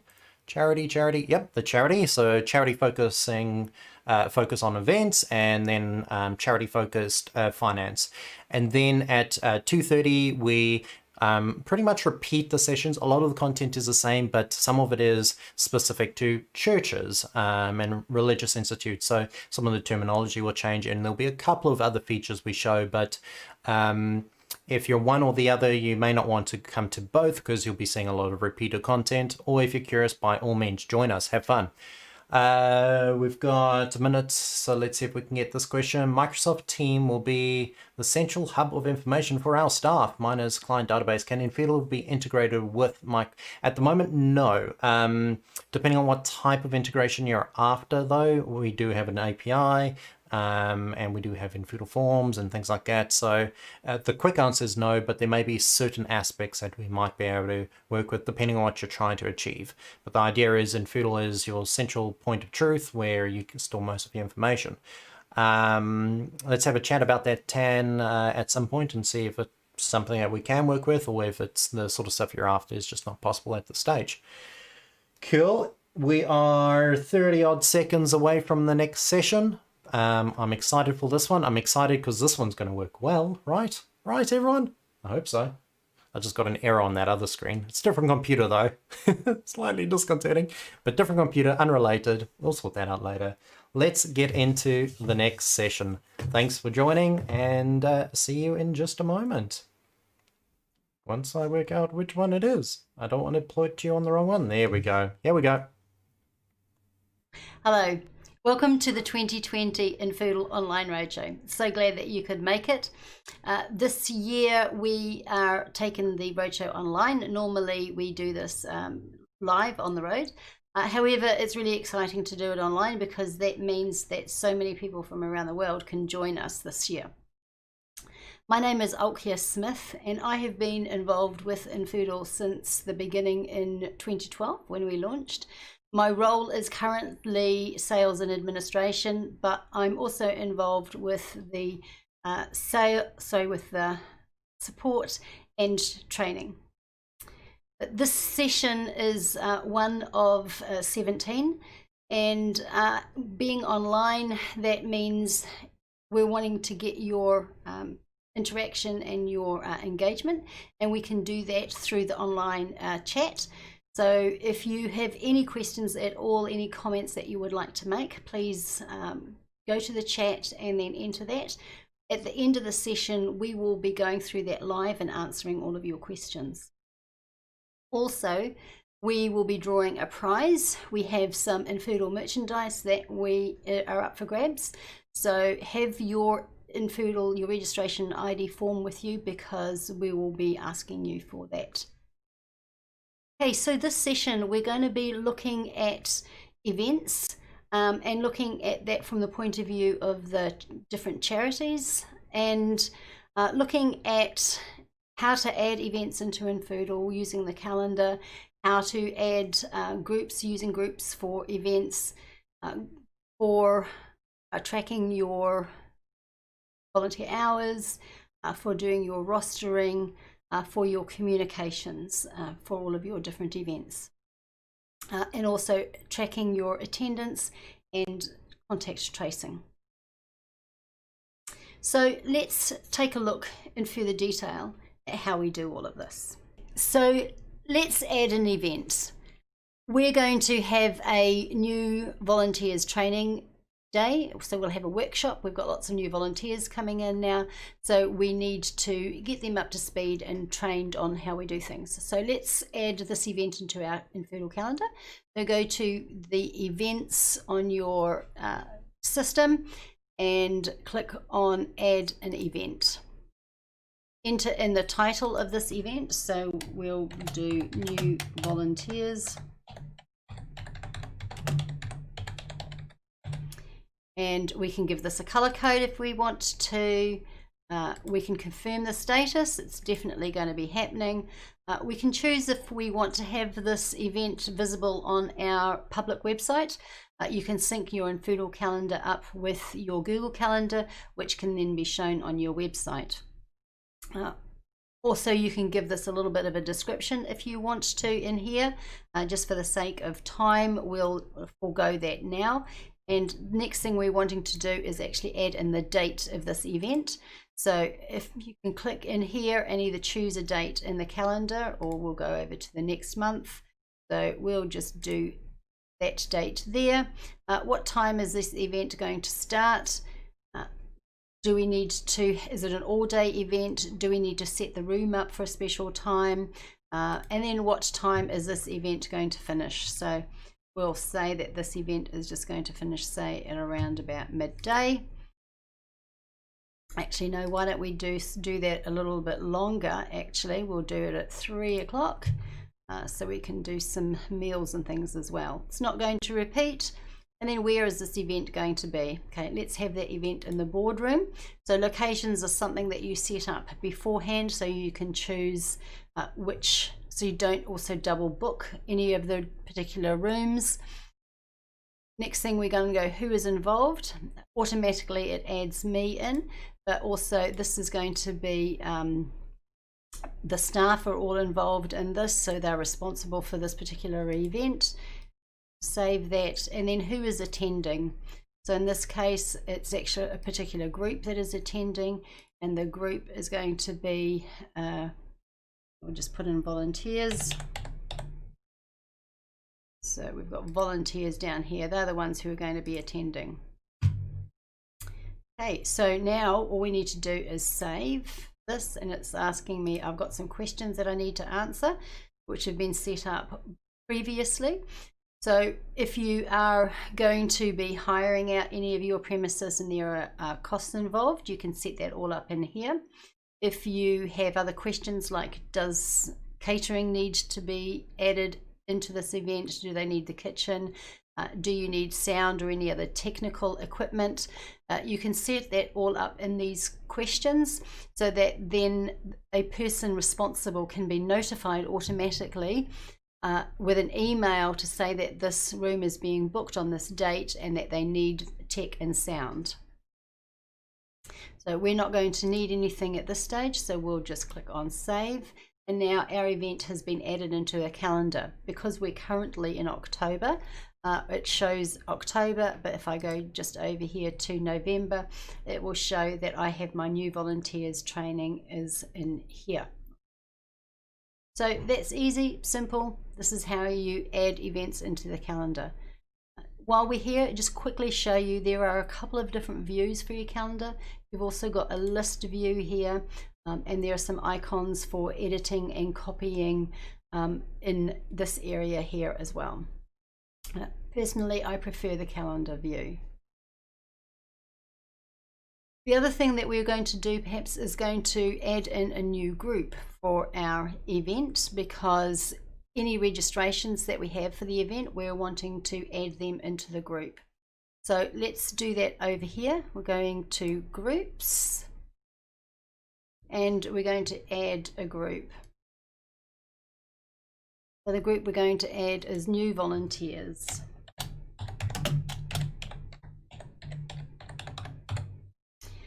The type of group, so in Foodle we've got various different types that will come automatically set up, but you can add various other types. When you're looking at your list of groups within Foodle, when you're using the group types, it puts all of those similar groups together. If you don't use the group types, all of your groups are in alphabetical order, so it might be a little bit more difficult to find a particular group. So we've added a group type. You could also call it category. That's a category of groups, and that is volunteers. So that means all of my volunteer groups will be in the same place together. You are also able to hibernate and expire a group. If it's something that you only use once a year, this particular group, you can then expire it at the end of that particular event. Next year, if you're running that event again, you can then unexpire or unhibernate that group, so that then you can send out invitations maybe for the event again next year. There are some other things here in this groups area, tasks and content. If you're wanting to assign to-do tasks against a particular group, or if you're wanting them to see notes, then you need to tick them in this area here. We don't generally tick the admin only group. This is, if you tick that, it will become a locked group, and you have only the administrator of that particular group is able to edit this group. If there is no administrator of that group, then nobody has access to the group, and you'll need to talk to us to unlock it for you. That's an extra precautionary measure for private and sensitive information that is going to be in a note for that particular group. Meeting times, we probably won't really bother about that in this case. I don't necessarily need to be added into this particular group. It will automatically do so. If I don't want to, I can deselect this one here, and then we can just save. So here is now my group. I'm added into this group, and you can see that I can edit myself, and I can add functions and skills into this area here as well. Now the next thing that we're going to do is that we're going to create a form, because we're wanting people to register for this event that we have just added in, and so we're going to create a form. So in order to save time, we've already created a form in the forms area of infoodle, and we'll just go and have a look at that now. This is the edit page or the build page for the form. Building forms in infoodle is quite easy. All you need to do is drag and drop the fields into their form. So for example, if I take this field here, this is the person field, I just drag it and drop it in, and you can see it's there. I can change the name of the field if I want to. I can make that field mandatory if I want to, or I can also show this particular field so it's only on the process form, so it's not in the live form, but only on the process form. I'm not going to use this one now because it's a duplication, so I can just click on the bin, and then that removes it from the form. As you can see, we've got here the person's name. We've made that a mandatory form. It's got the asterisk beside it. We've also got email and cell phone and address. We've created a custom field in infoodle in this particular site for allergies, so you can record any food allergies that anybody that attends this particular workshop has as well. We have also added these interest groups. When these are ticked in the form and submitted and the form is processed, they will automatically be added to those particular groups that we have created. We've also added a payment in for this particular event. So $50 for a ticket. We've also added in there so that if you purchase more than one ticket, the price is discounted, and all of that is set up in this area here. By just closing this little cross, that closes that opening up. We also have limited the number of people that can purchase tickets, because we're having to restrict the numbers of people that are attending, or maybe you don't have that many seats available, so you're needing to restrict the numbers of people coming, so that you can just do that in this area here as well. This is done through the stock area, where you can limit the number of stock items that you have. We've also showing here how many actual tickets or how many seats that we have available. The payment down here is then the total that will show for payment, because we're allowing people here to pay directly into your bank account. You can set that up in the system settings and in the finance. So with all of your bank details and everything here, we haven't added that in here, but you can have that on yours. But you can also use payment gateways. We've got Stripe or various different options that you can add in here, and that's all set up in the system settings and for payment options. So that is the form that we've got. We can preview the form just here, and that shows you what it would look like live. Yeah, so you can see all the different pricing is here, the different groups, and we've also added a capture here. So we've got some form settings. This is where you would add in when the form is live from, who's going to be notified once a form has been submitted, and also who is going to be able to process those forms after they've been submitted. And you can also add a message that will show once a person has submitted their form. Okay, so in this case, we've got thank you for registering for the workshop, and that we'll send you some information soon. So we've actually set up an automated email response. So we've created that in this area here. Using the double curly brackets here, we're using the different fields that are in this form so that the person's name will be pulled into this particular email, and also their special interests are pulled into this email, and that will automatically be sent out to them. If you're wanting to send this form as a link into an email, this is then the code that you will use for that link, or you can use this description here. If you're going to have this onto your website and you're wanting to have it as a link, then you would use copy and paste this code. It's something that's technical. I've already said earlier, I'm not really very technical, don't know how that works, but I'm sure there are people in your organization who know how to do all it. So once you've created all of your form, then you just save your form and you're ready to go. Now that we've built our form, we can then track forms as they're coming in. If we go back to the forms in the navigation bar here, and we can see now that we've got different forms that have been submitted. So this form here, we can click on the entries, which is this little icon here. And we'll see that we've got 2 entries here that needing to be processed. So just by clicking on that particular form, we'll then go to it. It's got all of the details and everything in here. Always good to have a little check just to make sure that everything is correct in here, because you can edit them if necessary. This particular person has not been found here in this one, but you might think, actually, I think that there is a Miranda in here already, so you can always do a search. And it has come up with a Miranda, but in this case, it's Miranda Jones. While she looks very much like Miranda Hart, she is in actual fact Miranda Jones. So we're going to actually create a new person by clicking on this one.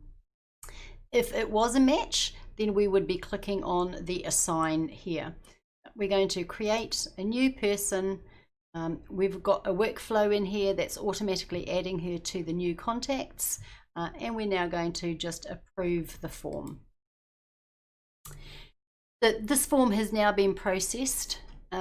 Miranda had ticked the fact that she wanted to be part of the gardening interest group, so I'm just going to show how that automatically has added her to the group. So I'll go back to groups over here. Okay, I can then search for the group just by typing in gardening here, and if I can spell it correctly, that would be really good. And I can see here my volunteers. This is a parent group, subgroup of practical help, and another subgroup of gardening. And here we have Miranda Hart has been added into this group. You can see that here today. I can do some edits on here. If there's any other details that I want to add in her function or particular skills that she has, so they can be added in here as well. So she's also going to be doing some driving as well, and we'll save that.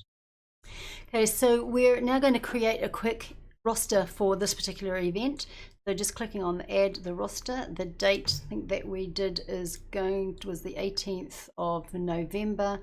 It's also going to be finishing on the 18th of November, so we're not repeating this particular event, but you can do that here.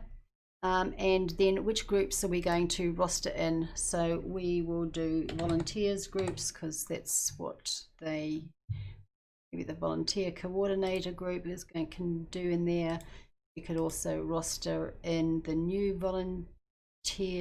No, perhaps we'll do shop volunteers, and perhaps we'll do as well. Okay, and we're now going to create the roster, and it doesn't work because I need to select that event. There we are, and we now create the roster. Okay, so we will be setting up a new configuration for this particular roster for this event. We've not done that before, so we're just going to select those and next, and that will automatically have all come to this page here. So this is where we would put in what the role or the position is going to be. So let's just say we've got a greeter coming in here. In this one here, we may have a server or whatever it is that you need to have, maybe cleanup. So this particular workshop, we then are going to add people in. We can also add further positions in here by just clicking on the plus. But when I click on this, we're in the volunteer coordinator, so it shows me who is in that group. And all I need to do is just click on this plus and it adds that person into that position. If I now go to the next, the shop volunteers, I've got a lot of people that I can select from here. And again, just clicking onto the plus and that puts that person into that position. And again, down here.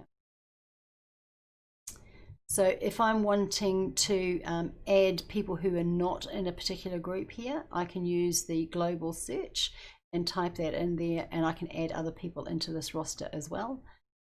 Also, I can then go into the event. I can copy this particular roster here. I can see all of the group and everybody who is in each group. It highlights people who are connected. I've got George Clooney here, obviously connected to Amal. So it highlights that somebody in his household has already been selected into this particular roster. So we're able to email this roster out to people. We can download the roster and then send it out as an email with that, and also send out notifications and reminders. So this is done through the settings, and we set the time that people will need to arrive, when they can go, when they're finished. We can then write in here the email that we're wanting to send out to everybody, the subject. We can pull in the different roster items in here that we've set into this particular email and set the reminder as to when that's going to go out, how many days before and at what time, whether it's going to be an email or a text message. All of that can be done in here through this rostering. So that's really quick overview of the rostering. There is another session where we'll be looking at rostering in more detail, or go to the infoodle help. We have a video on rostering that covers this in further detail. So this is just some of the things that you can do with infoodle to help you managing your events. Thank you very much for your time, and I'm now handing it over to Dave. Ooh-wee. Welcome back.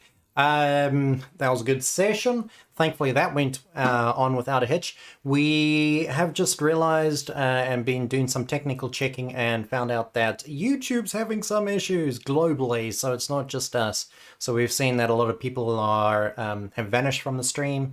And that'll be why. It's not your internet connection. Chat's still working, but the video just keeps spinning. Some devices are fine, some aren't. Some videos on YouTube are fine, some aren't. So if you're experiencing that, that's what's happening, unfortunately.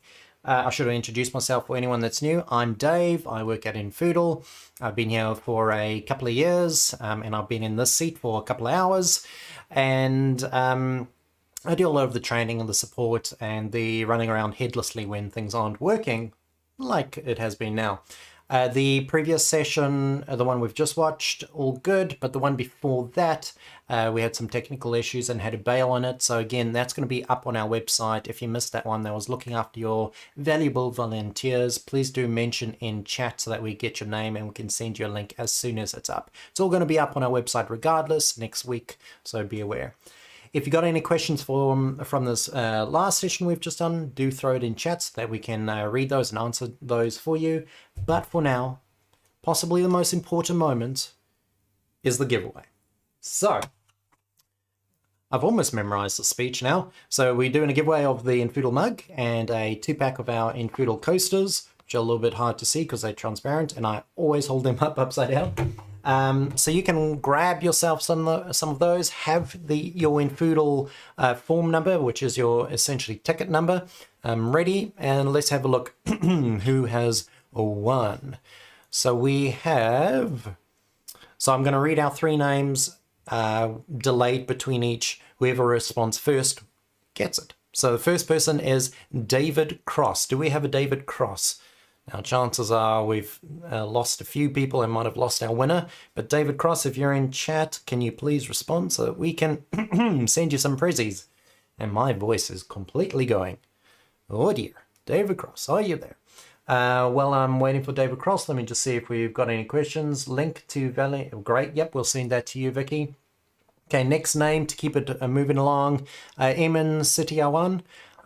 So if you're in chat, Eamon, please let us know. And again, if you've got any questions, get them in chat so that we can answer. The next session is starting in 5.5 minutes, which is also charity focused, and it's going to be looking at the finance side of it.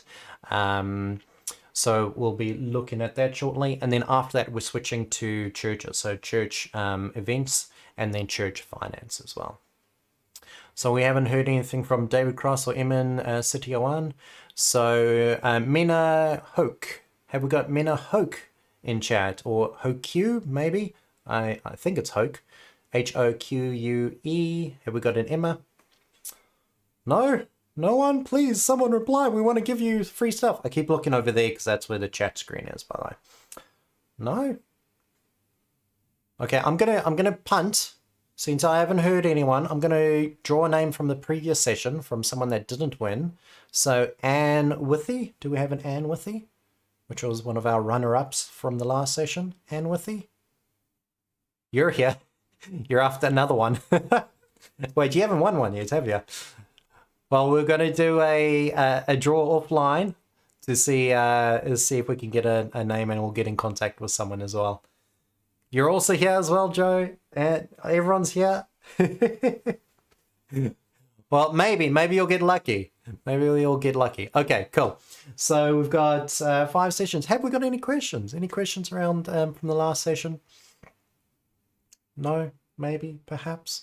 And whoever did notice my South African twang to my accent, you've got a good ear. Yes, I was born in South Africa. I consider myself Kiwi through and through, though. I've been here since '99, so I've been born and bred and survived high school in New Zealand. So yeah, it was adapt or die. But when I get tired, apparently the accent comes out. No questions. I'm disappointed, chat. I'm disappointed.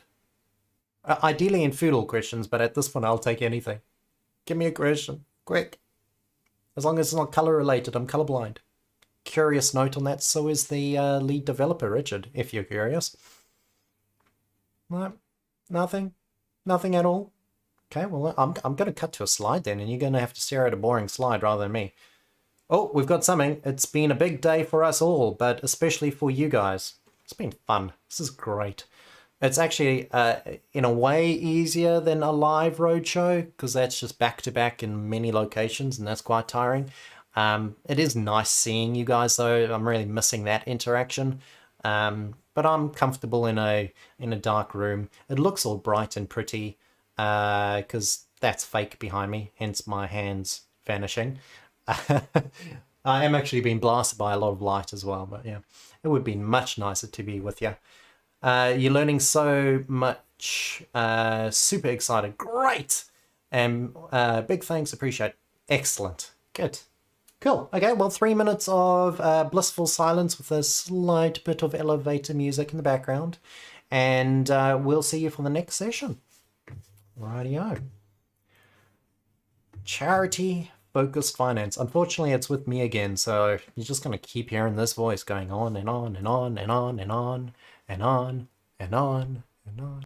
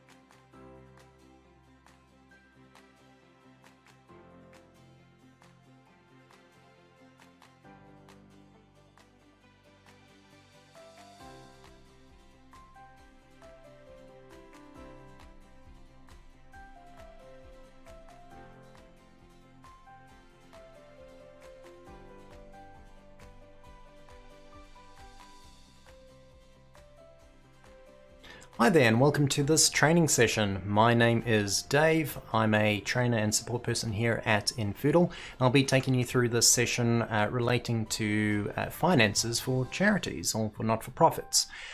We'll be looking at a number of different aspects of this finance. How do we get these transactions into infoodle? We'll be looking at then what do you do with this information? Why would you bother bringing it into infoodle? So we'll be looking at the reporting side of things, we'll be looking at the analysis, we'll be looking at the receipting, and the sort of ways that you can manipulate this data so they can be useful to you. We'll also be looking at some of the time savers that you can do as far as taking payments, using infoodle to take those payments, maybe embedding these forms onto your website, a donation form perhaps, getting those payments coming into infoodle, and getting infoodle to understand the things like payment gateway fees, and handling the receipting side of that as well, speeding up your reconcile process and pushing information to Xero if you are using Xero, and so forth. So looking at the ways that finance can be used and admin time can be cut down so that you get more time and more money back where you need it. So let's look at our database now. So this is our training site. The first thing that I want to point out is your dashboard. When you first log in, we've got a number of widgets that you can use. So a widget is these little blocks that you're seeing here. So we've got a calendar widget, a little to-do widget, and a latest notes widget there. Perhaps we want to add our finance widget so we can see finances at a glance. So obviously you'd need the finance package for this. But we click add widget and then we select the finance widget here. So at a glance, we're already seeing some information that's useful to us. We can see that we've had some finances coming in and then this huge spike, and then it's been dry the last few months. We can see any transactions that require reconciling, whether it's from Xero or from an imported statement. And clicking reconcile will take us straight to those. So at a glance, we can already see that sort of information. Also just note these widgets are movable, so you can move them around to wherever you want. This is only changing for you as well. It's not going to change it for everyone across the database. It's just your view, your preferences. And likewise, if we actually don't care about this calendar, I can get rid of that. You can always bring it back again by adding widgets, calendar, there we go, and so forth. So step one, how do we get transactions into infoodle? So let's assume that you've got Xero. Step one is money comes into your bank account and Xero sees that. Xero then allows you to reconcile that money, take it and assign it to a person and an account code and a bank account. infoodle will then go, great, I see you've reconciled that information. You've told me I'm allowed to look at those account codes. I'll bring that in. So infoodle doesn't touch bank accounts and account codes you don't want it to. It will only touch the ones you do, and it'll only touch the transactions once you reconcile them. So once that's done, it'll come down as a batch. We can click reconcile. On the left hand side here is information that's coming from Xero itself. So I can see the person who gave it, I can see any memo information, I can see how it came in and the amounts. And then on the right hand side is the infoodle side. So if you've never reconciled to this person before in infoodle, maybe they don't exist in infoodle yet, we would find that person in the database and we would select them there. infoodle will also recognize preferences. So money coming into this account code generally is tax rebatable, so it's selecting that. Perhaps we want to override that, we can at this stage. Maybe it's GST, and maybe it doesn't require a receipt at all. But let's assume that the defaults are correct. We can also say if it's relating to a particular campaign if we wanted to. And how do we want to receipt this if we are receipting? Is it a one-off receipt, meaning this money's come in and we're going to receipt it immediately? Or is it a combined receipt? So maybe we send a combined receipt of all givings, all donations at the end of the year, which is quite common practice. Or maybe you do it every 3 months or so. So a combined receipt is combining more than one transaction into a receipt. And who are we receipting? Are we receipting just the individual, Daniel Jackson, or are we receipting the company that he is part of? So you can select that as well. And once you've done that, you click OK, and that money gets reconciled in infoodle against that name. infoodle will start to learn these and create links to Xero accounts, etc., and start serving them up as suggestions, start speeding it up. We'll give you auto reconcile options so that you don't keep getting nagged by those if it's a reoccurring donation. And it will allow you to mass reconcile these as it finds those links as well. So the process will speed up as you move along. Once that's all reconciled against people, what can we do with that? So that information will be on the person's profile. So if I head to Daniel Jackson, we can see on the finance tab here, all these transactions over here. We can see those amounts showing up, etc. We can see pledge information, giving numbers, and some basic donor analysis as well, which we'll look at in a moment. But what happens if this money isn't coming to us through Xero? Now, maybe you do use Xero, but sometimes you get a check handed to you at reception and you need to do a receipt immediately before it goes through to Xero, to your bank, before you've cashed it in, etc. So how do we handle that process? So again, under the finance section, we have a couple of ways you can do this. Let's assume you don't have Xero at all first. You may want to import a spreadsheet of information, a statement import. It might be from your bank as a bank feed that you exported out, or from another accounting software other than Xero. So we have this statement import option. You choose a batch. So a batch is just a collection of transactions. We'll use one that exists, or you can create a new one. You would upload your file by click and choose file, and you would tell infoodle the format that it came in. So the OFX and QIF are typical bank formats from around the world. We've got a few other options, and then most people are using the CSV, which is a standard spreadsheet. So that's one way to bulk import transactions if you're not using Xero. The other way is one at a time. So we're talking about a check being handed to you or cash being handed to you at reception and needing a receipt immediately. So we've got this add a transaction feature. So let's firstly choose the batch again. When did the money come in? So maybe it was today. Who presented it? We'll do Daniel Jackson. And who are we receipting? We'll receipt Daniel Jackson, but we could also say there's no receipt required, or it's the household. We'll say Daniel for now. And how are we receipting? So in this case, we said it was a one-off. We're going to receipt them immediately.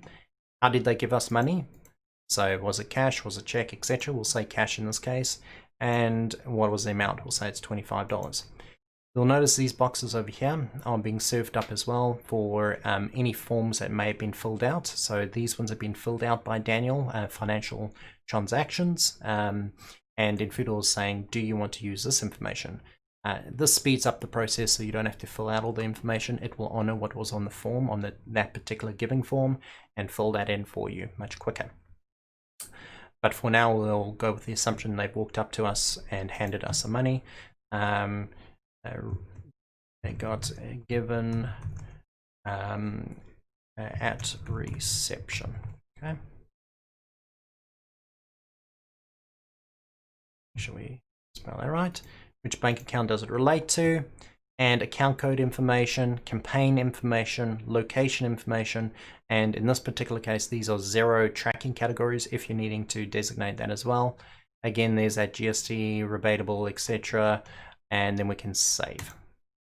Now you'll notice the screen just flicked a little bit, and it looks like some information is now missing. This doesn't mean that it's failed, it means that it has processed this, and what infoodle does is it blanks out only some of the information in case you've had 10 people walk up to you and they're giving in a similar way. So it doesn't want to blank everything out and have you re-enter it all again. It's trying to make that speed up for you. So we'll select the next person that's in the line. We're receiving the individual, it's combined, no, this will be one-off, cash, and this was for $35. Was also given at reception, and etc, etc, and we can save that. And you'll see there again the name vanished and the total amount vanished. So it's trying to speed that process up for you. So if I go to any one of these people, so Daniel Jackson, we'll notice now when I go to the finance tab that that amount is there. But you'll notice that it's saying split amount and it's saying $12.50. That's just relating to how we've told infoodle to receipt this using a giving number. So Daniel is partnered in our database, at least is partnered with Samantha Carter, or married to Samantha Carter perhaps. and they're giving together, but they are wanting to receive split receipts. So infoodle can handle that sort of mechanism. They both receive their own receipt, and it's a perfectly split down the middle amount. But perhaps we wanted to combine that and they get a single receipt with both of their names. We can do that as well. So infoodle will inform you the applicable information there.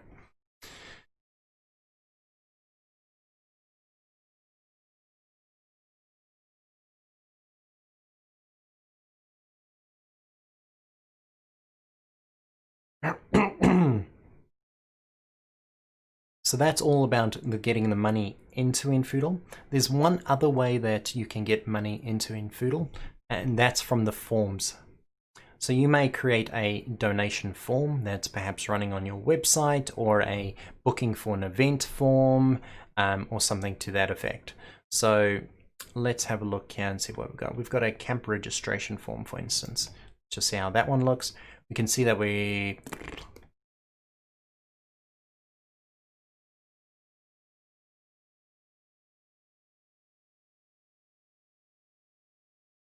and we've got a donation form over here. If I just check what that looks like, we can see we've got a donation form, and we've got people's names, and that's made mandatory. We've got some other general information, and we've got amounts, and people can select the amount they want to pay, plus another amount perhaps, so maybe it's 40. How do they want to pay? So infoodle integrates with a number of payment gateways, and you can use more than one and present more than one to the person paying, or you can be explicit and say you may only use this one, and it's called credit card payments. So you can, instead of writing Stripe, which is a payment gateway, you could label that to say credit card payment, or direct debit payment, or online payment, whatever's easiest for people. Or you could give them something like your internet banking, and you can have your banking information appear here, or just cash and send them an email saying please make sure to pay at reception, or whatever it may be. But we'll go with Stripe in this case. Reoccurring period, so maybe we want to give them the option to donate regularly, or we can give them a one-time option. You can select what sort of periods you want. So at the moment we've got 4 different periods, but you can select from a whole host of different periods. First payment and last payment as well. So if I go to one time, you'll notice it just asks you when do you want to make the payment. If we set up a reoccurring, it's going to ask us when do you want to start the payment, and do you want to optionally have it end in a year's time perhaps. So we'll just do a one-time payment in this case, and am I a robot? And then you would click submit. So I haven't filled out all of this information, so we'll just go out of that and look at how that information comes into infoodle. So we'll look at the responses now. You can see here's a payment that was made by Bob Dylan, big supporter, and we can see his information. We can see he's done the $5 for one child. We can see he's paying it once per month, and it's starting on the 16th of September. But he's being sneaky there, and he's actually ending it straight away. So it may be once per month, but it's actually just a once off. It's a bit cheeky. We can see also the bank fees and how much we're netting out of that. So that's all useful information. Now, usually when this money hits your bank, you're going to get that $4.55. But when your receipt, you're needing to receipt for that full $5.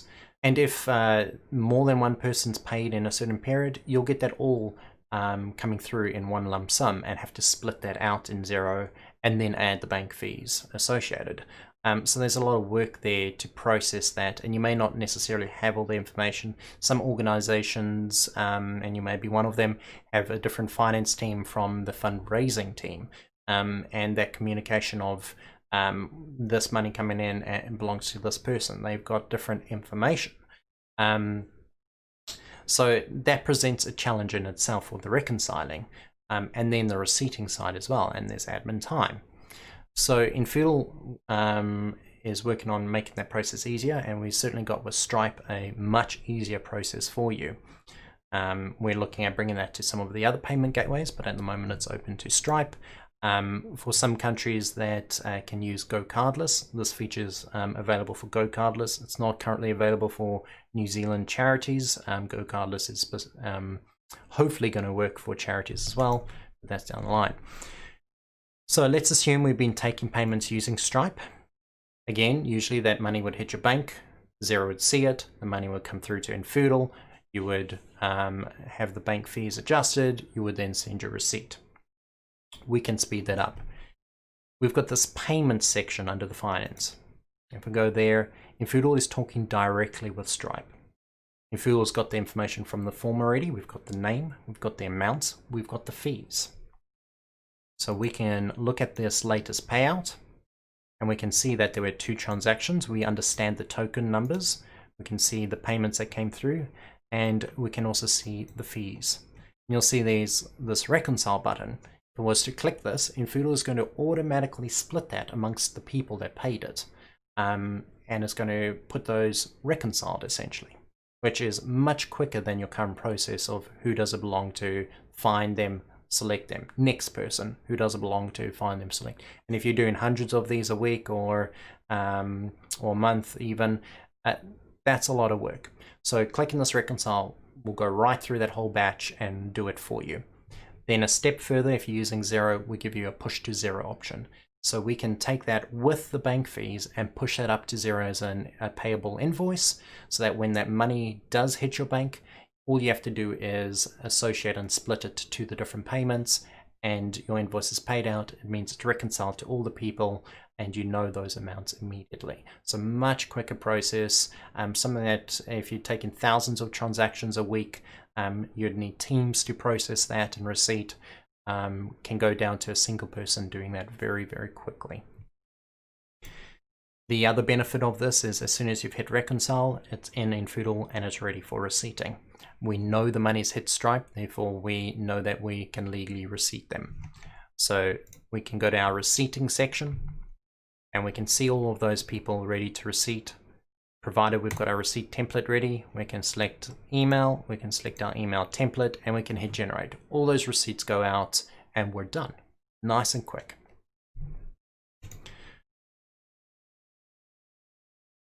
On the receipting side of things, you can have more than one receipt template as well. Maybe you've got seasonal receipt templates or receipt templates that relate to different campaigns that you're doing and you're wanting them worded slightly different, or maybe they are graphically designed in a different way. So you can have more than one receipt template as well. We can preview to see what these look like as well before we send them out.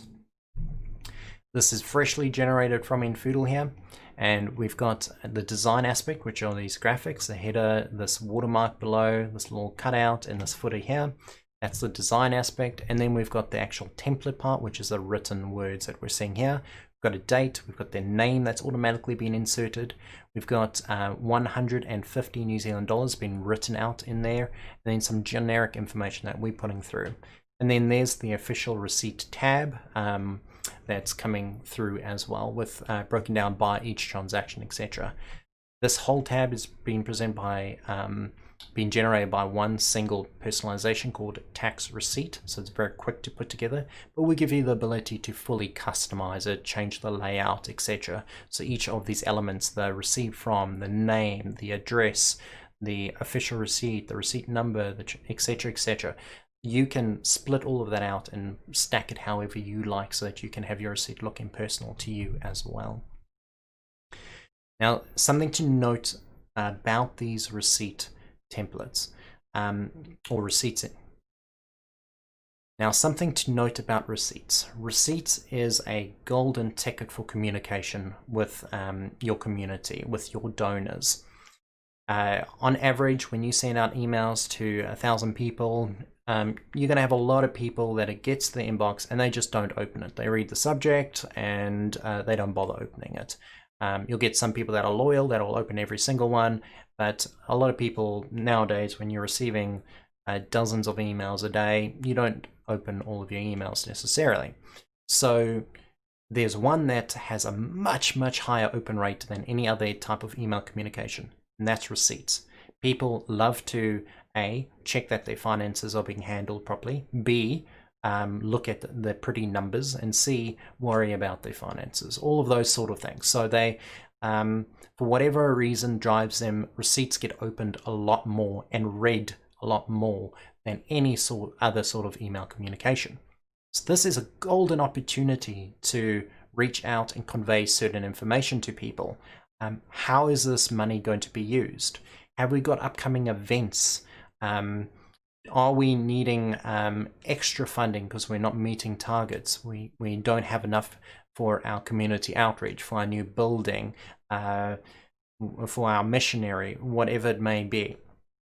Has this made a particular impact that we want to highlight and get people excited about? Do we want to encourage them to sign up as a member rather than a casual donator? All of this sort of thing, you have an opportunity to put in your receipt template. Now, there may be like 50 things that you want to bring through and have people read, and you may put that all in there going, great, I can convey all of this. Don't do that. That's shooting yourself in the foot as well. So think about 2, maybe 3 highlights, 3 key things that you want to convey to your community, to your donors, etc. And put them in and keep it succinct. Don't go on and on about it. Keep it to the point. Because if people see hundreds of lines of information, they're going to go, oh, that's a lot to read. Where are the numbers? Oh, my total is $150. Great, close. So keep it nice, short and succinct. People will generally read that. You'll convey some information, and you'll get better engagement. You'll get better loyalty from your community, from your donors. So don't miss out on that opportunity. Yes, it's easy to get this receipt out to people and very quick with infoodle, but it is just a golden opportunity to increase funds, to increase loyalty, to keep donors. If you're wanting to see more on how you actually create these receipts, or more ideas on how you create forms or get those forms embedded in websites, etc., do reach out to us, or we have a ton of help documentation on the website. Just click that help in the top right corner. We've got help videos especially dedicated to finance, as well as one that's dedicated to the receipting side. And we have a whole bunch of free online training. So head over to infoodle.com and click the training at the top. You can register for free live webinars rather than this recorded one that you're seeing now. And you get to interact and bring your particular case to us, and we can help you and look at your case and see what makes your organization tick and how infoodle can help you improve that. So do use the resources at your fingertips. We're here to help, and I hope you got a lot out of this session, and I'm looking forward to seeing you in the next session. Do join me, the real live me, in just a moment for live Q&A, and also for the draw for the prize. So have your form number ready, and I'll see you in a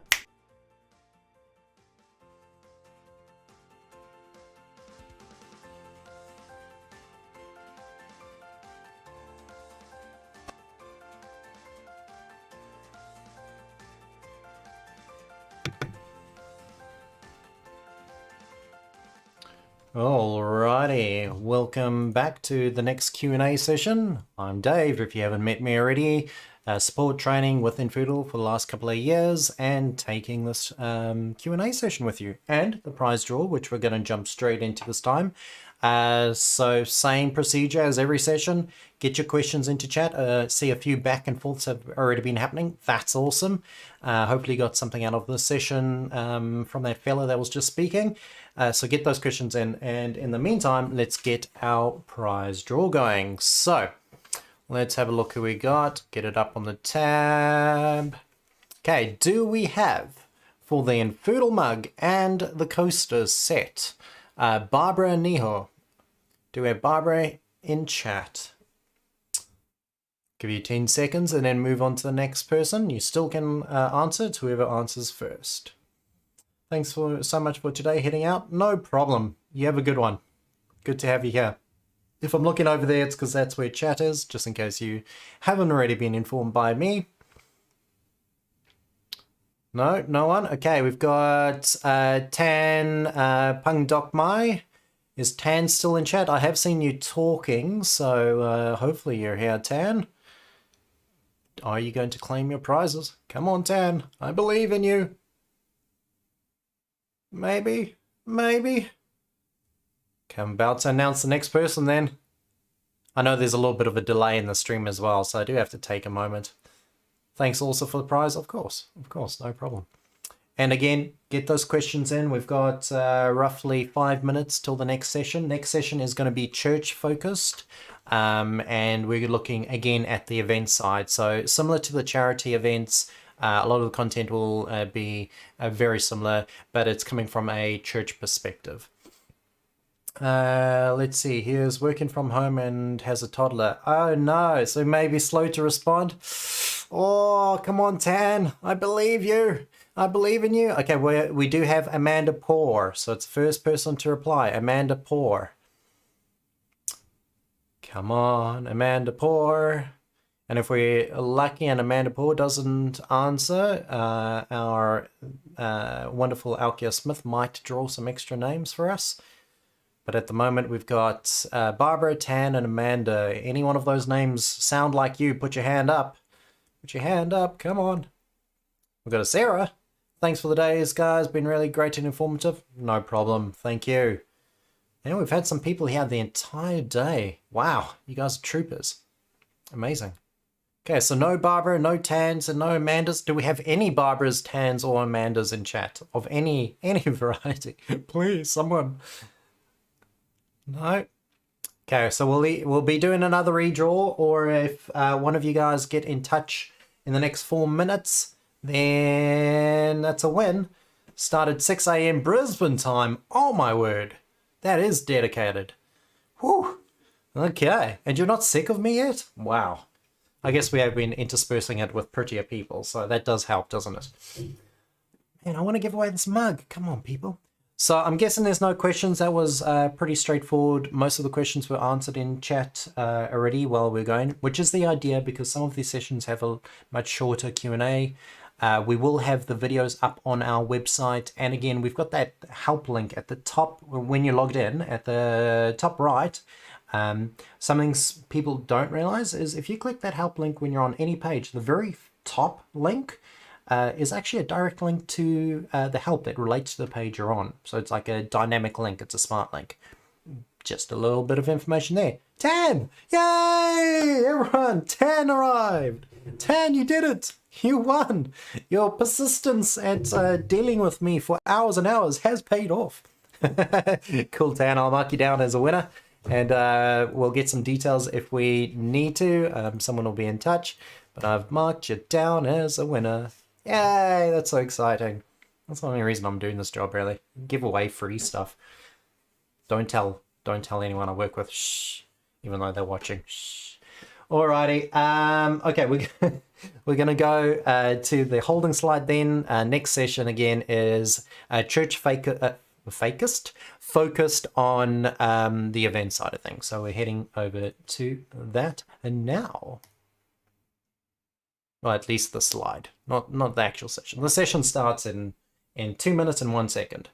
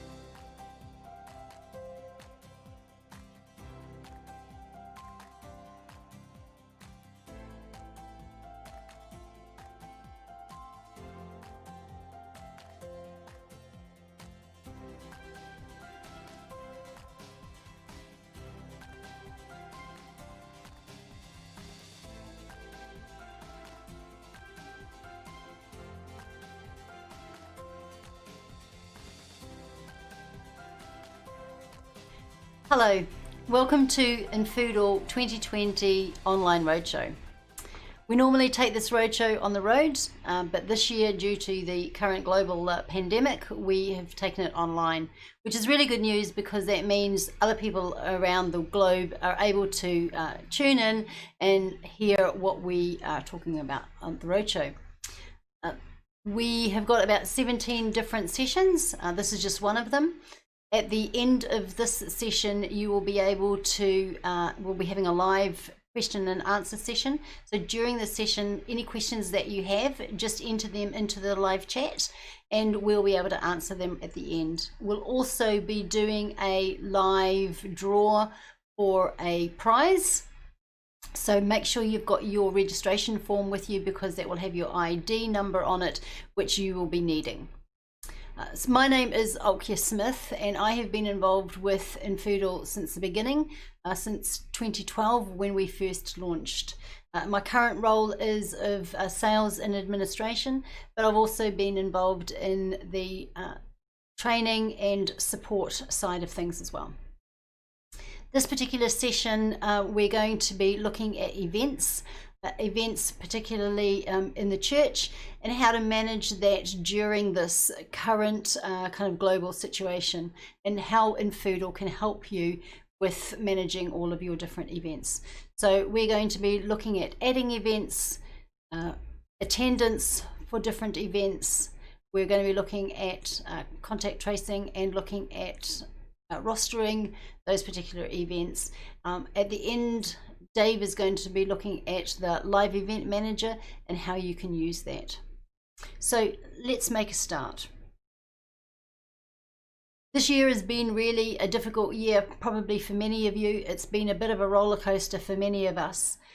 We've been locked in, we've been in lockdown.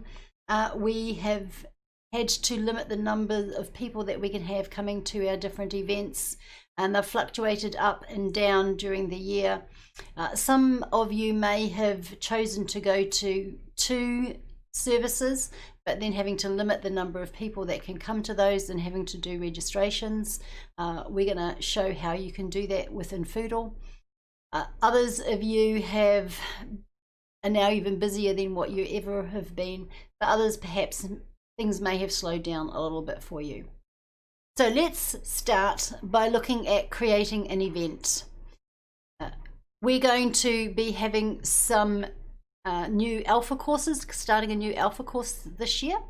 So let's use that as our example. So first of all, you go to your event page in your system, found on the navigation bar here.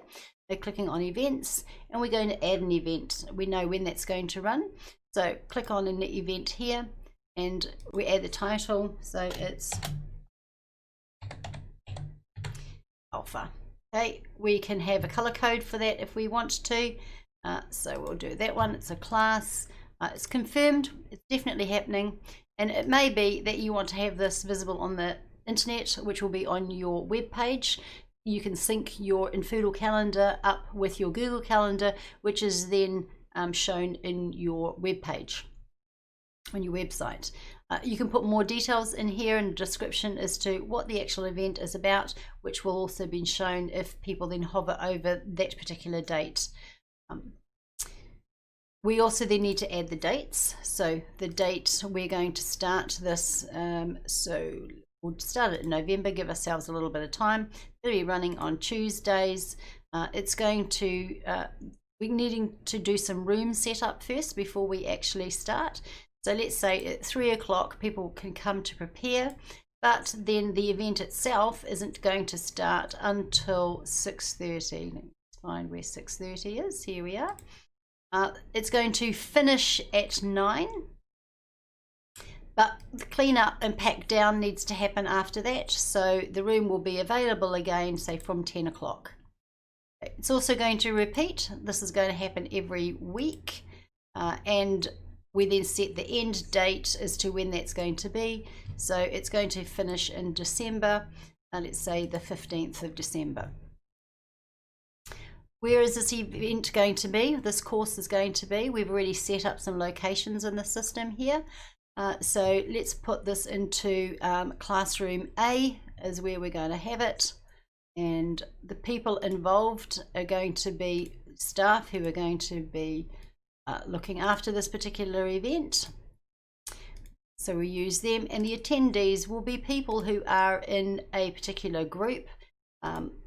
So I may already have created an alpha group, so everybody who's part of alpha course is able to be a part of that group.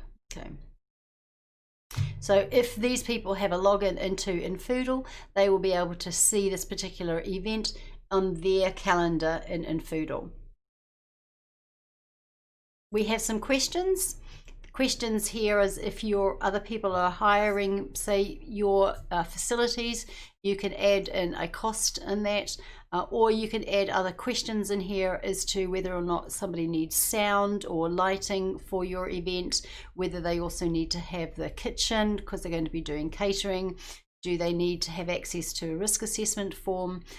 These can also be added in here. A notification can be set so that when the person makes that booking, automatically an email will go to the person who's responsible for that, so they will know that somebody needs to have sound or lighting for that particular event. So let's save this event now. I haven't answered the questions, so I need to click, we'll go no in this case, and we now have our event is in the calendar. Where are we gone to December? We've gone, here we are, here's our alpha course in down here.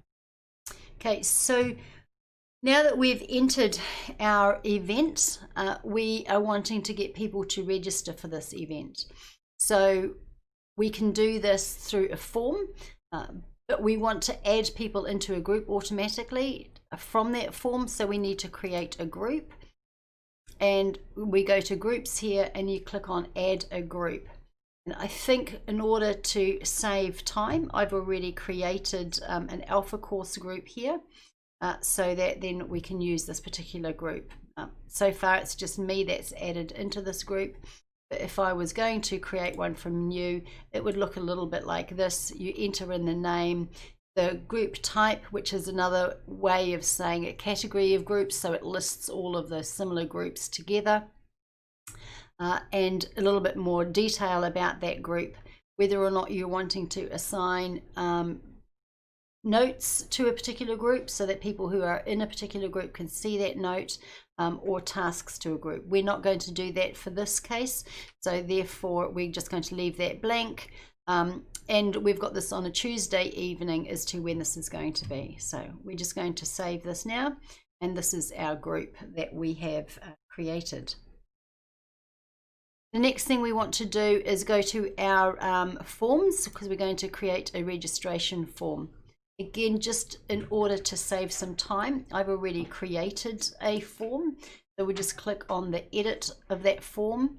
And you can see that I have been able to add in an image. We've given it a title. Creating a form is really easy. You just drag in the different things that you need from the navigation down here and pull it into the form. So we've added the heading into there, and then we just give that a heading. Just to show you as to how you do that, you would just drag it and drop it in like that. Then put in the actual title in here as to what you're actually wanting to call this particular field. You don't like it, then you just click on the bin and it will go away. So this particular event, we've made it as or this form I should say, we've made that as you can add more than one person to the same form. Perhaps it's one or two people from the same household who are wanting to come and join this particular course. So we've made some mandatory fields in here, which you can see with the asterisks, and others are not. We've entered in a custom field for food allergies, so that it's important that we know if anybody has any food allergies, because we're providing a meal. And also this is then the group that people will automatically go into. However, on the live view of the form, This won't be visible. It will only be visible in the approval of the form that you can see, and I'll talk to you a little bit further about that later. But you can see that that is there and mandatory because they have to go into that group. We also are going to be limiting the numbers that we have in this particular group, people who can attend, and so we've done that in this area here of the numbers that are available. And we've got this as a free event in here. So what we're also wanting to do once we have is set who is able to process this form and also who is notified. So if somebody is then submits a form, we may want to notify somebody. Maybe it's going to be an individual person or somebody on staff. You can do that as a group, or you can have an individual that you would want to notify. So in this case, it's infoodle support that is going to be notified that somebody has registered. We also add in here is the message, like as soon as that form has been submitted on the screen, what message do you want to show to the user? So we've just said here, thank you, we have received your registration, you'll get a confirmation email shortly. And also you can add in here as to if there's anybody in particular that you want to process the forms. We've set the automated email response. So using some of the fields that are in the form. So we've got the username, so the double curly brackets here will show that we've got the first name from the form that is then was submitted. And a few details as to where it is, what time it is, that we've got into this email here. Okay. You're wanting to publish this form, you can do so as a link in your email, sending out an email to everybody with an invitation. You then copy this code and use that in your link, or you can copy this wording as your link into your email. If you're wanting to have it on your website, this registration form, then you would copy this particular code here. I'm not very technical, don't know exactly how that works, but I'm sure you've got people in your organization that are technical and that are able to do that for you. Okay. So that is how you would create the form. We also have a check-in system that you can use. This is probably designed for bigger events where everybody can come in and actually check themselves in. It doesn't have to be manned, so people can just type in their name and check themselves in. It's dates time-stamped, I should say, when people are checking in. There are other advantages for the check-in system because you can also print off a name label. On that label there can be other information like allergies or birthdays. This is particularly useful if you're doing food, but also if you're having a children's church and they're having a birthday, you know, kids, they like to have their birthdays remembered and be made to feel special. You are then able to run a report on all of the attendance, so either at the end of that event or if you have a certain date that you need to track, or over a period of time, a month or 6 months or even the end of the year, if you're needing to do some tracking on who has attended. You might like to see for pastoral purposes as to who's been attending and who has missed. In particular, if somebody's missed a whole series in a row, you might want to just kind of check it out and see the reason why.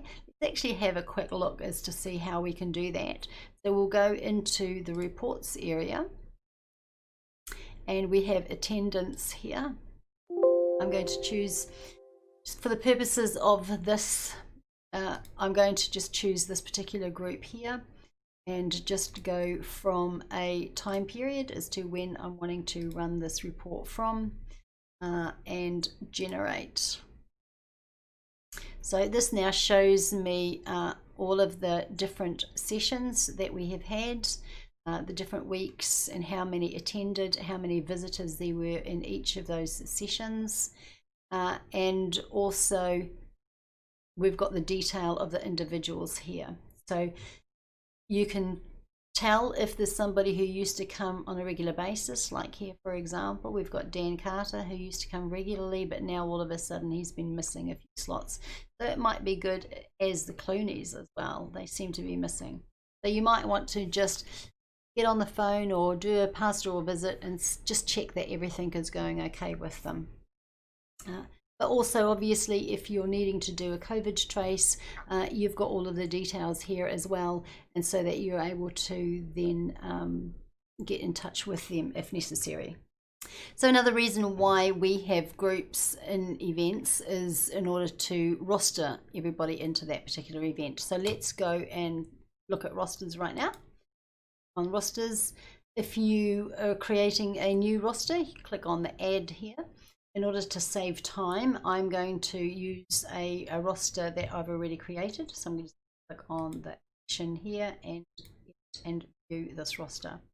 So these are the different groups that I've added into this particular roster and given different positions for what's needed in that particular event.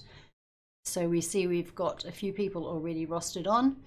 If I'm needing to swap any of these people around, I can do so. I can click on infoodle support, for example, click on the swap, and I'm actually going to swap them with Ben Jeffrey. Just kind of swap them over. So that's really easy to do. Once we've got everybody all into the different slots that they need, we can send out an email with the right, we can do that here, send out an email to everybody with including the roster so that they can see that. But also we're probably wanting to send out reminders before the event, and that's done in the settings and just clicking on the settings here, and this is where we would put in the time of arrival for everybody. So I think in this case, actually we're looking at just individual groups. So currently at the moment, we were looking at the meal prep team. So the meal prep team are going to be coming earlier on in the day. They're going to be coming at 3 o'clock in the afternoon. So we're just going to change that to 3 o'clock. They probably will be finished by 5 o'clock. So that's when they can leave at 5. The next thing is when do you want to send the reminder out? 2 days in advance. And what time do you want to have that sent out? You know, maybe we're going to send that out at 9 o'clock in the morning. What are we going to have in that reminder? Click on the view to edit. Obviously you would want to have you know, a subject on here is to Alpha Volunteer, and the details, so dear, and the person's name that you can put in here, which is the person's rostered name. It's here, and that goes there.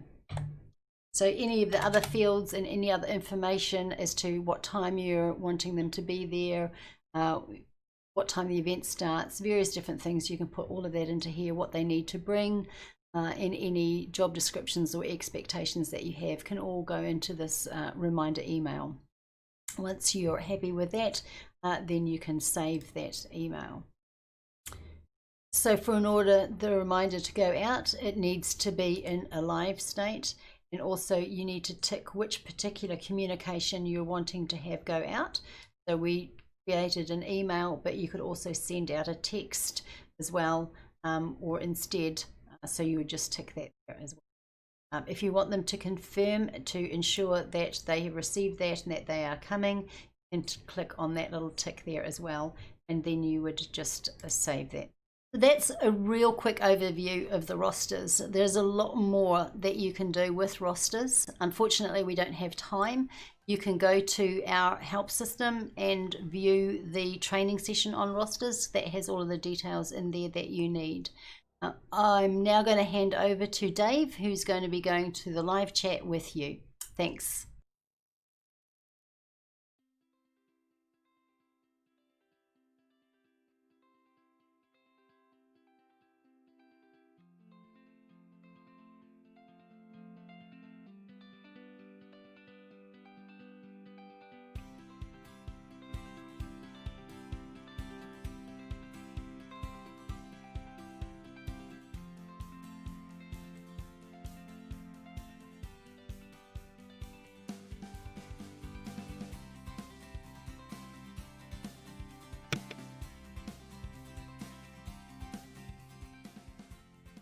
Alrighty, welcome back, welcome back.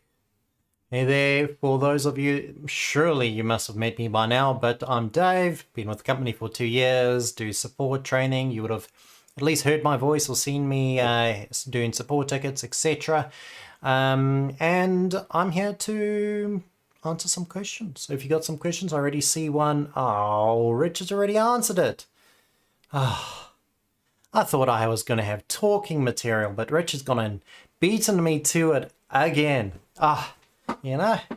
Anyway, what I do have, arguably just as important, is gifts to give away. So we got an infoodle mug, and we've got coasters, and as far as the New Zealand or this side of time zone, or if anyone caught it at the start of the day, Richard called it the Southern Hemisphere time zone. Okay, that's one of my favorite lines now. That is official. That is canon. I love it. Anyway, so we've got only 2 left of these giveaways. So let's get to that.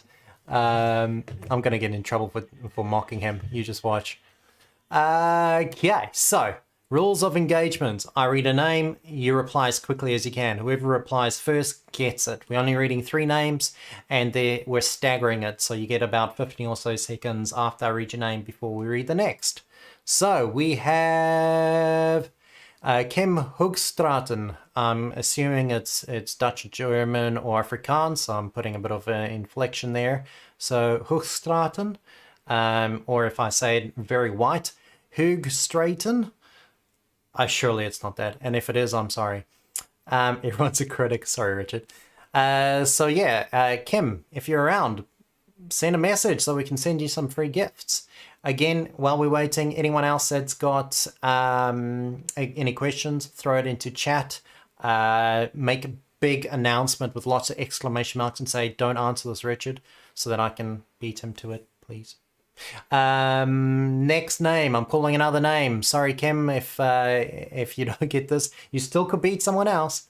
Graham O'Connell. Do we have Graham O'Connell in chat? Graham, you've got a mug. It hasn't got your name on, but I'm saying your name, so it counts. You want a mug and some coasters? There's other people that do. Okay, next name, Catherine Rogers. Do we have a Catherine Rogers? So we're after Kim Hoogstraten. I've got 4 names on this one. We've got a Sophie Alec Dodson as well. I missed that one. So Sophie Alec Dodson, Graham O'Connell, or Catherine Rogers. So 4 people's names on this one. Anyone? Yes? No? No, it's so quiet. Okay, any questions? I'll read out those names again. Our next session starts in a little over 6 minutes, and it's the final session for the Southern Hemisphere time zone. And then we're going to be doing a UK session tonight as well, tonight New Zealand time, starting at 9 p.m. So doing it all over again, having a bit of fun with that. The final session today is church with a church focus, looking at the finance. So that's what's coming up next. Alrighty, I'm going to read those names again, and I'm not seeing any for the Northern Hemisphere time zone, naturally. Yeah, exactly. So we've got Kim Hoogstraten, Sophie Alec Dodson, Graham O'Connell, or Catherine Rogers. Anyone got a name that rhymes with any of those? I'll take anything at this point. No? Okay, well, keep your questions flowing during the sessions as well. Keep the questions coming. I'm going to cut away to the hold slide before I make myself even more embarrassed, and we'll see you during the next session. Again, if you see them in chat, any of those names, do point it out that they need to speak up so that we can give them gifts. I see a message saying, "Thanks for your efforts today, folks. Well done. Very helpful. Bye." See you later on. Thanks for joining us. And yeah, anyone else that runs away before the end of the next session, thank you as well for joining us. I hope you've got a couple of tidbits, at least, at the barest least, out of this. Alrighty. So, church-focused finance, starting in exactly 5 minutes. 5 minutes. There we go.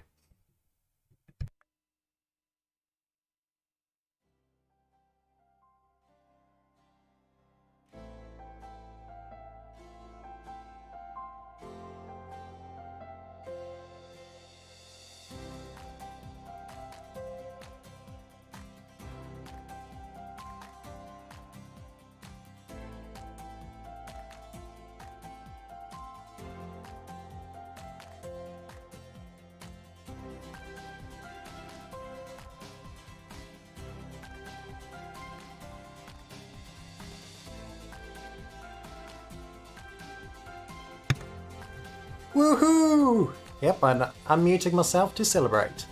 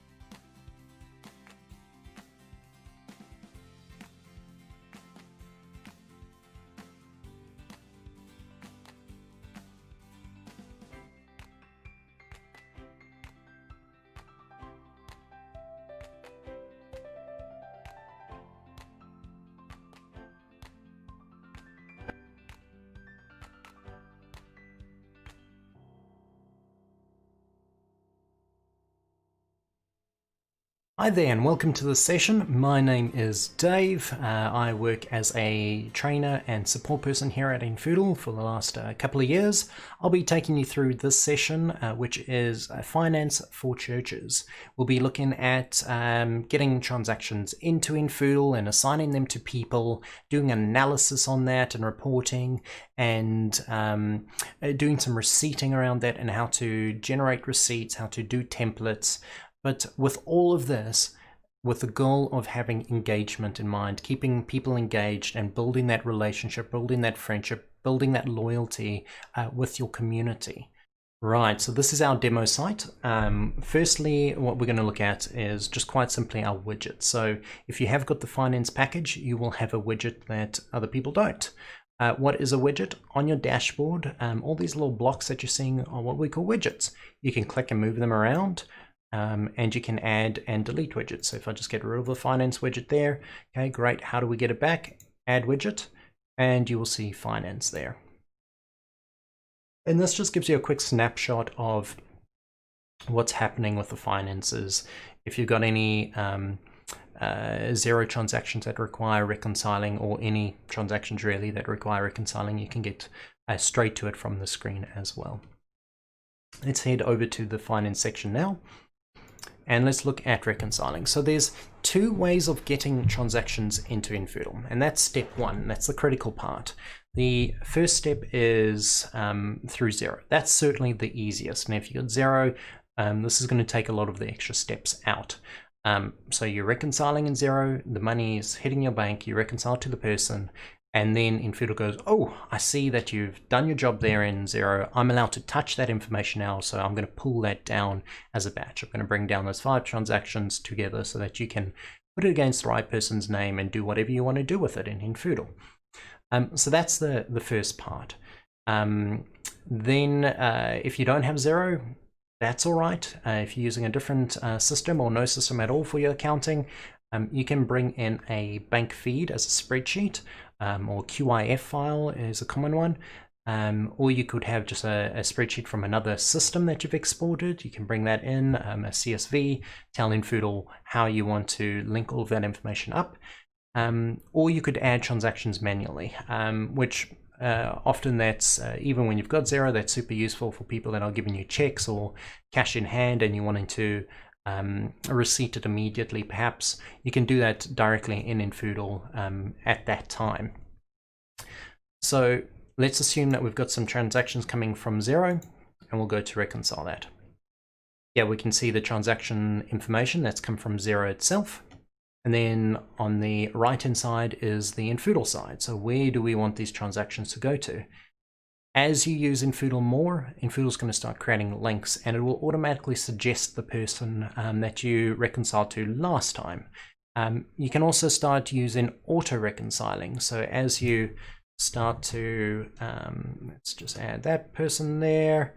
As you start to build all of this up, adding campaign information if need be, you can start to do all of these sort of links.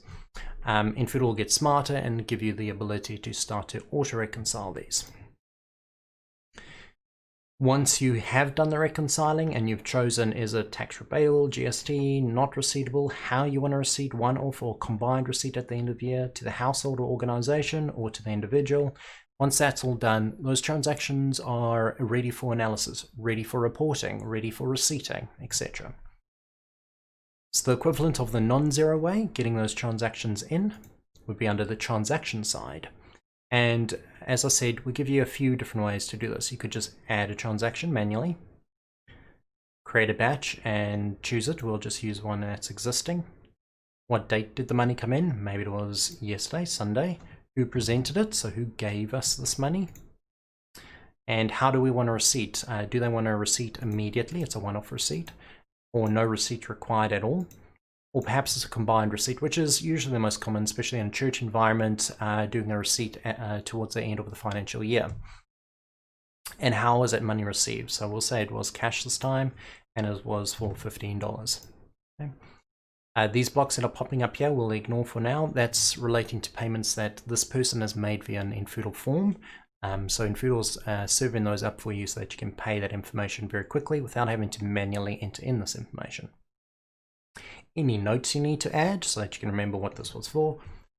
Gave to me in hand after church. And what bank account does it belong to?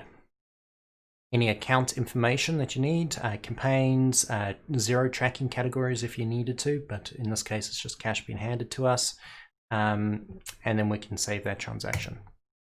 We'll see infoodle will blink briefly and it will remove some of that information. That means that it has successfully reconciled that to Daniel Jackson in this case, and has blanked some of that information out so that you can very quickly add new information. So maybe Samantha Carter gave us some money, if there is a Samantha in our database. Here we go. And it's remembered some of those other settings. It's remembered the date, the cash, etc., the bank accounts, gave money to me in church, etc. So it remembers that so that you can very quickly just enter in the person, the amount, save it. Next person, Jack. Cash, yes, $20, and save. Very quick to get that information in. There's also the spreadsheet option. So if you are getting information via spreadsheet or a statement, under banking we've got the statement import. I won't show you this entire process, but essentially again choose the batch number or create a new one and then upload your file. We'll say it's just a CSV. And then it's going to ask you to define how your spreadsheet looks. Where does the information start? Which column has what information as well? And it tells you which fields are required as well. How do the dates look, etc. You'll notice that there's some letters in here. infoodle will remember the last time you've done this so that you don't have to keep trying to work out which field, which column all of this information is every single time you do this. So it will assume that you're going to use it in the same format, so it will serve it up from the information from last time. Then you can upload, it will double check that information, make sure there's no errors, and then you can go through to the reconcile side of things. So nice and quick. So that's the getting the money in. So that's half the battle done. Then there's the using that information to do reporting, to do receipting. So at its core, let's have a look at Daniel Jackson. And we can see on his finance tab, these transactions that are going through. We can see this one that we've just processed, and we can see that note that we've got, and we can see that in round. And under the receipt side, we can see there's no receipt number here. No receipt has been given. So that's a quick view. We can see previous years as well if we wanted to, or we can see all as well. And we can also, it breaks down by the ones that are waiting to be receipted versus the ones that have been receipted. And we can see those receipt numbers, and we can also view those receipts if we wanted to from this page.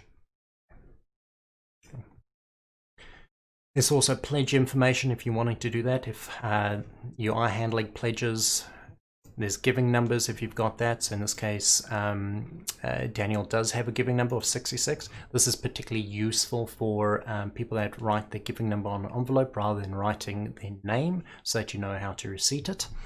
And we'll look at how to assign all of those. And then some basic donor analysis. How has the money been coming in? Has it been regular, etc. As far as giving numbers go, that's all under the finance section. Giving numbers. And we can search for that person there, or we can search by the giving number. So his number was 66, or we can just search by his name. And we'll see everyone in his household or organization showing up here and their current giving numbers. Why you'd want to see everyone in the household is because sometimes you've got couples that are giving together, and so they want a single receipt with both of their names on, in which case we use giving numbers for that because they are giving as a single giving number, a single giving person. So we could say, okay, Daniel and Samantha both need that same number. We can go update. And now when I go check Daniel again, we'll see that they both got that same number there. And then infoodle also asks you, how do you want to generate those receipts? So at the moment, it's a receipt is issued combining the names of the other people sharing this number, meaning it's going to say Mr. Daniel Jackson and Mrs. Samantha Carter in this case. Or if they both had the last name, it would say Mr. and Mrs. Jackson, or Mr. and Mrs. Daniel and Samantha Jackson, depending on formatting. But you can also say the donation is split equally amongst these people. So sometimes the husband's giving $50 a month, but the wife is giving $100 a month. Now they could combine that, but some couples prefer to split it evenly. So 150, so $75 each per month essentially. And they want a receipt in their own name separately with that 75, so it's nice and even for claiming purposes. So infoodle gives you multiple ways to process how you do the receipting for these people. And if we actually go to the receipt section, we can see here a number of different settings. The first thing to be aware of is the filtering up top here. This is very critical, both of these blocks here. You can't find the receipt that you need. It's probably because one of these settings are wrong, or when you generate the receipt and it's only showing you a single transaction, or it's showing you too many transactions. It's again probably because these filtering settings are incorrect. So at the moment we are not showing each transaction. So if someone's given 10 times, we're only showing combined information. We're showing it all together. If I was to tick this, it will split up and we'll see Daniel Jackson, Daniel Jackson, Daniel Jackson. It's now splitting it up per transaction, which is fine if you are looking to go, okay, where's that big figure there? Okay, this guy wanted a single receipt and I can do it immediately at this point. In most cases, you'll probably be combining them.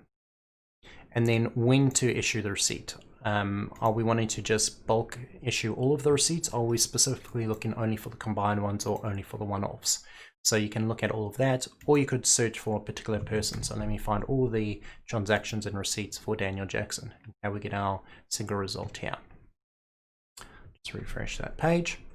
You'll also notice that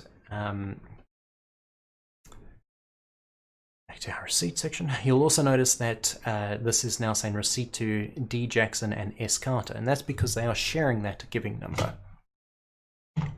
And it's got that total there of $220. If I was to quickly go back to that giving number there, let's find Samantha Carter again.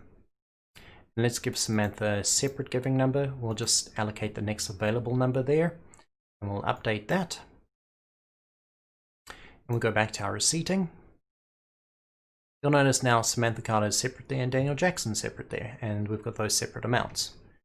Likewise, if we go back to Samantha one more time, we give them both the exact same number of 66 again, and update that. Just double check that again. Right, they're sharing the number, but this time we're going to change the donation is split equally, and we'll update that. When we go back to our receipting section, they are separately annotated here, and they've got a separate amount that is even. So we can send that perfectly split receipt to each person, addressed to each person. Finally, the receipt template itself. What does the receipt template look like? So you can have more than one receipt template. You can even have seasonal receipt templates. So maybe you want around Christmas time to send out something that's got a bit of snow in the design, or maybe a little bit of different terminology. So maybe you have a Easter event, a youth camp, for instance, and you're doing separate fundraising for that for the youths, and you're wanting to send out a receipt explicitly for that. So you want your receipt to be worded differently, you want it to be designed differently, so you can have more than one receipt. So let's just have a look at what this one looks like quickly. We'll let that generate. You can just have text on the screen, or you can make it look a little fancier like this one here, where you have some graphics as well. So here we can see the person, and we can see those amounts there broken down. We can see the date information, etc. And we can add personalization. So the dates there, we can see the name, we can see 110 New Zealand dollars written in words there. So you can get it all personalized and operational in your receipt right there and then. This bottom section is auto-generated with one personalization called tax receipt. So it gets most of that information that you need for a legal receipt, certainly in New Zealand. The only thing missing is a signature to make it a completely legal document at the moment. Because we're just generating preview, the receipt number currently says sample, so this isn't legitimate, but when we generate it properly, then it will have a unique number generated by the system that you can't alter, you can't tamper with. The system records that for auditing purposes. So it's all handled by infoodle for you. To manage these templates, we can go here and we can see we've got 2 different templates here. We've also got 2 different designs. So if we just look at that template we were viewing a moment ago, let's have a look at how it's made. So it's all done by this text here. And then we've got the graphic element or the design as well. So we've got this date of transaction. We've got dear full name. Thank you so much for donating to Healing Hands International of total in words. So that was the 110 New Zealand dollars written out. And then just the generic message here. And there's our tax receipt at the bottom there. All of these personalizations, these curly bracket personalizations, can be found on the side here. So these are general personalizations, household personalizations, person custom field personalizations, and receipt information as well. So stuff relating to the receipt itself. So that's where you're going to find all of that. Now, you could get away with date, hi, thank you for your donation, and your organization information and the tax receipt, and be done with it.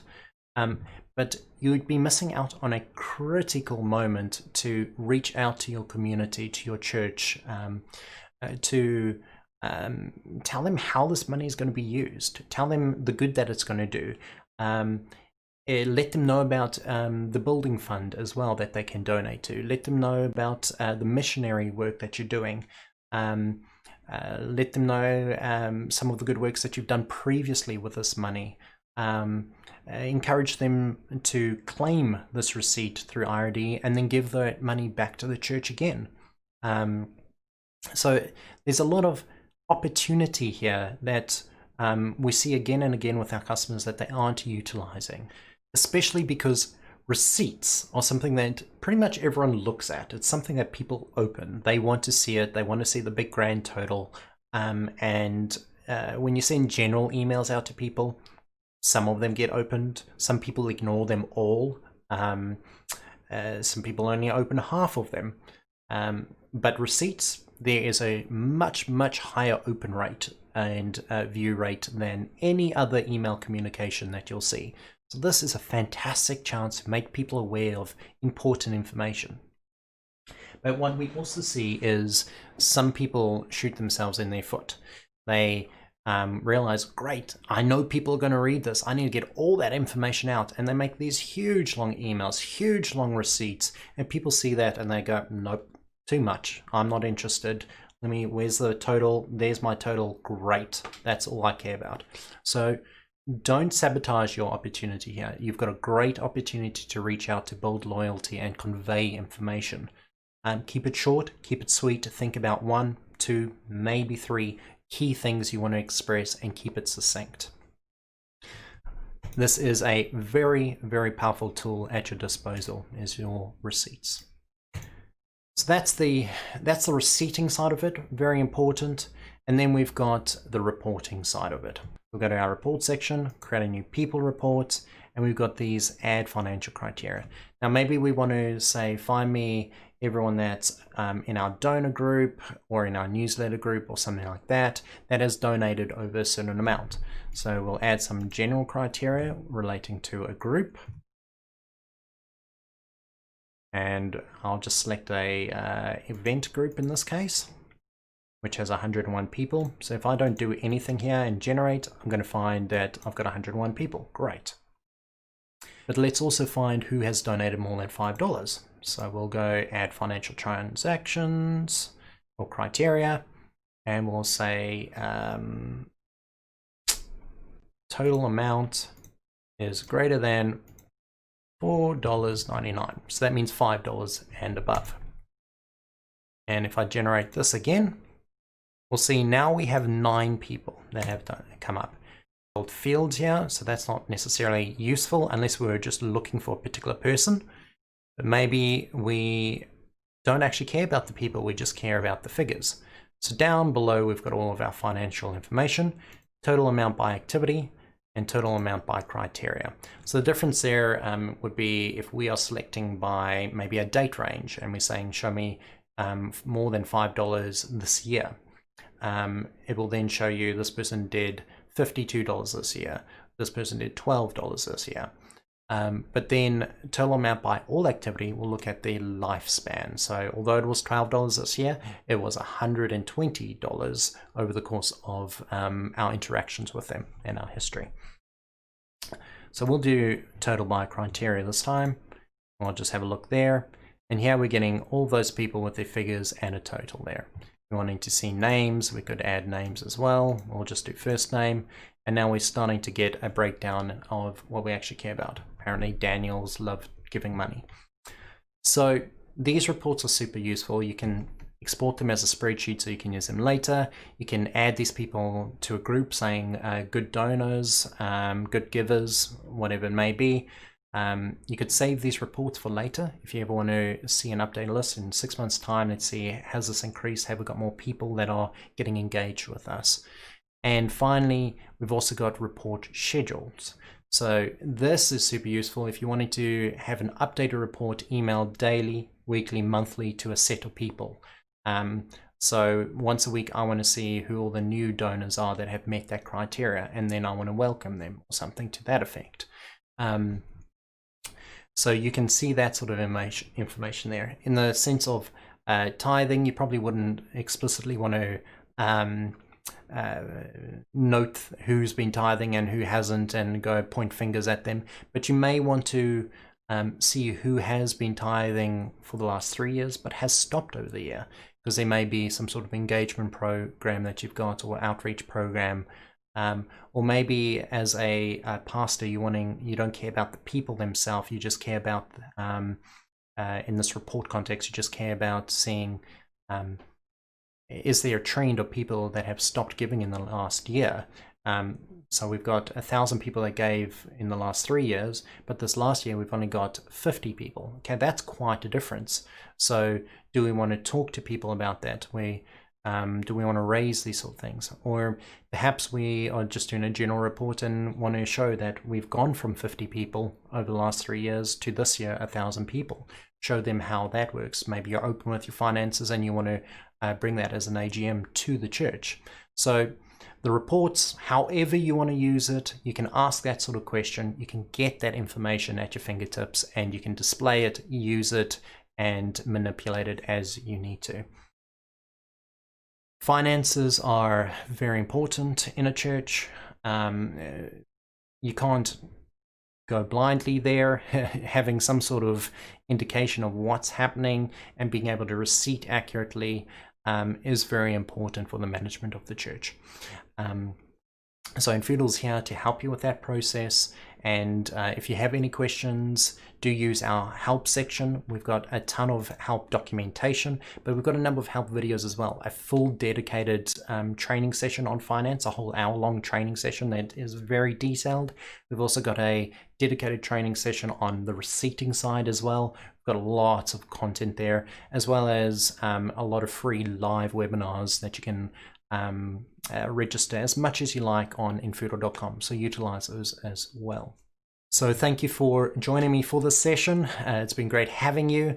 I'm going to now throw to myself to do a Q&A with you live, which is exciting. So have your questions ready. We're also doing our draw, so have your form numbers ready as well, and make sure you reply in chat if I draw your name or number out. And we'll see you in your next section.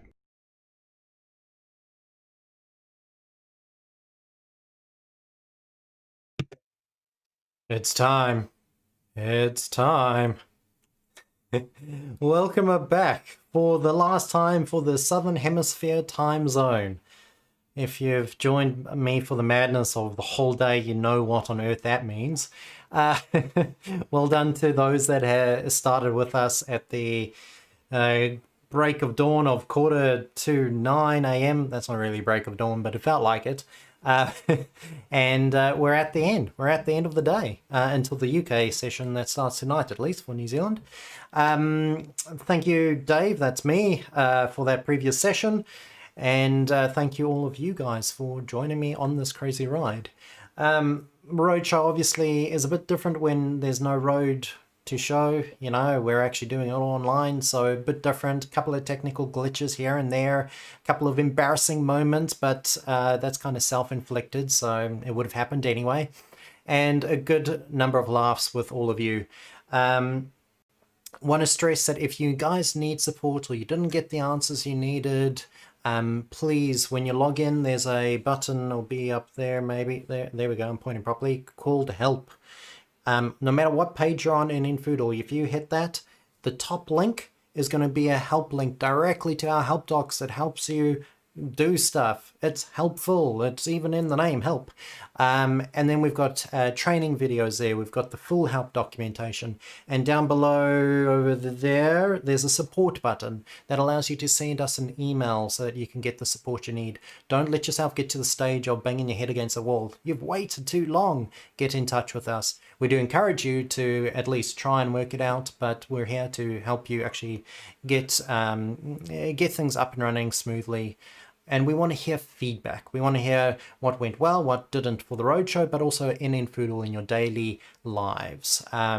Features that you want, that's our bread and butter. We need to know what's working for you and what isn't, what features you'd love to see so that we know what we need to develop, like the email system. A lot of that design is from you guys, so please keep that coming. Any questions you got from this last session, hit us up now. I'll just quickly have a look. Wow, that's a lot of posting and stuff. It's been very fun and informative. Thanks, Dave. Cool. You're just saying that because you got a mug earlier. Thanks, everyone, says Andre. Thanks, Infoodle team. A good day spent. Oh, fantastic. Let us know when you have the slides for. Absolutely, will do. So we've got one more giveaway. Let's get that done. Let's get that done for Infoodle mug. This is all you guys are like, I don't care about anything else you're saying, Dave. Just get on with the giveaway. Okay. All right. I do have one more thing to say after the giveaway, so don't run away. Okay. Treating you like kids. Sorry, you're clients. So, first name, rules of engagement. First person to reply gets the prize. So, Lindsay McPherson. Have we got a Lindsay? Have we got a Lindsay? And now we're going to do a blitz. So I'm going to go straight into the next name. Have we got a Ben Schroeder? Ben Schroeder. It's so quiet. I know there's a delay though, so it might take you a while to go, that's me, this is my number. Barbara Price. I think Barbara was... Did Barbara get drawn earlier but didn't win? Because no, that was a different Barbara. Okay. And Neville Harkness. Have we got a Neville Harkness? Okay, so that's Lindsay McPherson, Ben Schroeder, Barbara Price, and Neville Harkness. Any of you speak up? Oh, 7071. Neville! Yes! Thank you, Neville, you did it. You did it. Dave, have you got a Shirley? I do. In fact, I do have a Shirley. It's right there. So, Shirley, you get one as well. And guess what? Nicole Fraser. Yes, Nicole Fraser. I didn't enjoy your name, but guess what? You get one too. There you go. You gave me your official ID. You've just got one as well. I get to rig at the end of the session because we had a couple of spare ones. So congratulations, Nicole. Congratulations, Shirley. Congratulations, Neville. You've all won an infoodle, in whatever. You've won a mug. I don't know our company name. You've won a mug each. You don't have to share the mug. You're actually getting a mug each. And you're getting a set of coasters as well. No, I don't have anything else to give away, but we've got that. I've got some parting words from the team as well. I asked them if they had any parting words. Typically, the sales team presented these words, as you would expect. Where are we? Tell those who are not a client, the first one to sign up gets a free mug. Okay, so bribery and corruption. Cool. Okay, so that's sales team number one. Sales team number two, team member number two says, check out our fantastic blogs. They really are. On the page, and that's also where you will see video updates, and like us on Facebook and LinkedIn and everywhere else. So there you go. We've also got one from Andre saying, tell them to share infoodle with their friends. It's amazing and life-changing. There you go. Okay, so that's our sales team. Kind of get where that's going. Hey, then we've got our developer, which I'm just going to echo my thoughts on this one. It quite simply says, so long and thanks for all the fish. And I'm totally going to end the stream there. So long and thanks for all the fish. Nah, I can't. I want to also just say again, it's been so fun having you guys. Thank you for dealing with me throughout this. I'm sure you guys are so sick of me now. But it's been an absolute blessing spending some time letting you guys put a face to the name and the voice, but also seeing some of the rest of our amazing team.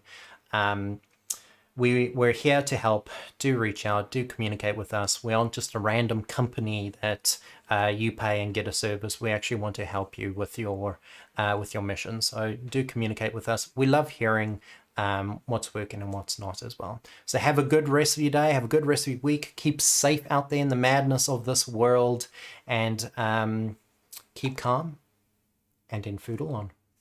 I've got a graphic that I'm supposed to now smoothly cut to totally end that amazing speech, but who knows where it is at this point. There we go. And then we transition. There we go.